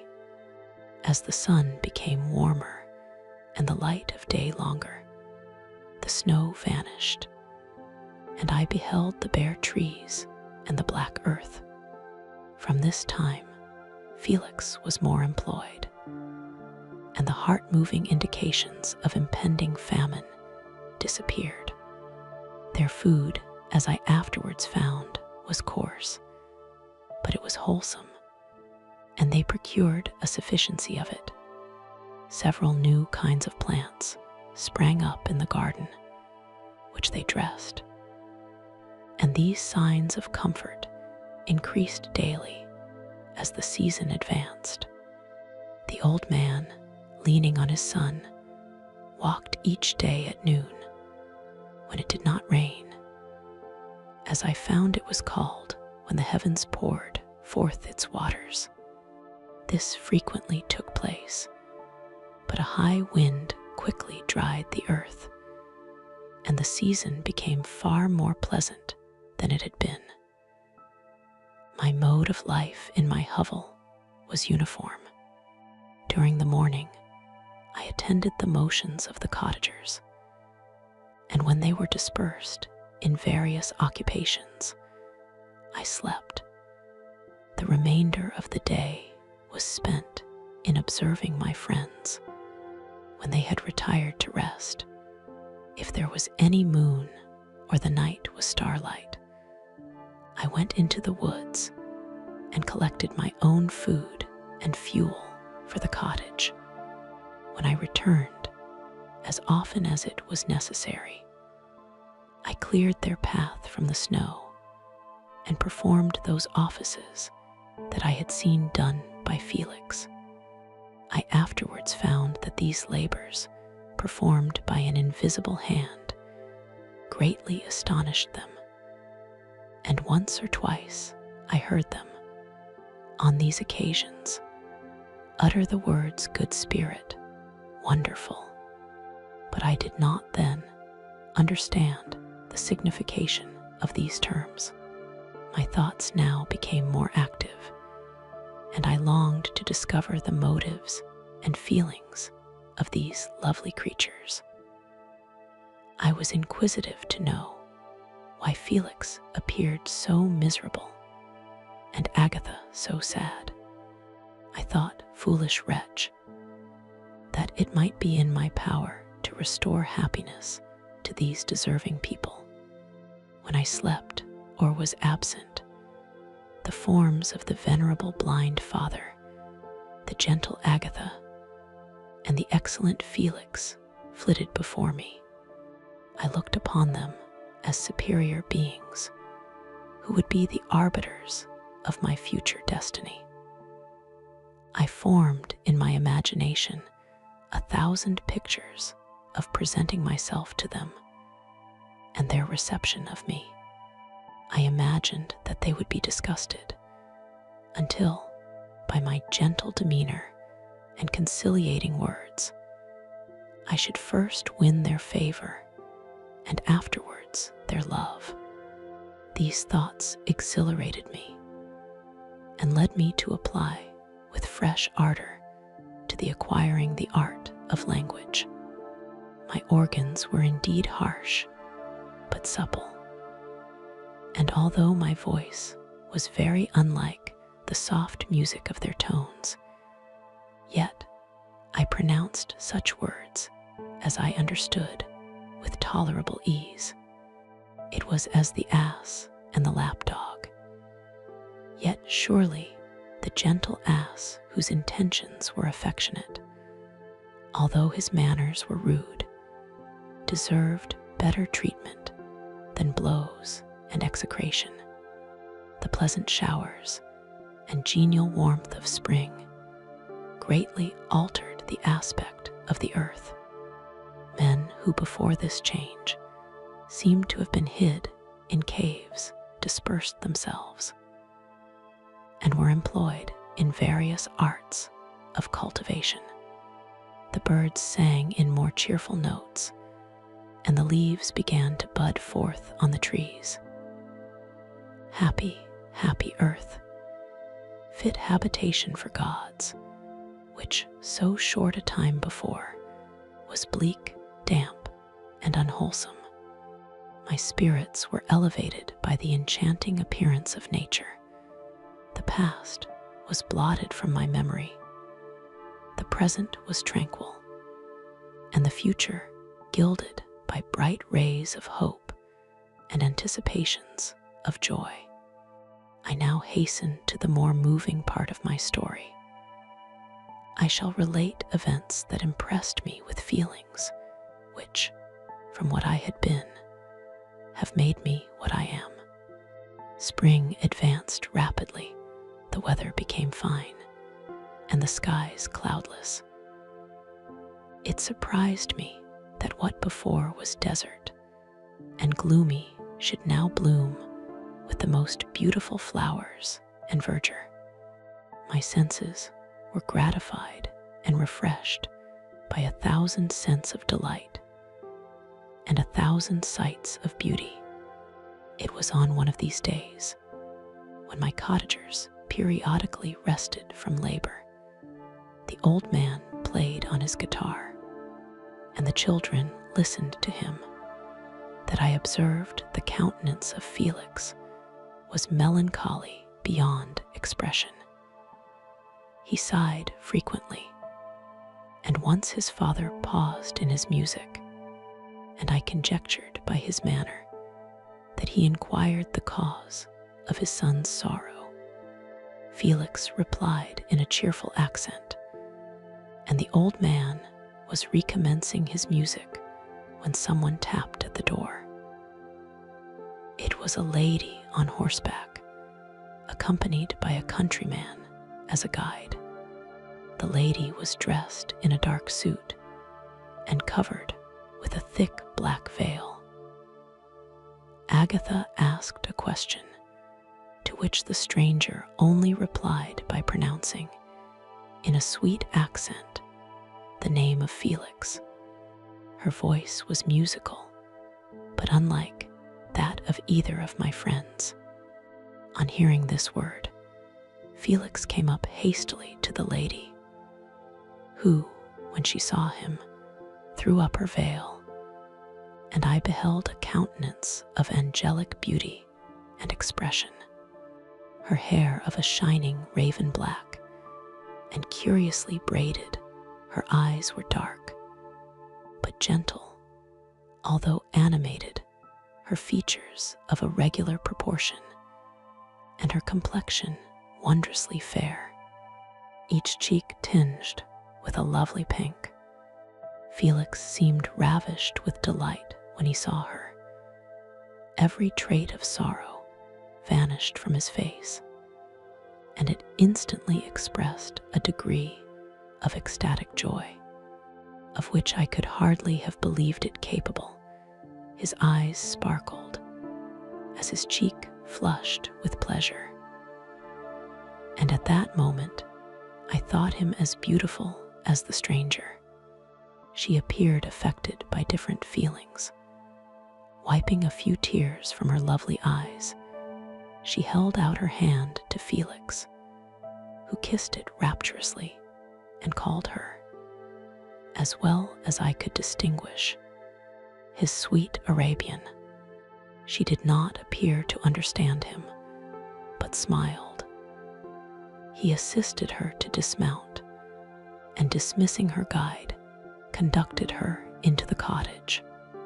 Some conversation took place between him and his father, and the young stranger knelt at the old man's feet and would have kissed his hand, but he raised her and embraced her affectionately. I soon perceived that although the stranger uttered articulate sounds and appeared to have a language of her own, she was neither understood by nor herself understood the cottagers. They made many signs which I did not comprehend, but I saw that her presence diffused gladness through the cottage, dispelling their sorrow as the sun dissipates the morning mists. Felix seemed peculiarly happy, and with smiles of delight welcomed his Arabian. Agatha, the ever-gentle Agatha, kissed the hands of the lovely stranger, and pointing to her brother, made signs which appeared to me to mean that he had been sorrowful until she came. Some hours passed thus, while they, by their countenances, expressed joy, the cause of which I did not comprehend. Presently I found, by the frequent recurrence of some sound which the stranger repeated after them, that she was endeavoring to learn their language, and the idea instantly occurred to me that I should make use of the same instructions to the same end. The stranger learned about 20 words at the first lesson. Most of them, indeed, were those which I had before understood, but I profited by the others. As night came on, Agatha and the Arabian retired early. When they separated, Felix kissed the hand of the stranger and said, "Good night, sweet Safie." He sat up much longer, conversing with his father, and by the frequent repetition of her name, I conjectured that their lovely guest was the subject of their conversation. I ardently desired to understand them, and bent every faculty towards that purpose, but found it utterly impossible. The next morning Felix went out to his work, and after the usual occupations of Agatha were finished, the Arabian sat at the feet of the old man, and taking his guitar, played some airs so entrancingly beautiful that they at once drew tears of sorrow and delight from my eyes. She sang, and her voice flowed in a rich cadence, swelling or dying away like a nightingale of the woods. When she had finished, she gave the guitar to Agatha, who at first declined it.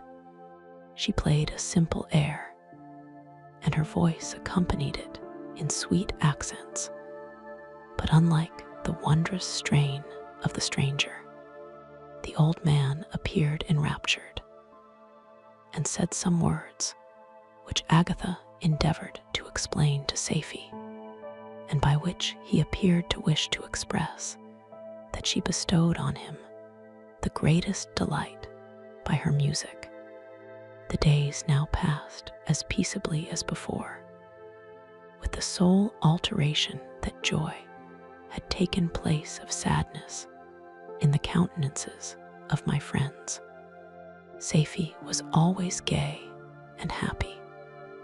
She and I improved rapidly in the knowledge of language, so that in 2 months I began to comprehend most of the words uttered by my protectors. In the meanwhile, also the black ground was covered with herbage, and the green banks interspersed with innumerable flowers, sweet to the scent and the eyes, stars of pale radiance among the moonlight woods. The sun became warmer, the nights clear and balmy, and my nocturnal rambles were an extreme pleasure to me, although they were considerably shortened by the late setting and early rising of the sun. For I never ventured abroad during daylight, fearful of meeting with the same treatment I had formerly endured in the first village which I entered. My days were spent in close attention, that I might more speedily master the language, and I may boast that I improved more rapidly than the Arabian, who understood very little and conversed in broken accents, whilst I comprehended and could imitate almost every word that was spoken. While I improved in speech, I also learned the science of letters as it was taught to the stranger, and this opened before me a wide field for wonder and delight. The book from which Felix instructed Safie was Volney's Ruins of Empires. I should not have understood the purport of this book had not Felix, in reading it, given very minute explanations. He had chosen this work, he said, because the declamatory style was framed in imitation of the Eastern authors. Through this work, I obtained a cursory knowledge of history and a view of the several empires at present existing in the world. It gave me an insight into the manners, governments, and religions of the different nations of the earth. I heard of the slothful Asiatics, of the stupendous genius and mental activity of the Grecians, of the wars and wonderful virtue of the early Romans, of their subsequent degenerating, of the decline of that mighty empire, of chivalry, Christianity, and kings. I heard of the discovery of the American hemisphere, and wept with Safie over the hapless fate of its original inhabitants. These wonderful narrations inspired me with strange feelings. Was man indeed at once so powerful, so virtuous and magnificent, yet so vicious and base? He appeared at one time a mere scion of the evil principle, and at another as all that can be conceived of noble and godlike. To be a great and virtuous man appeared the highest honor that can befall a sensitive being. To be base and vicious, as many on record have been, appeared the lowest degradation, a condition more abject than that of the blind mole or harmless worm. For a long time, I could not conceive how one man could go forth to murder his fellow, or even why there were laws and governments. But when I heard details of vice and bloodshed, my wonder ceased, and I turned away with disgust and loathing. Every conversation of the cottagers now opened new wonders to me. While I listened to the instructions which Felix bestowed upon the Arabian, the strange system of human society was explained to me. I heard of the division of property, of immense wealth and squalid poverty, of rank, descent, and noble blood. The words induced me to turn towards myself.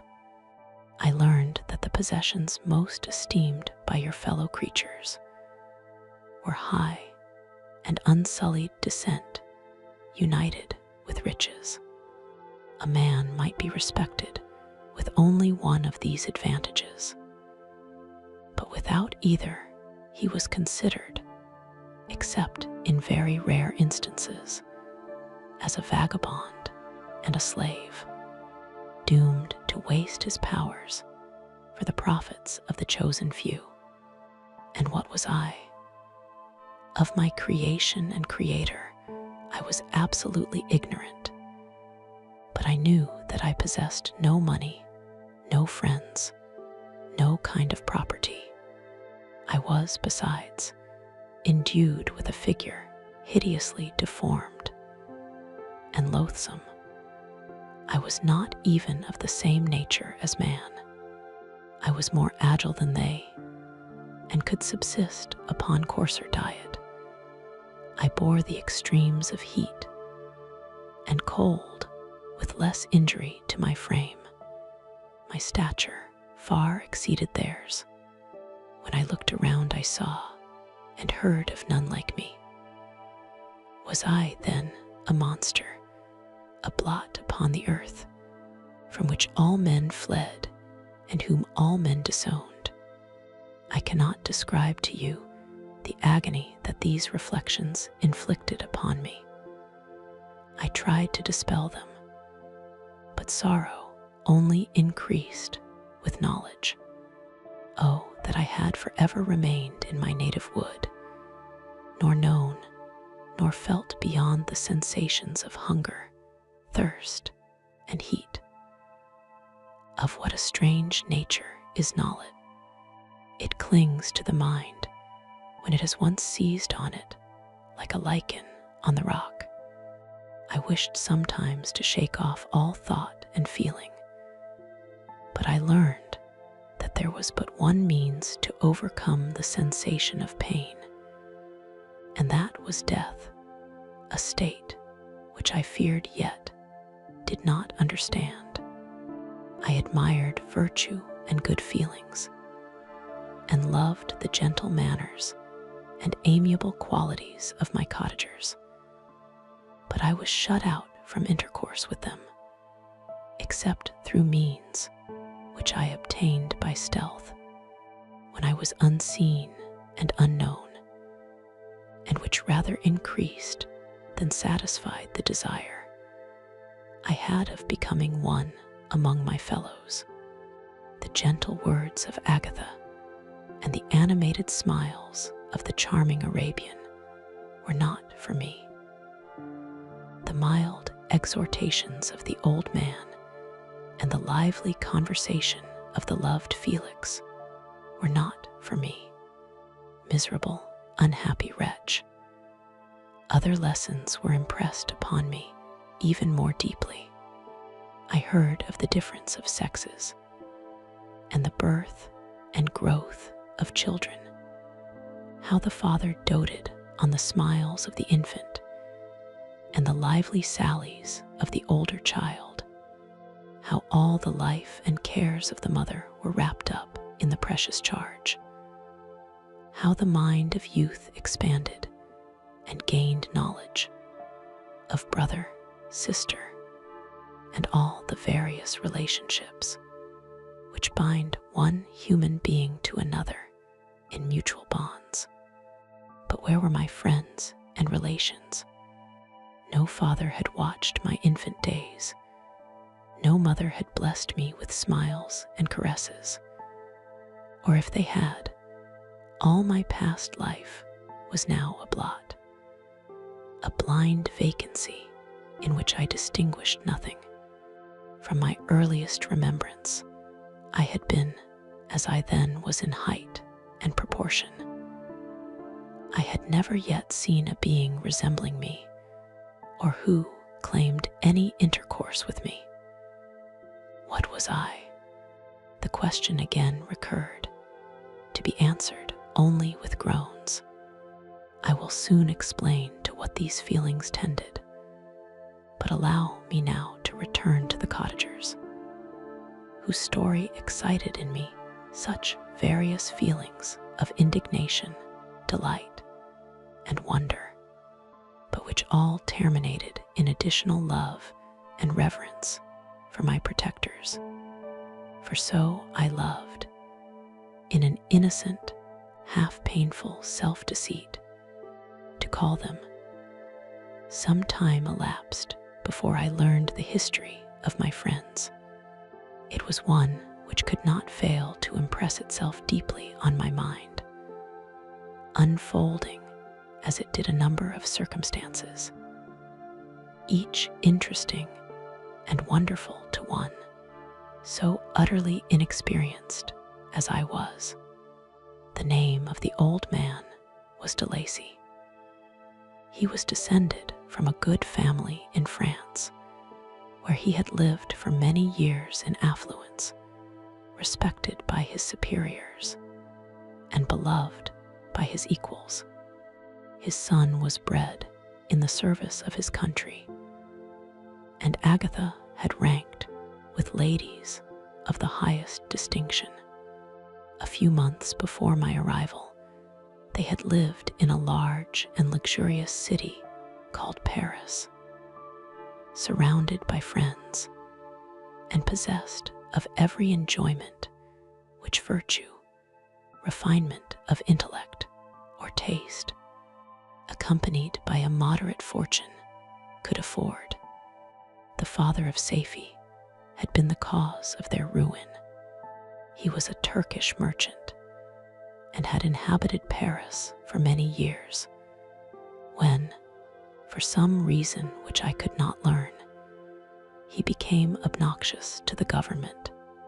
He was seized and cast into prison the very day that Safie arrived from Constantinople to join him. He was tried and condemned to death. The injustice of his sentence was very flagrant. All Paris was indignant, and it was judged that his religion and wealth, rather than the crime alleged against him, had been the cause of his condemnation. Felix had accidentally been present at the trial. His horror and indignation were uncontrollable when he heard the decision of the court.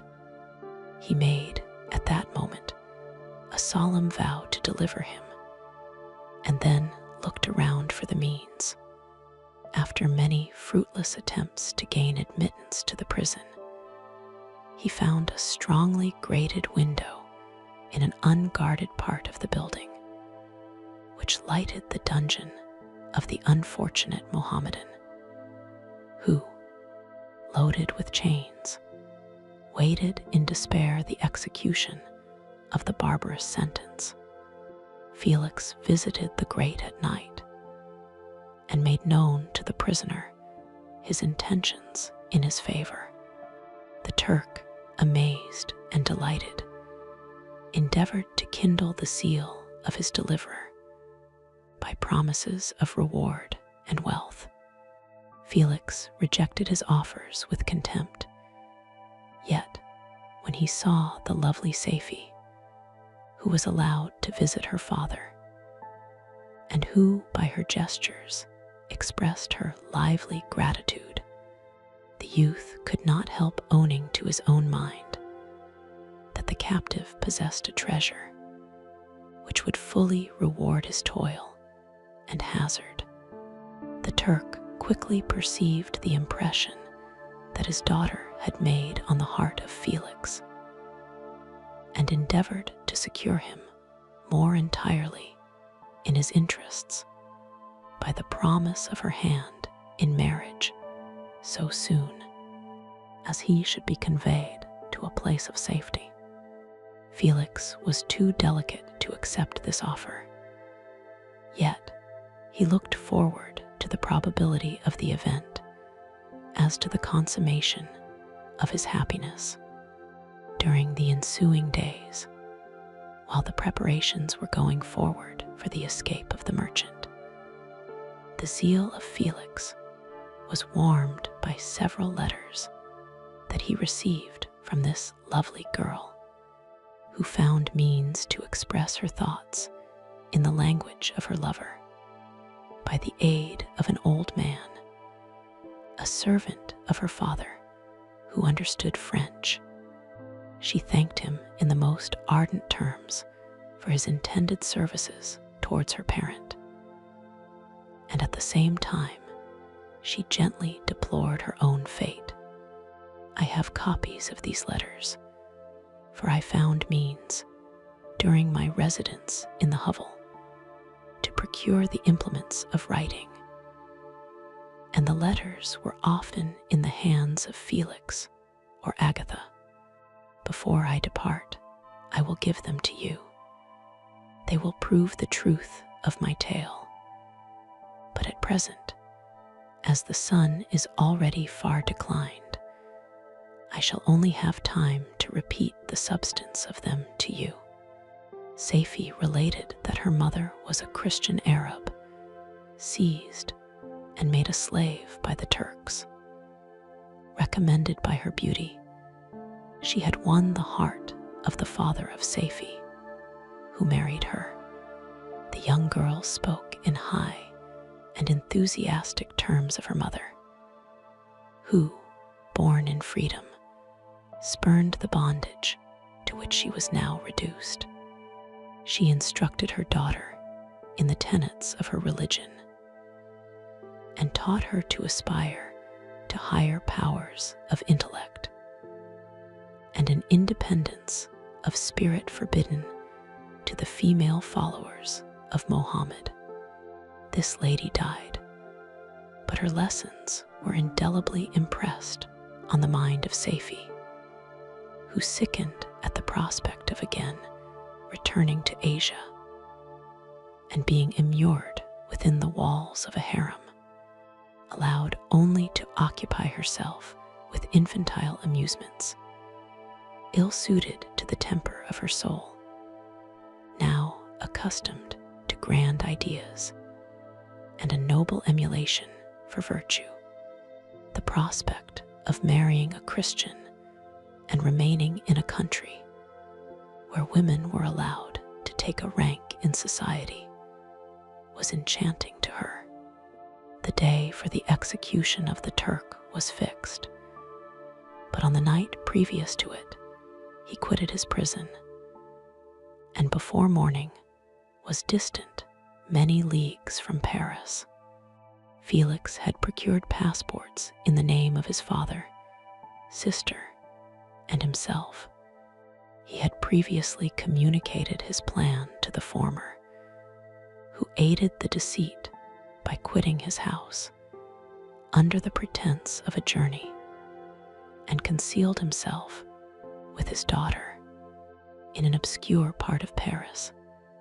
Felix conducted the fugitives through France to Lyon and across Mont Cenis to Leghorn, where the merchant had decided to wait a favorable opportunity of passing into some part of the Turkish dominions.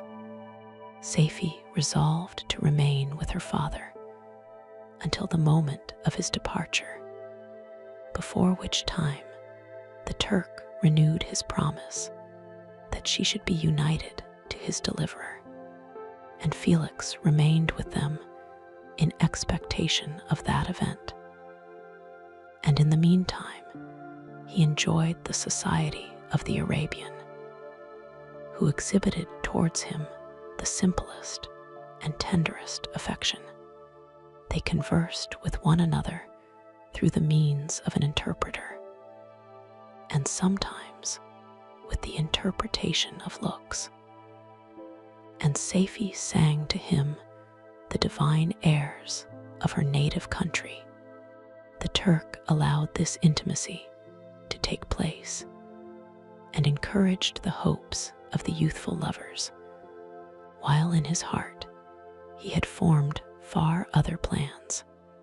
He loathed the idea that his daughter should be united to a Christian, but he feared the resentment of Felix if he should appear lukewarm, for he knew that he was still in the power of his deliverer if he should choose to betray him to the Italian state which they inhabited.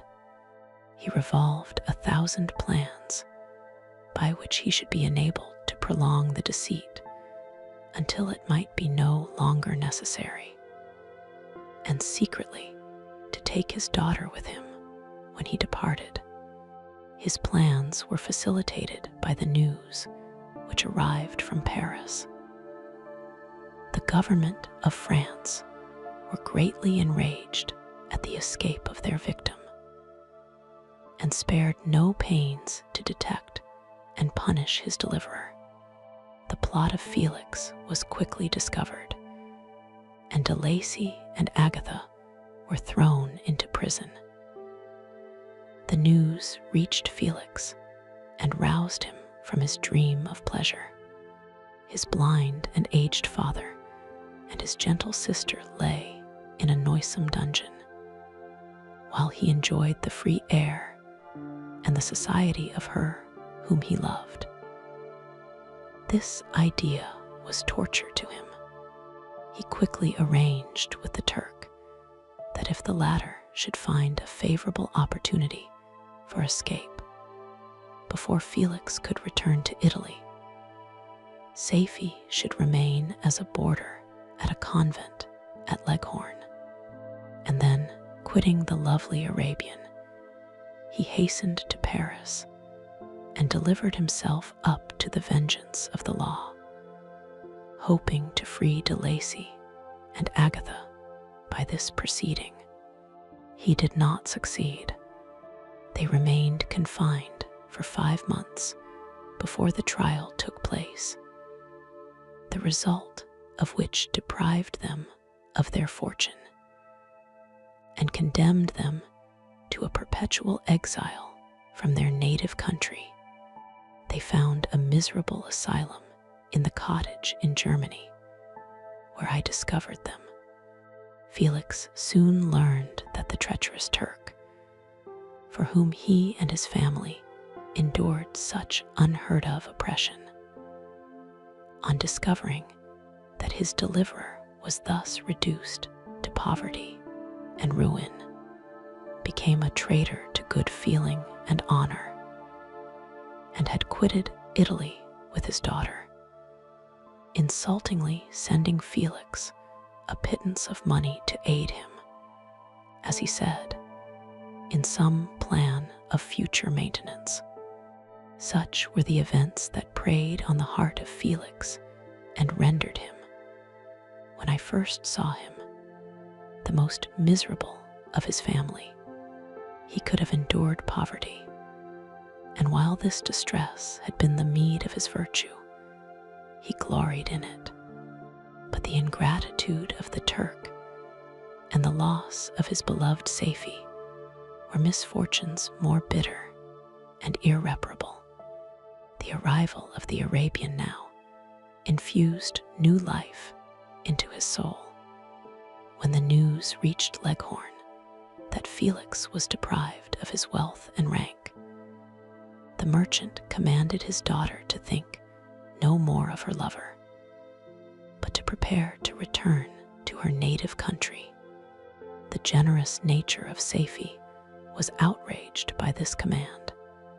She attempted to expostulate with her father, but he left her angrily, reiterating his tyrannical mandate.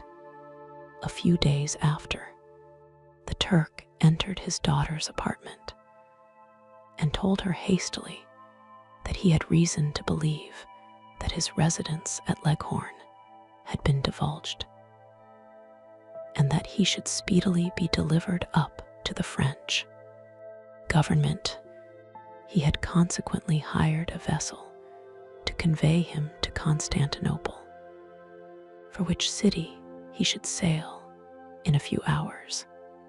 He intended to leave his daughter under the care of a confidential servant, to follow at her leisure with the greater part of his property, which had not yet arrived at Leghorn. When alone, Safie resolved in her own mind the plan of conduct that it would become her to pursue in this emergency. A residence in Turkey was abhorrent to her.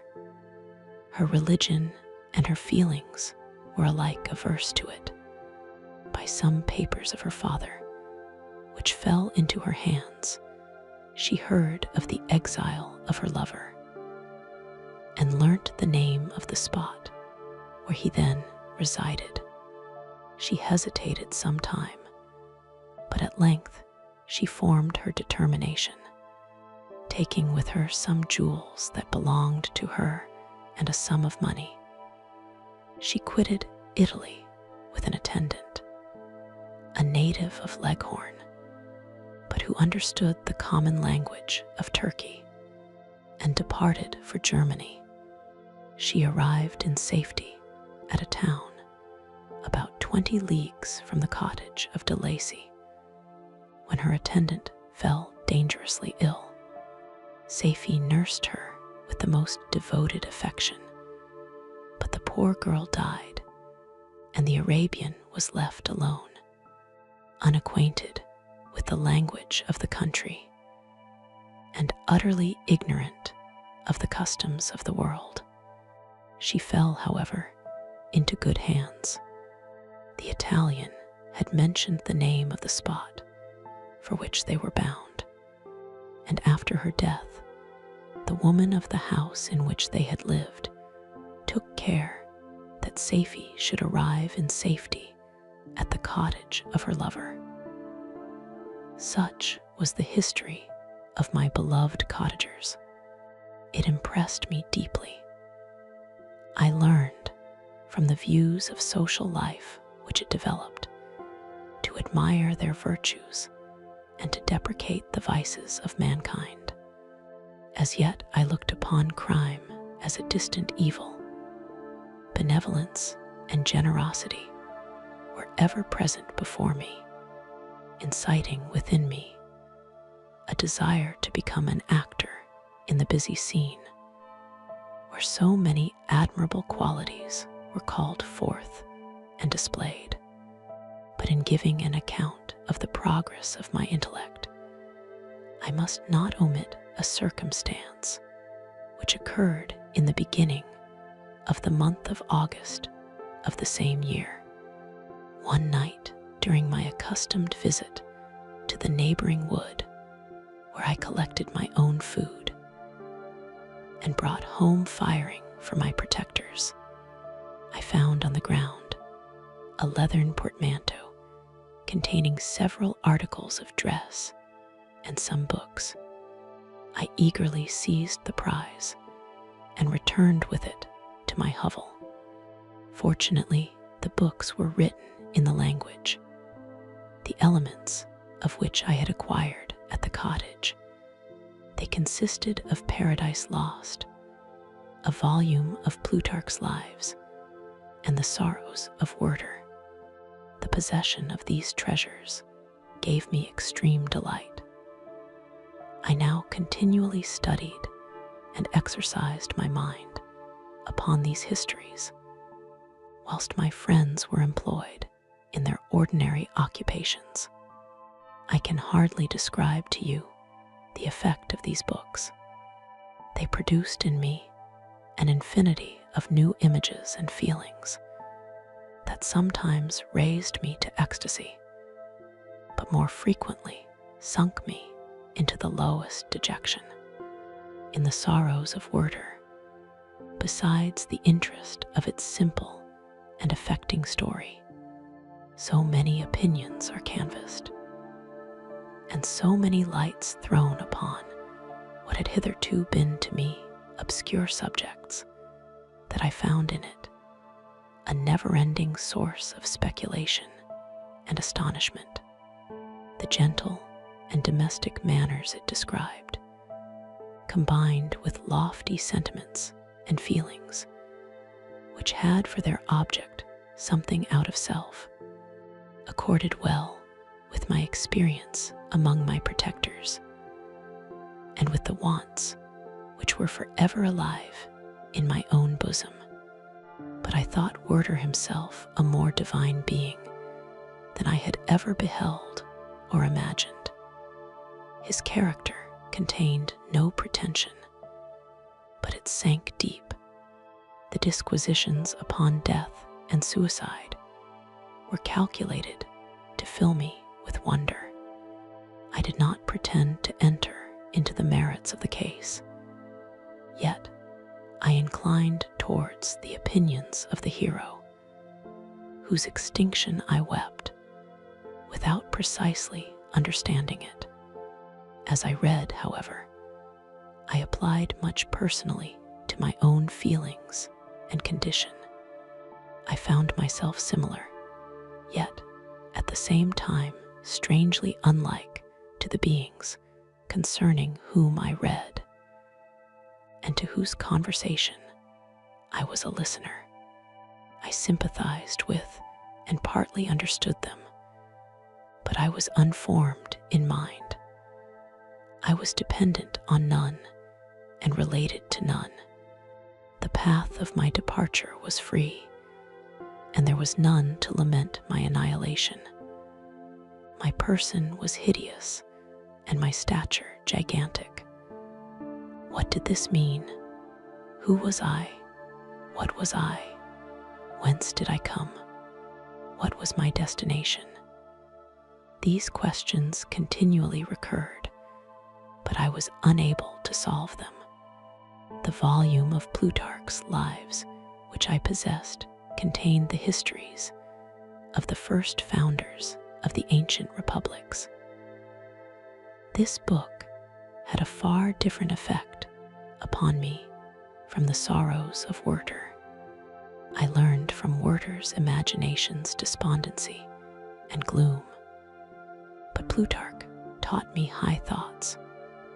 He elevated me above the wretched sphere of my own reflections, to admire and love the heroes of past ages, Many things I read surpassed my understanding and experience.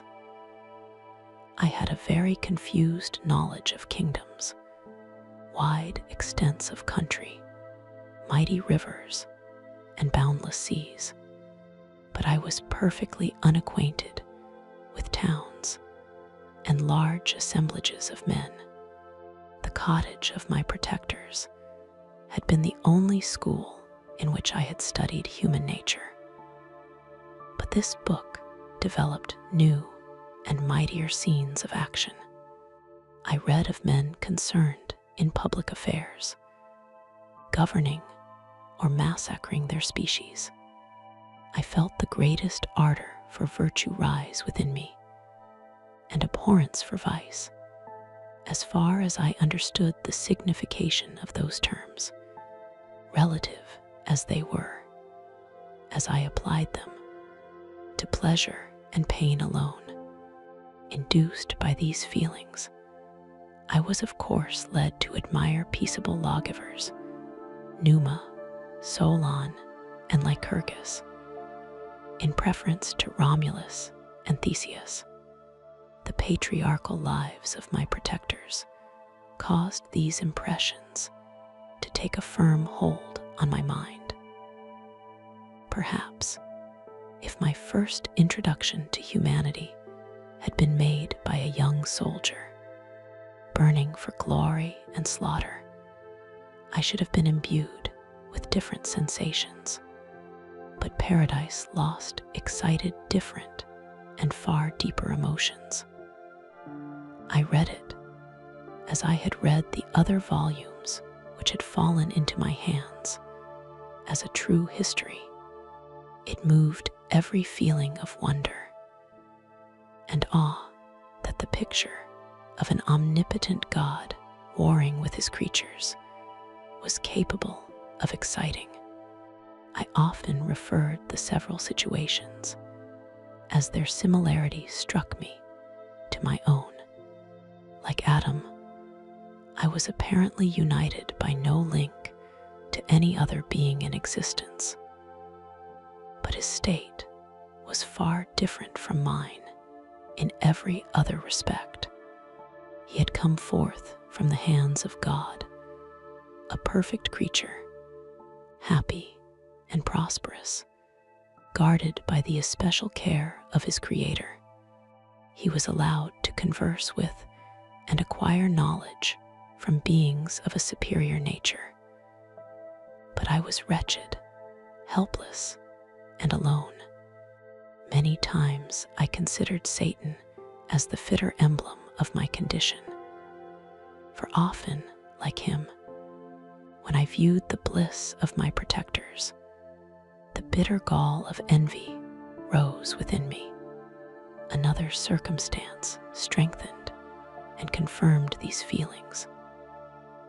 Soon after my arrival in the hovel, I discovered some papers in the pocket of the dress, which I had taken from your laboratory.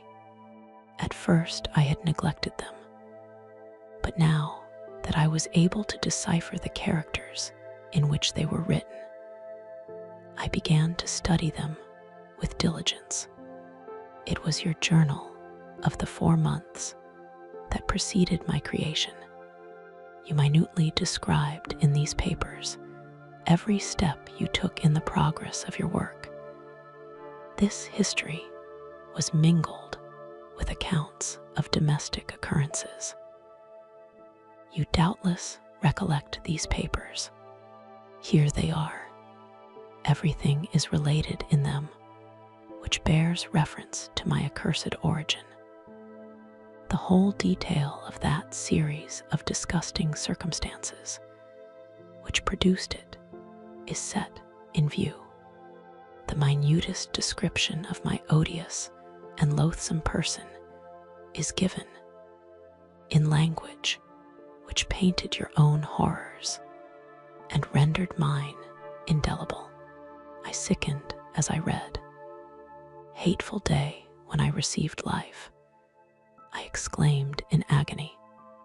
Accursed Creator, Why did you form a monster so hideous that even you turned from me in disgust? God, in pity, made man beautiful and alluring after his own image.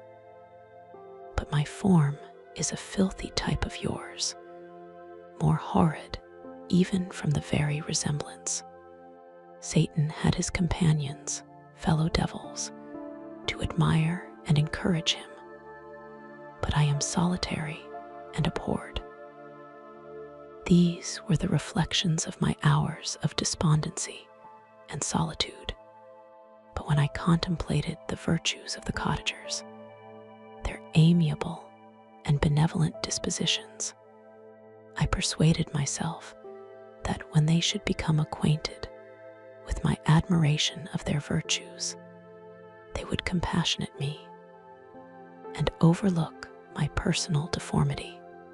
Could they turn from their door one, however monstrous, who solicited their compassion and friendship, I resolved, at least, not to despair, but in every way to fit myself for an interview with them, which would decide my fate. I postponed this attempt for some months longer, for the importance attached to its success inspired me with a dread lest I should fail. Besides, I found that my understanding improved so much with every day's experience that I was unwilling to commence this undertaking until a few more months should have added to my sagacity. Several changes, in the meantime, took place in the cottage. The presence of Safie diffused happiness among its inhabitants, and I also found that a greater degree of plenty reigned there. Felix and Agatha spent more time in amusement and conversation, and were assisted in their labors by servants. They did not appear rich, but they were contented and happy. Their feelings were serene and peaceful, while mine became every day more tumultuous. Increase of knowledge only discovered to me more clearly what a wretched outcast I was. I cherished hope, it is true, but it vanished when I beheld my person reflected in water or my shadow in the moonshine. Even as that frail image and that inconstant shade, I endeavored to crush these fears and to fortify myself for the trial which in a few months I resolved to undergo. And sometimes I allowed my thoughts, unchecked by reason, to ramble in the fields of paradise, and dared to fancy amiable and lovely creatures, sympathizing with my feelings and cheering my gloom. Their angelic countenances breathed smiles of consolation. But it was all a dream. No Eve soothed my sorrows, nor shared my thoughts. I was alone. I remembered Adam's supplication to his Creator. But where was mine? He had abandoned me, and in the bitterness of my heart I cursed him. Autumn passed thus. I saw, with surprise and grief, the leaves decay and fall, and nature again assumed the barren and bleak appearance it had worn when I first beheld the woods and the lovely moon. Yet I did not heed the bleakness of the weather. I was better fitted by my conformation for the endurance of cold than heat, but my chief delights were the sight of the flowers, the birds, and all the gay apparel of summer. When those deserted me, I turned with more attention towards the cottagers. Their happiness was not decreased by the absence of summer. They loved and sympathized with one another, and their joys depending on each other, were not interrupted by the casualties that took place around them. The more I saw of them, the greater became my desire to claim their protection and kindness. My heart yearned to be known and loved by these amiable creatures. To see their sweet looks directed towards me with affection was the utmost limit of my ambition. I dared not think that they would turn them from me with disdain and horror. The poor that stopped at their door were never driven away. I asked, "It is true, for greater treasures than a little food or rest." I required kindness and sympathy, but I did not believe myself utterly unworthy of it. The winter advanced, and an entire revolution of the seasons had taken place since I awoke into life. My attention at this time was solely directed towards my plan of introducing myself into the cottage of my protectors. I revolved many projects, but that on which I finally fixed was to enter the dwelling when the blind old man should be alone. I had sagacity enough to discover that the unnatural hideousness of my person was the chief object of horror with those who had formerly beheld me.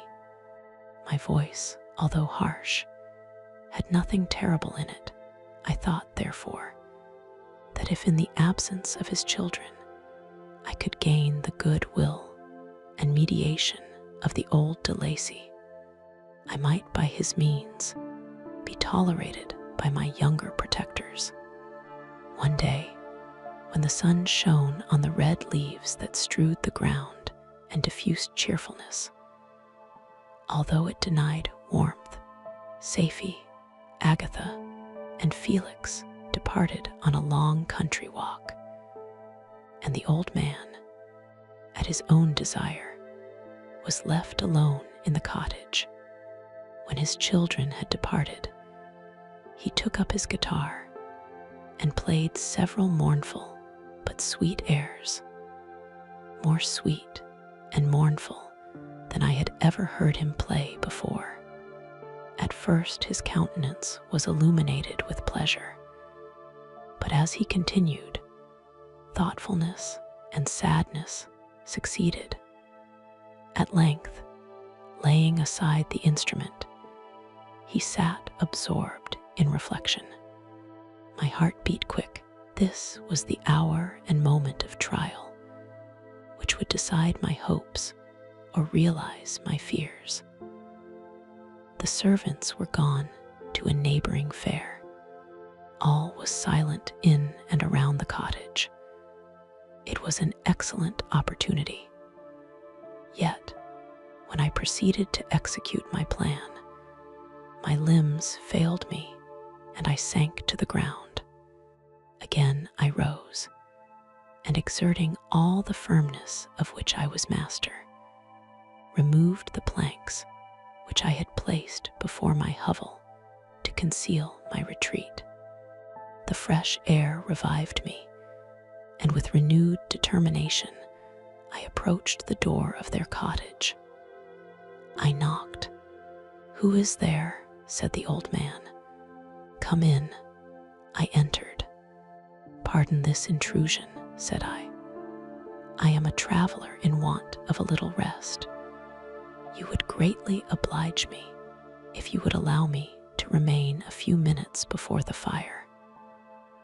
"Enter," said de Lacy, "and I will try in what manner I can to relieve your wants. But unfortunately, my children are from home, and as I am blind, I am afraid I shall find it difficult to procure food for you. Do not trouble yourself, my kind host. I have food, it is warmth, and rest only that I need." I sat down, and a silence ensued. I knew that every minute was precious to me. Yet, I remained irresolute in what manner to commence the interview. When the old man addressed me, "By your language, stranger, I suppose you are my countryman. Are you French?" "No, but I was educated by a French family and understand that language only. I am now going to claim the protection of some friends whom I sincerely love and of whose favor I have some hopes." "Are they Germans?" "No, they are French. But let us change the subject. I am an unfortunate and deserted creature. I look around, and I have no relation or friend upon earth. These amiable people to whom I go have never seen me and know little of me. I am full of fears, for if I fail there, I am an outcast in the world forever. Do not despair. To be friendless is indeed to be unfortunate. But the hearts of men, when unprejudiced by any obvious self-interest, are full of brotherly love and charity. Rely, therefore, on your hopes, and if these friends are good and amiable, do not despair. They are kind, they are the most excellent creatures in the world, but unfortunately, they are prejudiced against me. I have good dispositions. My life has been hitherto harmless, and in some degree beneficial. But a fatal prejudice clouds their eyes, and where they ought to see a feeling and kind friend, they behold only a detestable monster. That is indeed unfortunate, but if you are really blameless, cannot you undeceive them? I am about to undertake that task, and it is on that account that I feel so many overwhelming terrors. I tenderly love these friends. I have, unknown to them, been for many months in the habits of daily kindness towards them. But they believe that I wish to injure them, and it is that prejudice which I wish to overcome. Where do these friends reside? Near this spot. The old man paused and then continued. If you will unreservedly confide to me the particulars of your tale, I perhaps may be of use in undeceiving them. I am blind and cannot judge of your countenance, but there is something in your words which persuades me that you are sincere. I am poor and an exile, but it will afford me true pleasure to be in any way serviceable to a human creature. Excellent man, I thank you and accept your generous offer. You raise me from the dust by this kindness, and I trust that, by your aid, I shall not be driven from the society and sympathy of your fellow creatures. Heaven forbid, even if you were really criminal, for that can only drive you to desperation and not instigate you to virtue. I also am unfortunate. I and my family have been condemned. Although innocent, judge, therefore, if I do not feel for your misfortunes. How can I thank you, my best and only benefactor? From your lips first have I heard the voice of kindness directed towards me.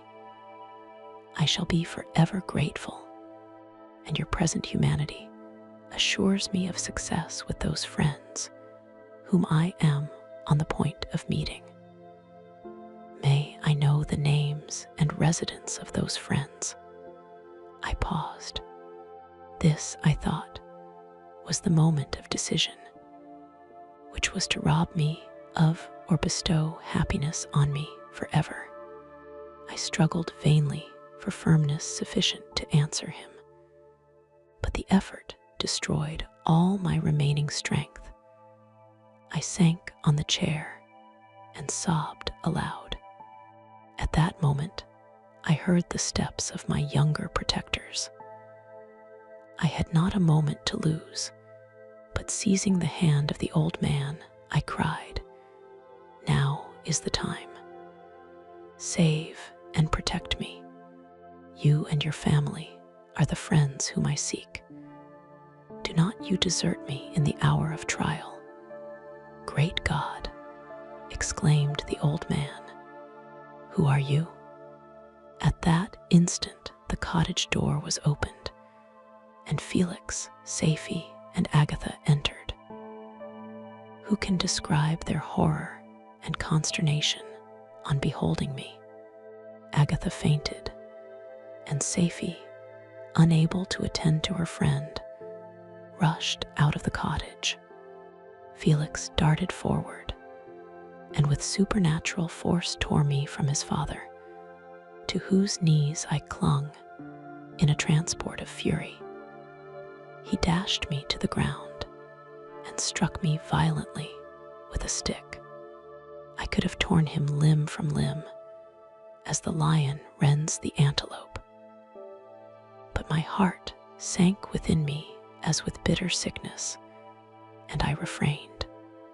I saw him on the point of repeating his blow, when, overcome by pain and anguish, I quitted the cottage, and in the general tumult escaped unperceived to my hovel. Cursed, cursed Creator!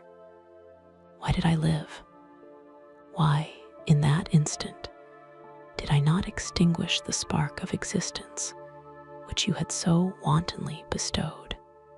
I know not. Despair had not yet taken possession of me. My feelings were those of rage and revenge. I could with pleasure have destroyed the cottage and its inhabitants, and have glutted myself with their shrieks and misery. When night came, I quitted my retreat and wandered in the wood. And now, no longer restrained by the fear of discovery, I gave vent to my anguish in fearful howlings. I was like a wild beast that had broken the toils, destroying the objects that obstructed me, and ranging through the wood with a stag-like swiftness. Oh, what a miserable night I passed. The cold stars shone in mockery, and the bare trees waved their branches above me. Now and then, the sweet voice of a bird burst forth amidst the universal stillness. All save I were at rest or in enjoyment. I, like the archfiend, bore a hell within me, and finding myself unsympathized with, wished to tear up the trees, spread havoc and destruction around me, and then to have sat down and enjoyed the ruin. But this was a luxury of sensation that could not endure. I became fatigued with excess of bodily exertion, and sank on the damp grass in the sick impotence of despair. There was none among the myriads of men that existed who would pity or assist me. And should I feel kindness towards my enemies? No, from that moment, I declared everlasting war against the species, and more than all, against him who had formed me and sent me forth to this insupportable misery. The sun rose. I heard the voices of men, and knew that it was impossible to return to my retreat during that day. Accordingly, I hid myself in some thick underwood, determining to devote the ensuing hours to reflection on my situation. The pleasant sunshine and the pure air of day restored me to some degree of tranquility. And when I considered what had passed at the cottage, I could not help believing that I had been too hasty in my conclusions. I had certainly acted imprudently. It was apparent that my conversation had interested the father in my behalf, and I was a fool in having exposed my person to the horror of his children. I ought to have familiarized the old de Lacy to me, and by degrees to have discovered myself to the rest of his family, when they should have been prepared for my approach. But I did not believe my errors to be irretrievable, and after much consideration, I resolved to return to the cottage, seek the old man, and by my representations win him to my party. These thoughts calmed me, and in the afternoon I sank into a profound sleep. But the fever of my blood did not allow me to be visited by peaceful dreams. The horrible scene of the preceding day was forever acting before my eyes. The females were flying, and the enraged Felix tearing me from his father's feet. I awoke exhausted, and finding that it was already night, I crept forth from my hiding place and went in search of food. When my hunger was appeased, I directed my steps towards the well-known path that conducted to the cottage. All there was at peace. I crept into my hovel and remained in silent expectation of the accustomed hour when the family arose. That hour passed. The sun mounted high in the heavens, but the cottagers did not appear. I trembled violently, apprehending some dreadful misfortune. The inside of the cottage was dark, and I heard no motion. I cannot describe the agony of this suspense. Presently 2 countrymen passed by, but pausing near the cottage, they entered into conversation, using violent gesticulations. But I did not understand what they said, as they spoke the language of the country, which differed from that of my protectors. Soon after, however, Felix approached with another man. I was surprised, as I knew that he had not quitted the cottage that morning, and waited anxiously to discover from his discourse the meaning of these unusual appearances. "Do you consider," said his companion to him, "that you will be obliged to pay 3 months' rent and to lose the produce of your garden? I do not wish to take any unfair advantage, and I beg therefore that you will take some days to consider of your determination." "It is utterly useless," replied Felix. "We can never again inhabit your cottage. The life of my father is in the greatest danger, owing to the dreadful circumstance that I have related. My wife and my sister will never recover from their horror. I entreat you not to reason with me any more. Take possession of your tenement and let me fly from this place." Felix trembled violently as he said this. He and his companion entered the cottage, in which they remained for a few minutes, and then departed. I never saw any of the family of de Lacy more. I continued for the remainder of the day in my hovel, in a state of utter and stupid despair. My protectors had departed and had broken the only link that held me to the world. For the first time, the feelings of revenge and hatred filled my bosom, and I did not strive to control them. but allowing myself to be borne away by the stream. I bent my mind towards injury and death. When I thought of my friends, of the mild voice of De Lacy, the gentle eyes of Agatha, and the exquisite beauty of the Arabian, these thoughts vanished, and a gush of tears somewhat soothed me. But again, when I reflected that they had spurned and deserted me, anger returned, a rage of anger, and unable to injure anything human, I turned my fury towards inanimate objects. As night advanced, I placed a variety of combustibles around the cottage, and after having destroyed every vestige of cultivation in the garden, I waited with forced impatience until the moon had sunk to commence my operations. As the night advanced, a fierce wind arose from the woods and quickly dispersed the clouds that had loitered in the heavens. The blast tore along like a mighty avalanche and produced a kind of insanity in my spirits that burst all bounds of reason and reflection.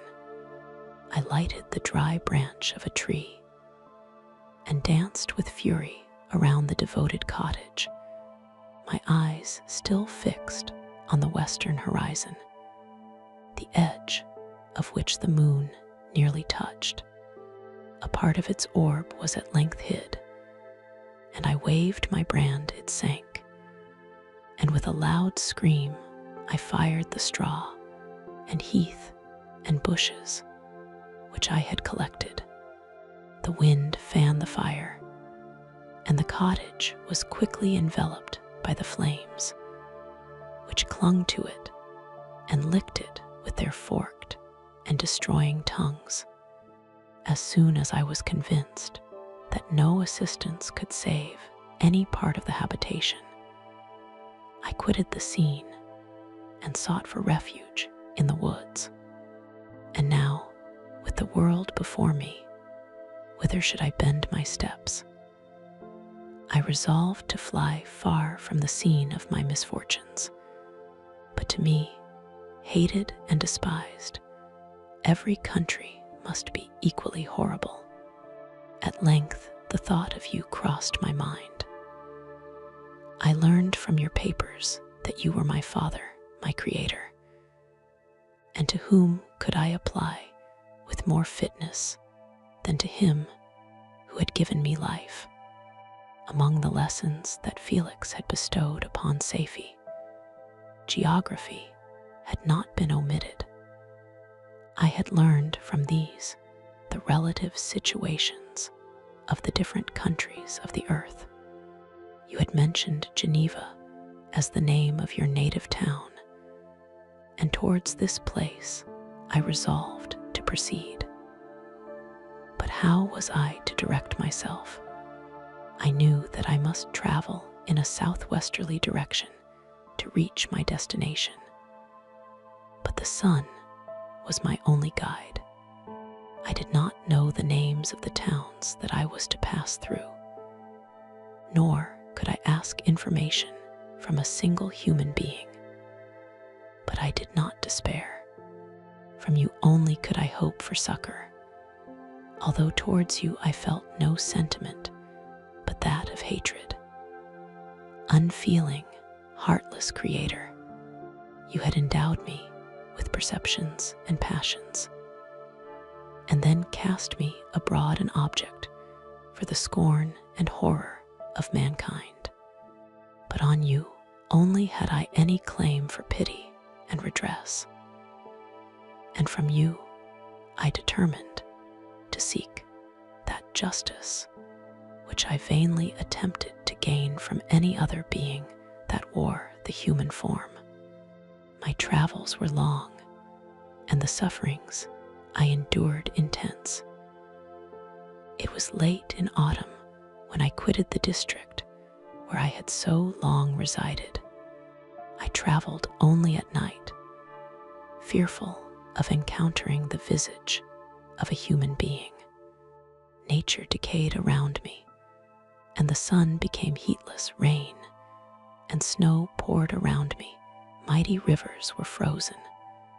The surface of the earth was hard and chill and bare, and I found no shelter.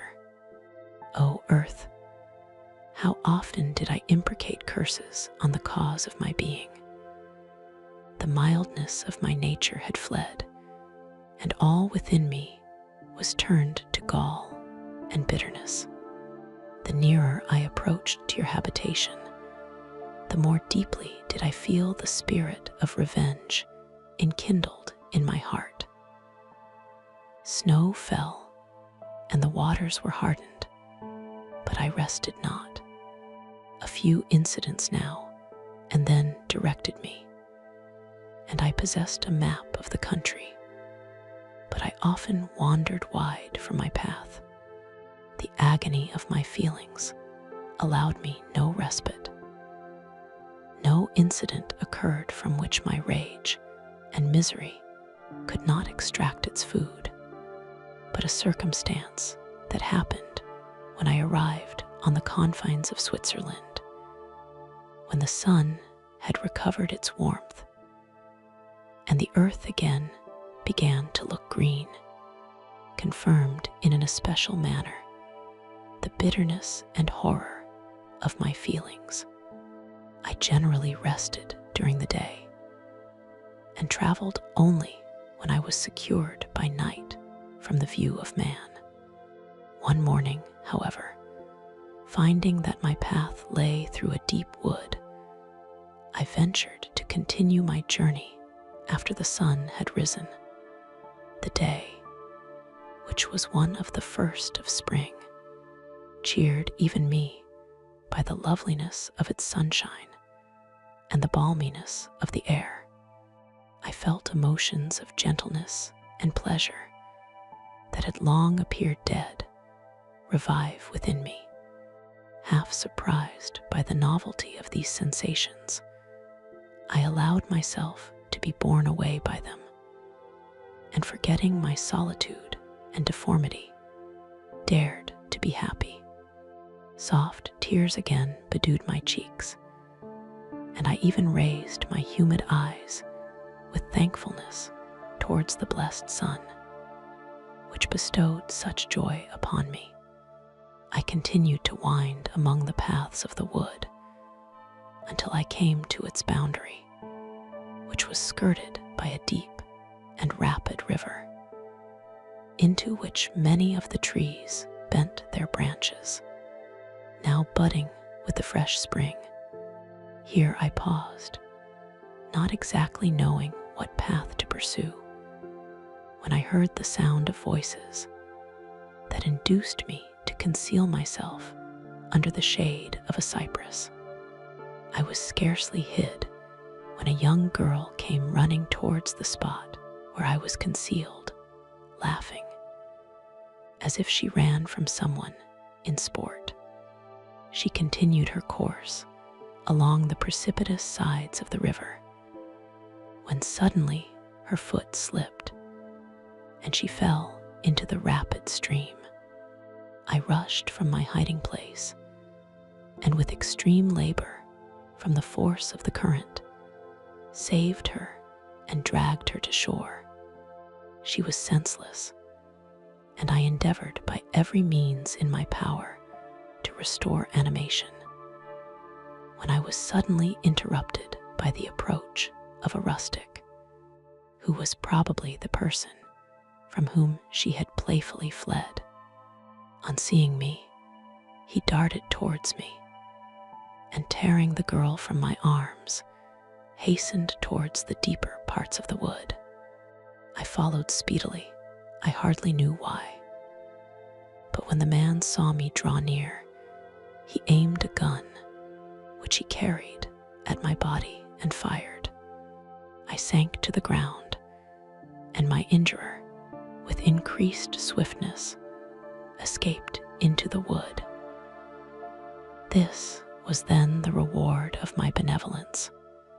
I had saved a human being from destruction, and as a recompense, I now writhed under the miserable pain of a wound which shattered the flesh and bone. The feelings of kindness and gentleness which I had entertained but a few moments before gave place to hellish rage and gnashing of teeth.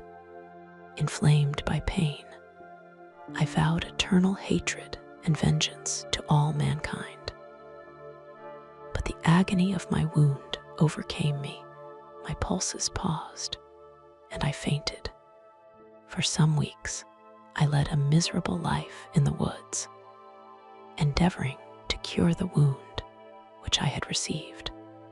The ball had entered my shoulder, and I knew not whether it had remained there or passed through. At any rate, I had no means of extracting it. My sufferings were augmented also by the oppressive sense of the injustice and ingratitude of their infliction. My daily vows rose for revenge, a deep and deadly revenge, such as would alone compensate for the outrages and anguish I had endured. After some weeks, my wound healed, and I continued my journey. The labors I endured were no longer to be alleviated by the bright sun or gentle breezes of spring. All joy was but a mockery, which insulted my desolate state, and made me feel more painfully that I was not made for the enjoyment of pleasure. But my toils now drew near a close, and in 2 months from this time, I reached the environs of Geneva. It was evening when I arrived, and I retired to a hiding place among the fields that surrounded to meditate in what manner I should apply to you. I was oppressed by fatigue and hunger, and far too unhappy to enjoy the gentle breezes of evening or the prospect of the sun setting behind the stupendous mountains of Jura. At this time, a slight sleep relieved me from the pain of reflection, which was disturbed by the approach of a beautiful child who came running into the recess I had chosen with all the sportiveness of infancy. Suddenly, as I gazed on him, an idea seized me that this little creature was unprejudiced and had lived too short a time to have imbibed a horror of deformity. If, therefore, I could seize him and educate him as my companion and friend, I should not be so desolate in this peopled earth. Urged by this impulse, I seized on the boy as he passed and drew him towards me. As soon as he beheld my form, he placed his hands before his eyes and uttered a shrill scream. I drew his hand forcibly from his face and said, "Child, what is the meaning of this? I do not intend to hurt you. Listen to me." He struggled violently. "Let me go," he cried. "Monster, ugly wretch, you wish to eat me and tear me to pieces. You are an ogre. Let me go, or I will tell my papa. Boy, you will never see your father again. You must come with me. Hideous monster, let me go. My papa is a syndic. He is Frankenstein. He will punish you. You dare not keep me. Frankenstein, you belong then to my enemy, to him towards whom I have sworn eternal revenge. You shall be my first victim." The child still struggled and loaded me with epithets which carried despair to my heart. I grasped his throat to silence him, and in a moment he lay dead at my feet. I gazed on my victim, and my heart swelled with exultation and hellish triumph. Clapping my hands, I exclaimed, "I too can create desolation. My enemy is not invulnerable. This death will carry despair to him, and 1,000 other miseries shall torment and destroy him." As I fixed my eyes on the child, I saw something glittering on his breast. I took it. It was a portrait of a most lovely woman. In spite of my malignity, it softened and attracted me. For a few moments, I gazed with delight on her dark eyes, fringed by deep lashes, and her lovely lips. But presently, my rage returned. I remembered that I was forever deprived of the delights that such beautiful creatures could bestow, and that she whose resemblance I contemplated would, in regarding me, have changed that air of divine benignity to one expressive of disgust and affright. Can you wonder that such thoughts transported me with rage?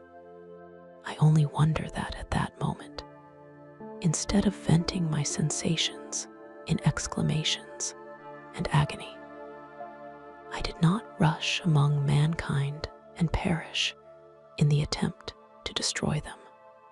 While I was overcome by these feelings, I left the spot where I had committed the murder, and seeking a more secluded hiding place, I entered a barn which had appeared to me to be empty. A woman was sleeping on some straw. She was young, not indeed so beautiful as her whose portrait I held, but of an agreeable aspect and blooming in the loveliness of youth and health. Here, I thought, is one of those whose joy-imparting smiles are bestowed on all but me. And then I bent over her and whispered, "Awake, fairest. Thy lover is near, he who would give his life, but to obtain one look of affection from thine eyes. My beloved, awake." The sleeper stirred. A thrill of terror ran through me. Should she indeed awake and see me and curse me and denounce the murderer? Thus would she assuredly act if her darkened eyes opened and she beheld me. The thought was madness. It stirred the fiend within me. Not I, but she shall suffer the murder I have committed, because I am forever robbed of all that she could give me. She shall atone. The crime had its source in her. Be hers the punishment. Thanks to the lessons of Felix and the sanguinary laws of man, I had learned now to work mischief. I bent over her and placed the portrait securely in one of the folds of her dress. She moved again, and I fled. For some days, I haunted the spot where these scenes had taken place, sometimes wishing to see you, sometimes resolved to quit the world and its miseries forever. At length, I wandered towards these mountains, and have ranged through their immense recesses, consumed by a burning passion which you alone can gratify. We may not part until you have promised to comply with my requisition. I am alone and miserable.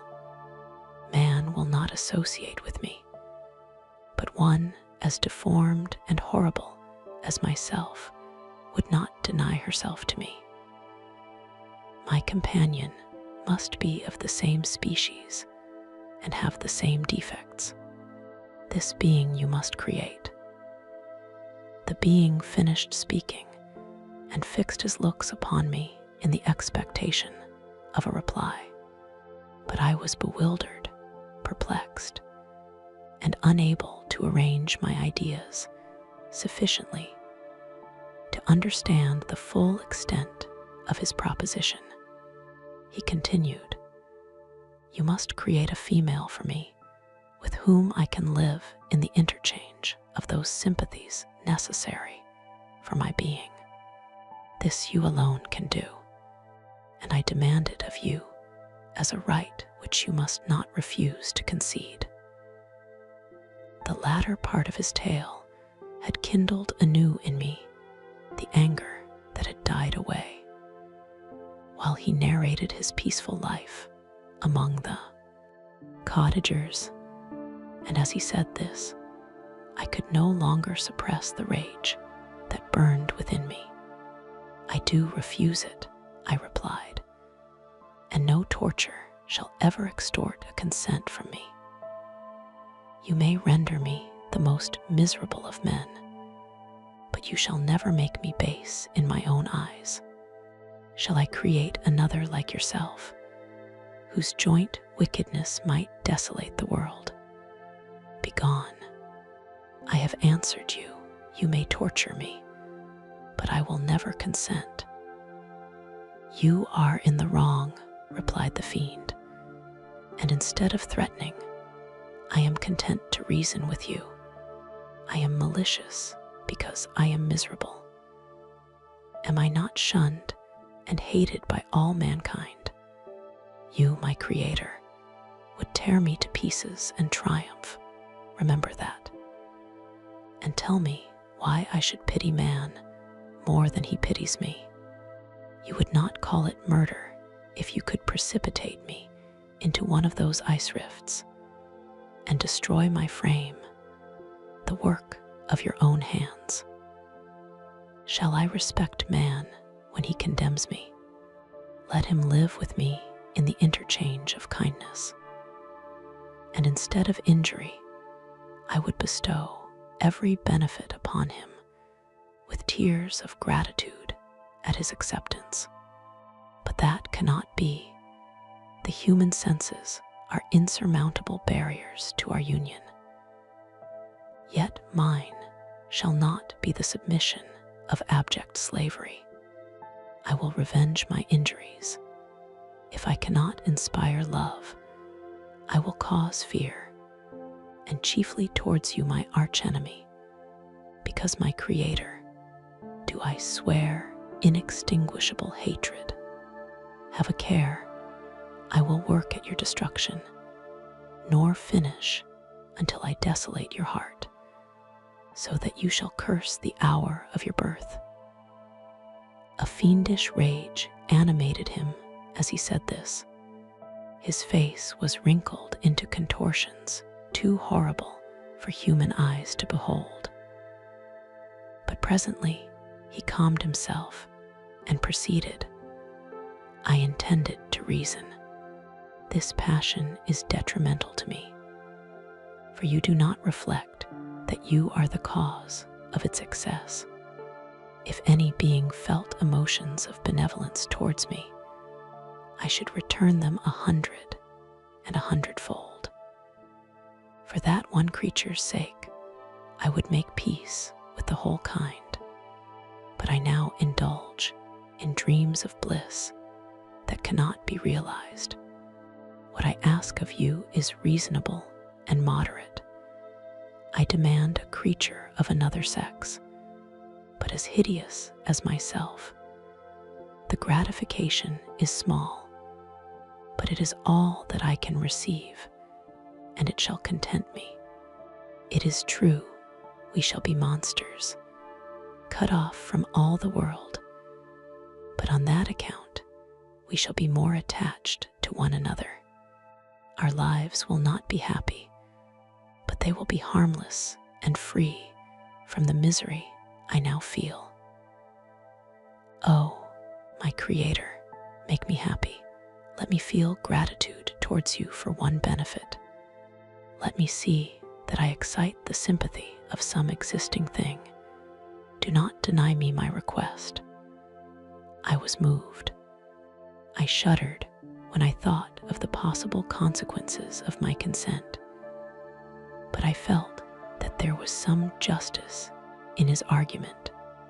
His tale and the feelings he now expressed proved him to be a creature of fine sensations. And did I not, as his maker, owe him all the portion of happiness that it was in my power to bestow? He saw my change of feeling and continued, "If you consent, neither you nor any other human being shall ever see us again. I will go to the vast wilds of South America. My food is not that of man. I do not destroy the lamb and the kid to glut my appetite. Acorns and berries afford me sufficient nourishment. My companion will be of the same nature as myself and will be content with the same fare. We shall make our bed of dried leaves. The sun will shine on us as on man and will ripen our food. The picture I present to you is peaceful and human, and you must feel that you could deny it only in the wantonness of power and cruelty. Pitiless as you have been towards me, I now see compassion in your eyes. Let me seize the favorable moment and persuade you to promise what I so ardently desire." "You propose," replied I, "to fly from the habitations of man, to dwell in those wilds where the beasts of the field will be your only companions. How can you, who long for the love and sympathy of man, persevere in this exile? You will return and again seek their kindness, and you will meet with their detestation. Your evil passions will be renewed, and you will then have a companion to aid you in the task of destruction. This may not be, cease to argue the point, for I cannot consent. How inconstant are your feelings! But a moment ago you were moved by my representations, and why do you again harden yourself to my complaints? I swear to you, by the earth which I inhabit, and by you that made me, that with the companion you bestow, I will quit the neighborhood of man and dwell, as it may chance, in the most savage of places. My evil passions will have fled, for I shall meet with sympathy. My life will flow quietly away, and in my dying moments I shall not curse my Maker." His words had a strange effect upon me. I compassionated him, and sometimes felt a wish to console him. But when I looked upon him, when I saw the filthy mass that moved and talked, my heart sickened, and my feelings were altered to those of horror and hatred. I tried to stifle these sensations. I thought that as I could not sympathize with him, I had no right to withhold from him the small portion of happiness which was yet in my power to bestow. "You swear," I said, "to be harmless, but have you not already shown a degree of malice that should reasonably make me distrust you? May not even this be a feint that will increase your triumph by affording a wider scope for your revenge? How is this? I must not be trifled with, and I demand an answer. If I have no ties and no affections, hatred and vice must be my portion. The love of another will destroy the cause of my crimes, and I shall become a thing of whose existence everyone will be ignorant. My vices are the children of a forced solitude that I abhor, and my virtues will necessarily arise when I live in communion with an equal. I shall feel the affections of a sensitive being, and become linked to the chain of existence and events from which I am now excluded. I paused some time to reflect on all he had related and the various arguments which he had employed. I thought of the promise of virtues which he had displayed on the opening of his existence, and the subsequent blight of all kindly feeling by the loathing and scorn which his protectors had manifested towards him. His power and threats were not omitted in my calculations. A creature who could exist in the ice caves of the glaciers and hide himself from pursuit among the ridges of inaccessible precipices was a being possessing faculties it would be vain to cope with. After a long pause of reflection, I concluded that the justice due both to him and my fellow creatures demanded of me that I should comply with his request.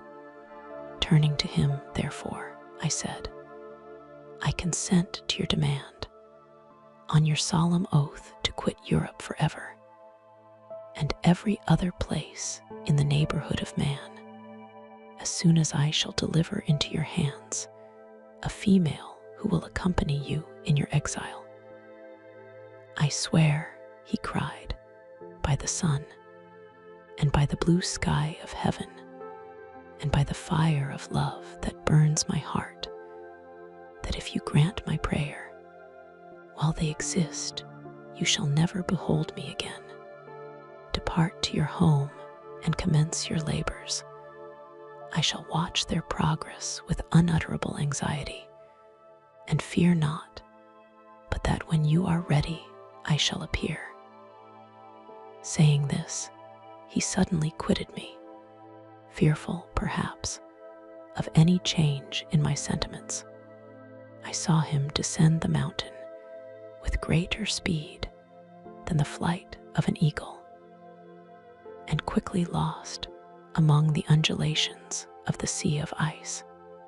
His tale had occupied the whole day, and the sun was upon the verge of the horizon when he departed. I knew that I ought to hasten my descent towards the valley, as I should soon be encompassed in darkness. But my heart was heavy and my steps slow. The labor of winding among the little paths of the mountain and fixing my feet firmly as I advanced perplexed me. Occupied as I was by the emotions which the occurrences of the day had produced, night was far advanced when I came to the halfway resting place and seated myself beside the fountain. The stars shone at intervals as the clouds passed from over them. The dark pines rose before me, and every here and there a broken tree lay on the ground. It was a scene of wonderful solemnity and stirred strange thoughts within me. I wept bitterly, and clasping my hands in agony, I exclaimed, "Oh, stars and clouds and winds, ye are all about to mock me. If ye really pity me, crush sensation and memory. Let me become as naught.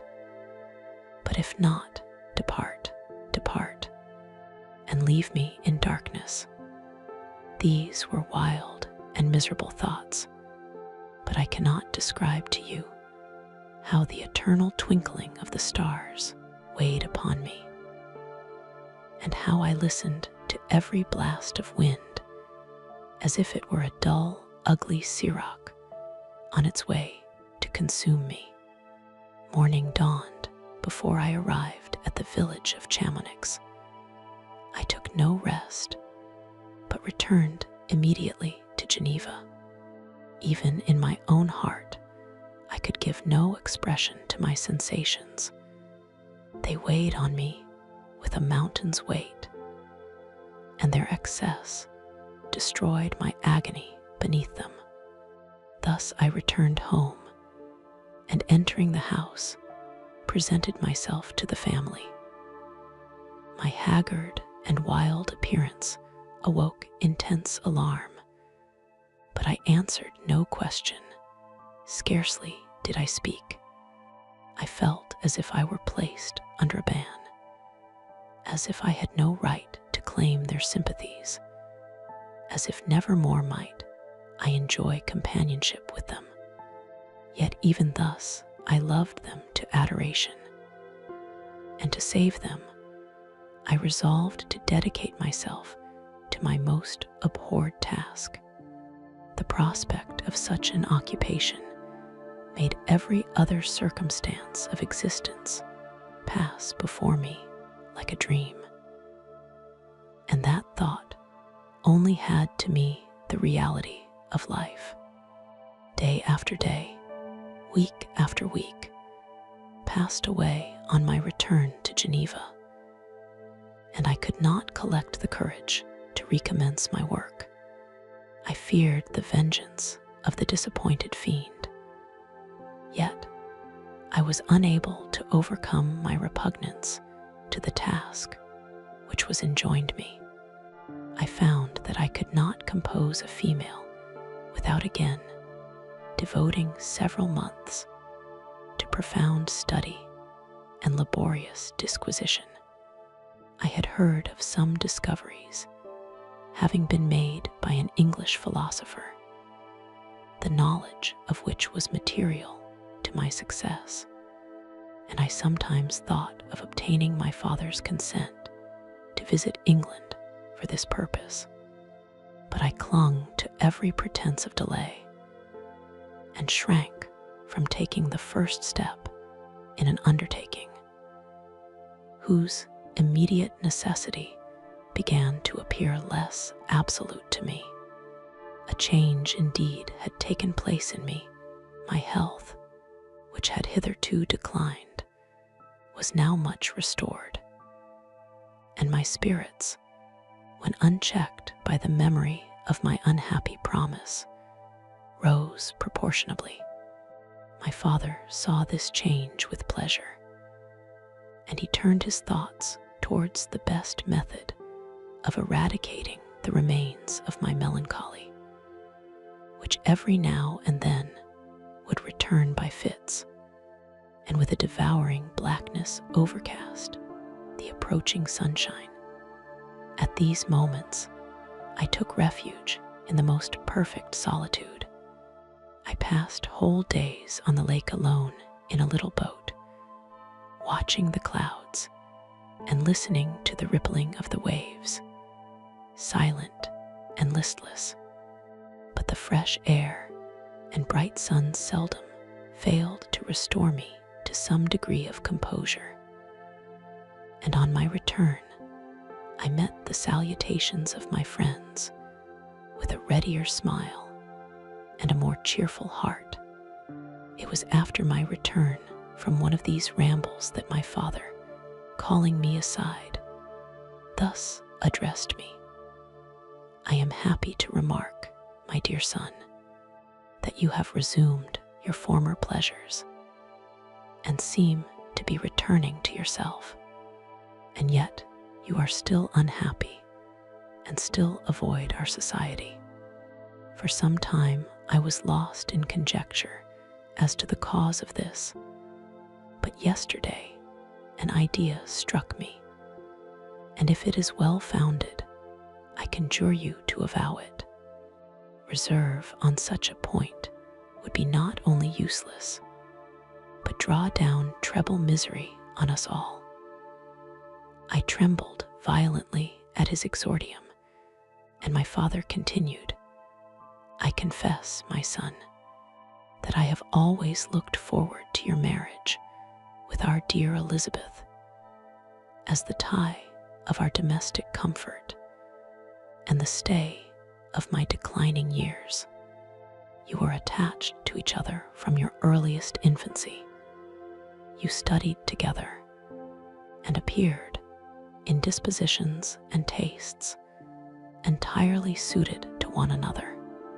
But so blind is the experience of man that what I conceived to be the best assistance to my plan may have entirely destroyed it. You, perhaps, regard her as your sister, without any wish that she might become your wife. Nay, you may have met with another whom you may love, and considering yourself as bound in honor to Elizabeth, this struggle may occasion the poignant misery which you appear to feel. My dear father, reassure yourself. I love my cousin tenderly and sincerely.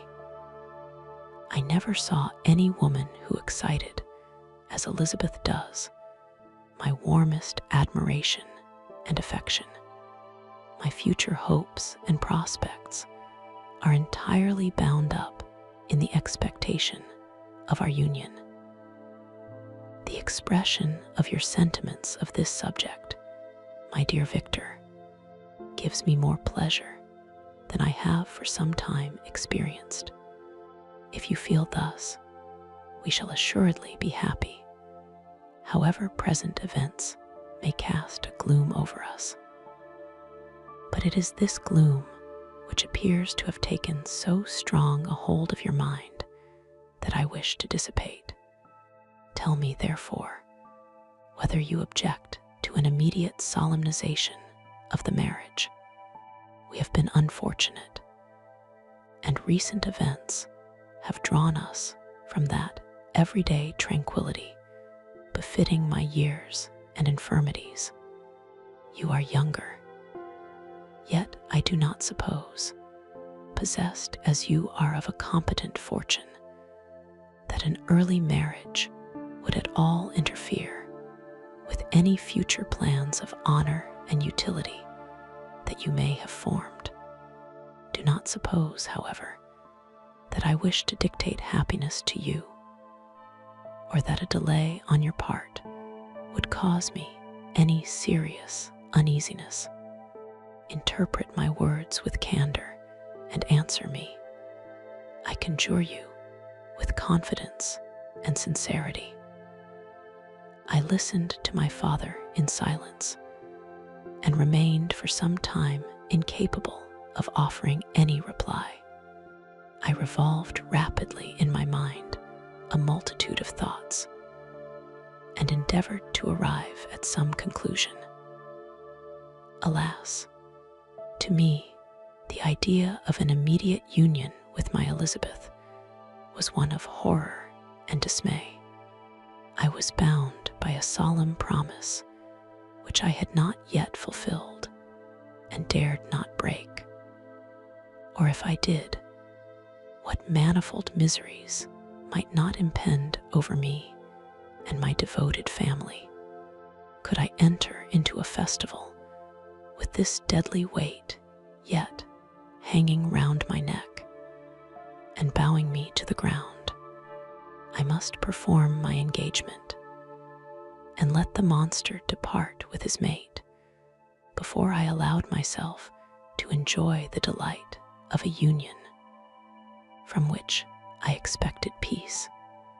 I remembered also the necessity imposed upon me of either journeying to England or entering into a long correspondence with those philosophers of that country whose knowledge and discoveries were of indispensable use to me in my present undertaking. The latter method of obtaining the desired intelligence was dilatory and unsatisfactory. Besides, I had an insurmountable aversion to the idea of engaging myself in my loathsome task in my father's house, while in habits of familiar intercourse with those I loved. I knew that 1,000 fearful accidents might occur, the slightest of which would disclose a tale to thrill all connected with me with horror. I was aware also that I should often lose all self-command, all capacity of hiding the harrowing sensations that would possess me during the progress of my unearthly occupation. I must absent myself from all I loved while thus employed. Once commenced, it would quickly be achieved, and I might be restored to my family in peace and happiness. My promise fulfilled, the monster would depart forever. Or so my fond fancy imaged. Some accident might meanwhile occur to destroy him and put an end to my slavery forever. These feelings dictated my answer to my father. I expressed a wish to visit England, but concealing the true reasons of this request, I clothed my desires under a guise which excited no suspicion, while I urged my desire with an earnestness that easily induced my father to comply. After so long a period of an absorbing melancholy that resembled madness in its intensity and effects, he was glad to find that I was capable of taking pleasure in the idea of such a journey, and he hoped that change of scene and varied amusement would, before my return, have restored me entirely to myself. The duration of my absence was left to my own choice. A few months, or at most a year, was the period contemplated. One paternal kind precaution he had taken to ensure my having a companion, without previously communicating with me. He had, in concert with Elizabeth, arranged that Clerval should join me at Strasbourg. This interfered with the solitude I coveted for the prosecution of my task. Yet, at the commencement of my journey, the presence of my friend could in no way be an impediment, and truly I rejoiced that thus I should be saved many hours of lonely, maddening reflection. Nay, Henry might stand between me and the intrusion of my foe. If I were alone, would he not at times force his abhorred presence on me to remind me of my task, or to contemplate its progress? To England, therefore, I was bound, and it was understood that my union with Elizabeth should take place immediately on my return. My father's age rendered him extremely averse to delay. For myself, there was one reward I promised myself from my detested toils, one consolation for my unparalleled sufferings. It was the prospect of that day when, enfranchised from my miserable slavery, I might claim Elizabeth and forget the past in my union with her. I now made arrangements for my journey, but one feeling haunted me which filled me with fear and agitation. During my absence, I should leave my friends unconscious of the existence of their enemy and unprotected from his attacks, exasperated as he might be by my departure. But he had promised to follow me wherever I might go, and would he not accompany me to England? This imagination was dreadful in itself, but soothing inasmuch as it supposed the safety of my friends. I was agonized with the idea of the possibility that the reverse of this might happen, but through the whole period during which I was the slave of my creature, I allowed myself to be governed by the impulses of the moment, and my present sensations strongly intimated that the fiend would follow me and exempt my family from the danger of his machinations. It was in the latter end of September that I again quitted my native country. My journey had been my own suggestion, and Elizabeth therefore acquiesced. But she was filled with disquiet at the idea of my suffering. Away from her, the inroads of misery and grief. It had been her care which provided me a companion in Clerval. And yet, a man is blind to 1,000 circumstances which call forth a woman's sedulous attention. She longed to bid me hasten my return. 1,000 conflicting emotions rendered her mute as she bade me a tearful, silent farewell. I threw myself into the carriage that was to convey me away, hardly knowing whither I was going, and careless of what was passing around. I remembered only, and it was with a bitter anguish that I reflected on it, to order that my chemical instruments should be packed to go with me. Filled with dreary imaginations, I passed through many beautiful and majestic scenes, but my eyes were fixed and unobserving. I could only think of the bourne of my travels, and the work which was to occupy me whilst they endured. After some days spent in listless indolence, during which I traversed many leagues, I arrived at Strasbourg, where I waited 2 days for Clerval. He came. Alas, how great was the contrast between us! He was alive to every new scene, joyful when he saw the beauties of the setting sun, and more happy when he beheld it rise and recommence a new day. He pointed out to me the shifting colors of the landscape and the appearances of the sky. "This is what it is to live," he cried. "Now I enjoy existence.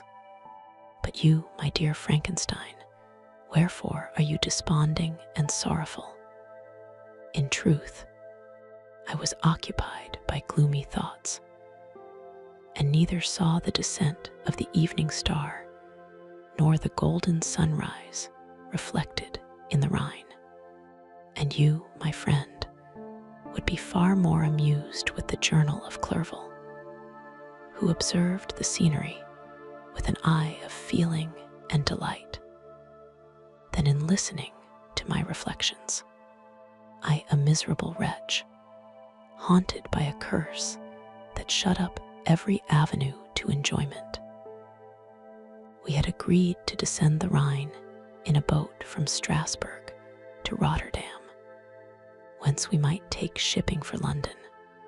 During this voyage, we passed many willowy islands and saw several beautiful towns.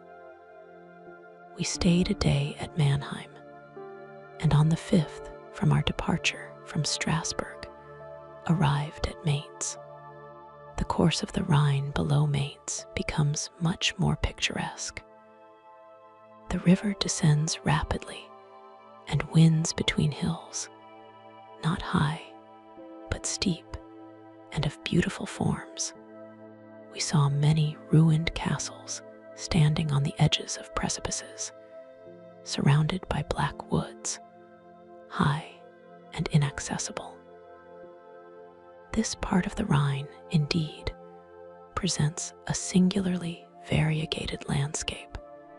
In one spot, you view rugged hills, ruined castles overlooking tremendous precipices, with the dark Rhine rushing beneath.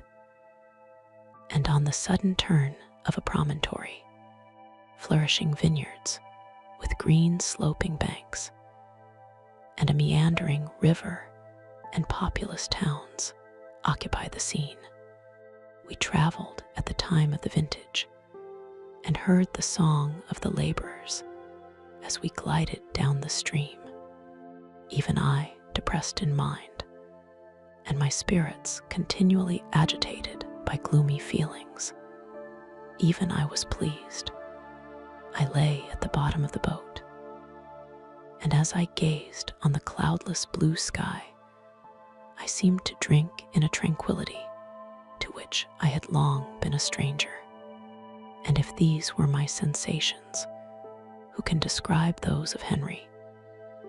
He felt as if he had been transported to fairyland and enjoyed a happiness seldom tasted by man. I have seen, he said, the most beautiful scenes of my own country.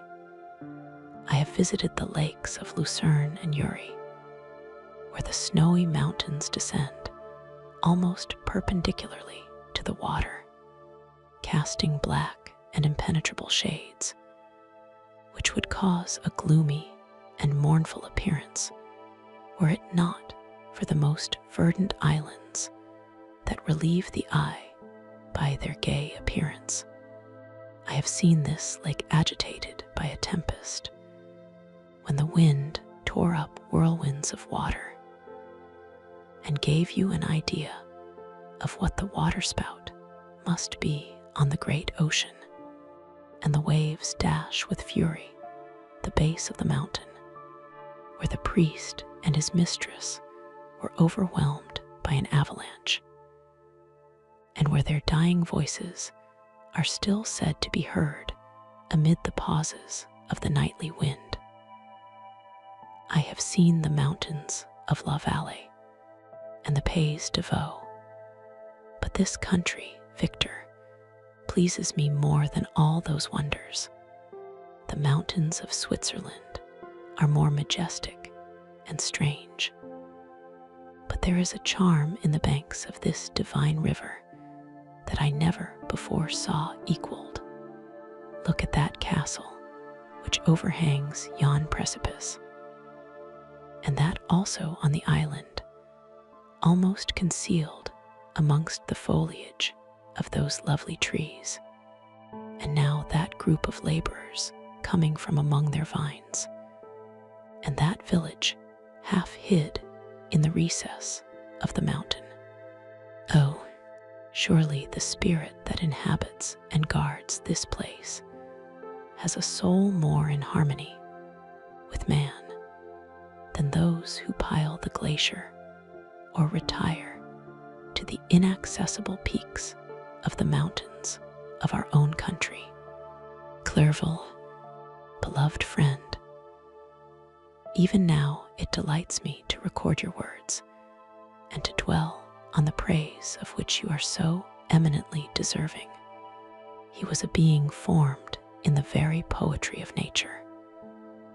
His wild and enthusiastic imagination was chastened by the sensibility of his heart. His soul overflowed with ardent affections, and his friendship was of that devoted and wondrous nature that the worldly minded teach us to look for only in the imagination.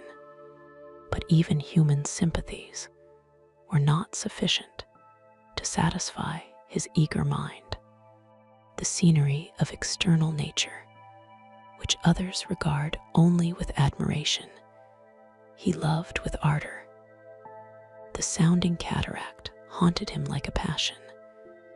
The tall rock, the mountain, and the deep and gloomy wood, their colors and their forms, were then to him an appetite, a feeling, and a love that had no need of a remoter charm, by thought supplied, or any interest unborrowed from the eye. Wordsworth S. Tintern Abbey. And where does he now exist? Is this gentle and lovely being lost forever?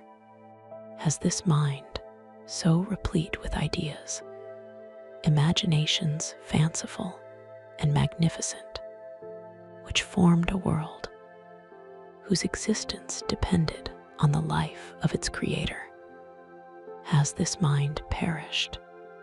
Does it now only exist in my memory? No, it is not thus. Your form so divinely wrought and beaming with beauty has decayed, but your spirit still visits and consoles your unhappy friend. Pardon this gush of sorrow. These ineffectual words are but a slight tribute to the unexampled worth of Henry, but they soothe my heart, overflowing with the anguish which his remembrance creates. I will proceed with my tale. Beyond Cologne, we descended to the plains of Holland, and we resolved to post the remainder of our way, for the wind was contrary, and the stream of the river was too gentle to aid us. Our journey here lost the interest arising from beautiful scenery, but we arrived in a few days at Rotterdam, whence we proceeded by sea to England. It was on a clear morning, in the latter days of December, that I first saw the white cliffs of Britain. The banks of the Thames presented a new scene. They were flat, but fertile, and almost every town was marked by the remembrance of some story. We saw Tilbury Fort, and remembered the Spanish Armada, Gravesend, Woolwich, and Greenwich, places which I had heard of even in my country. At length, we saw the numerous steeples of London, St. Paul's towering above all, and the tower famed in English history.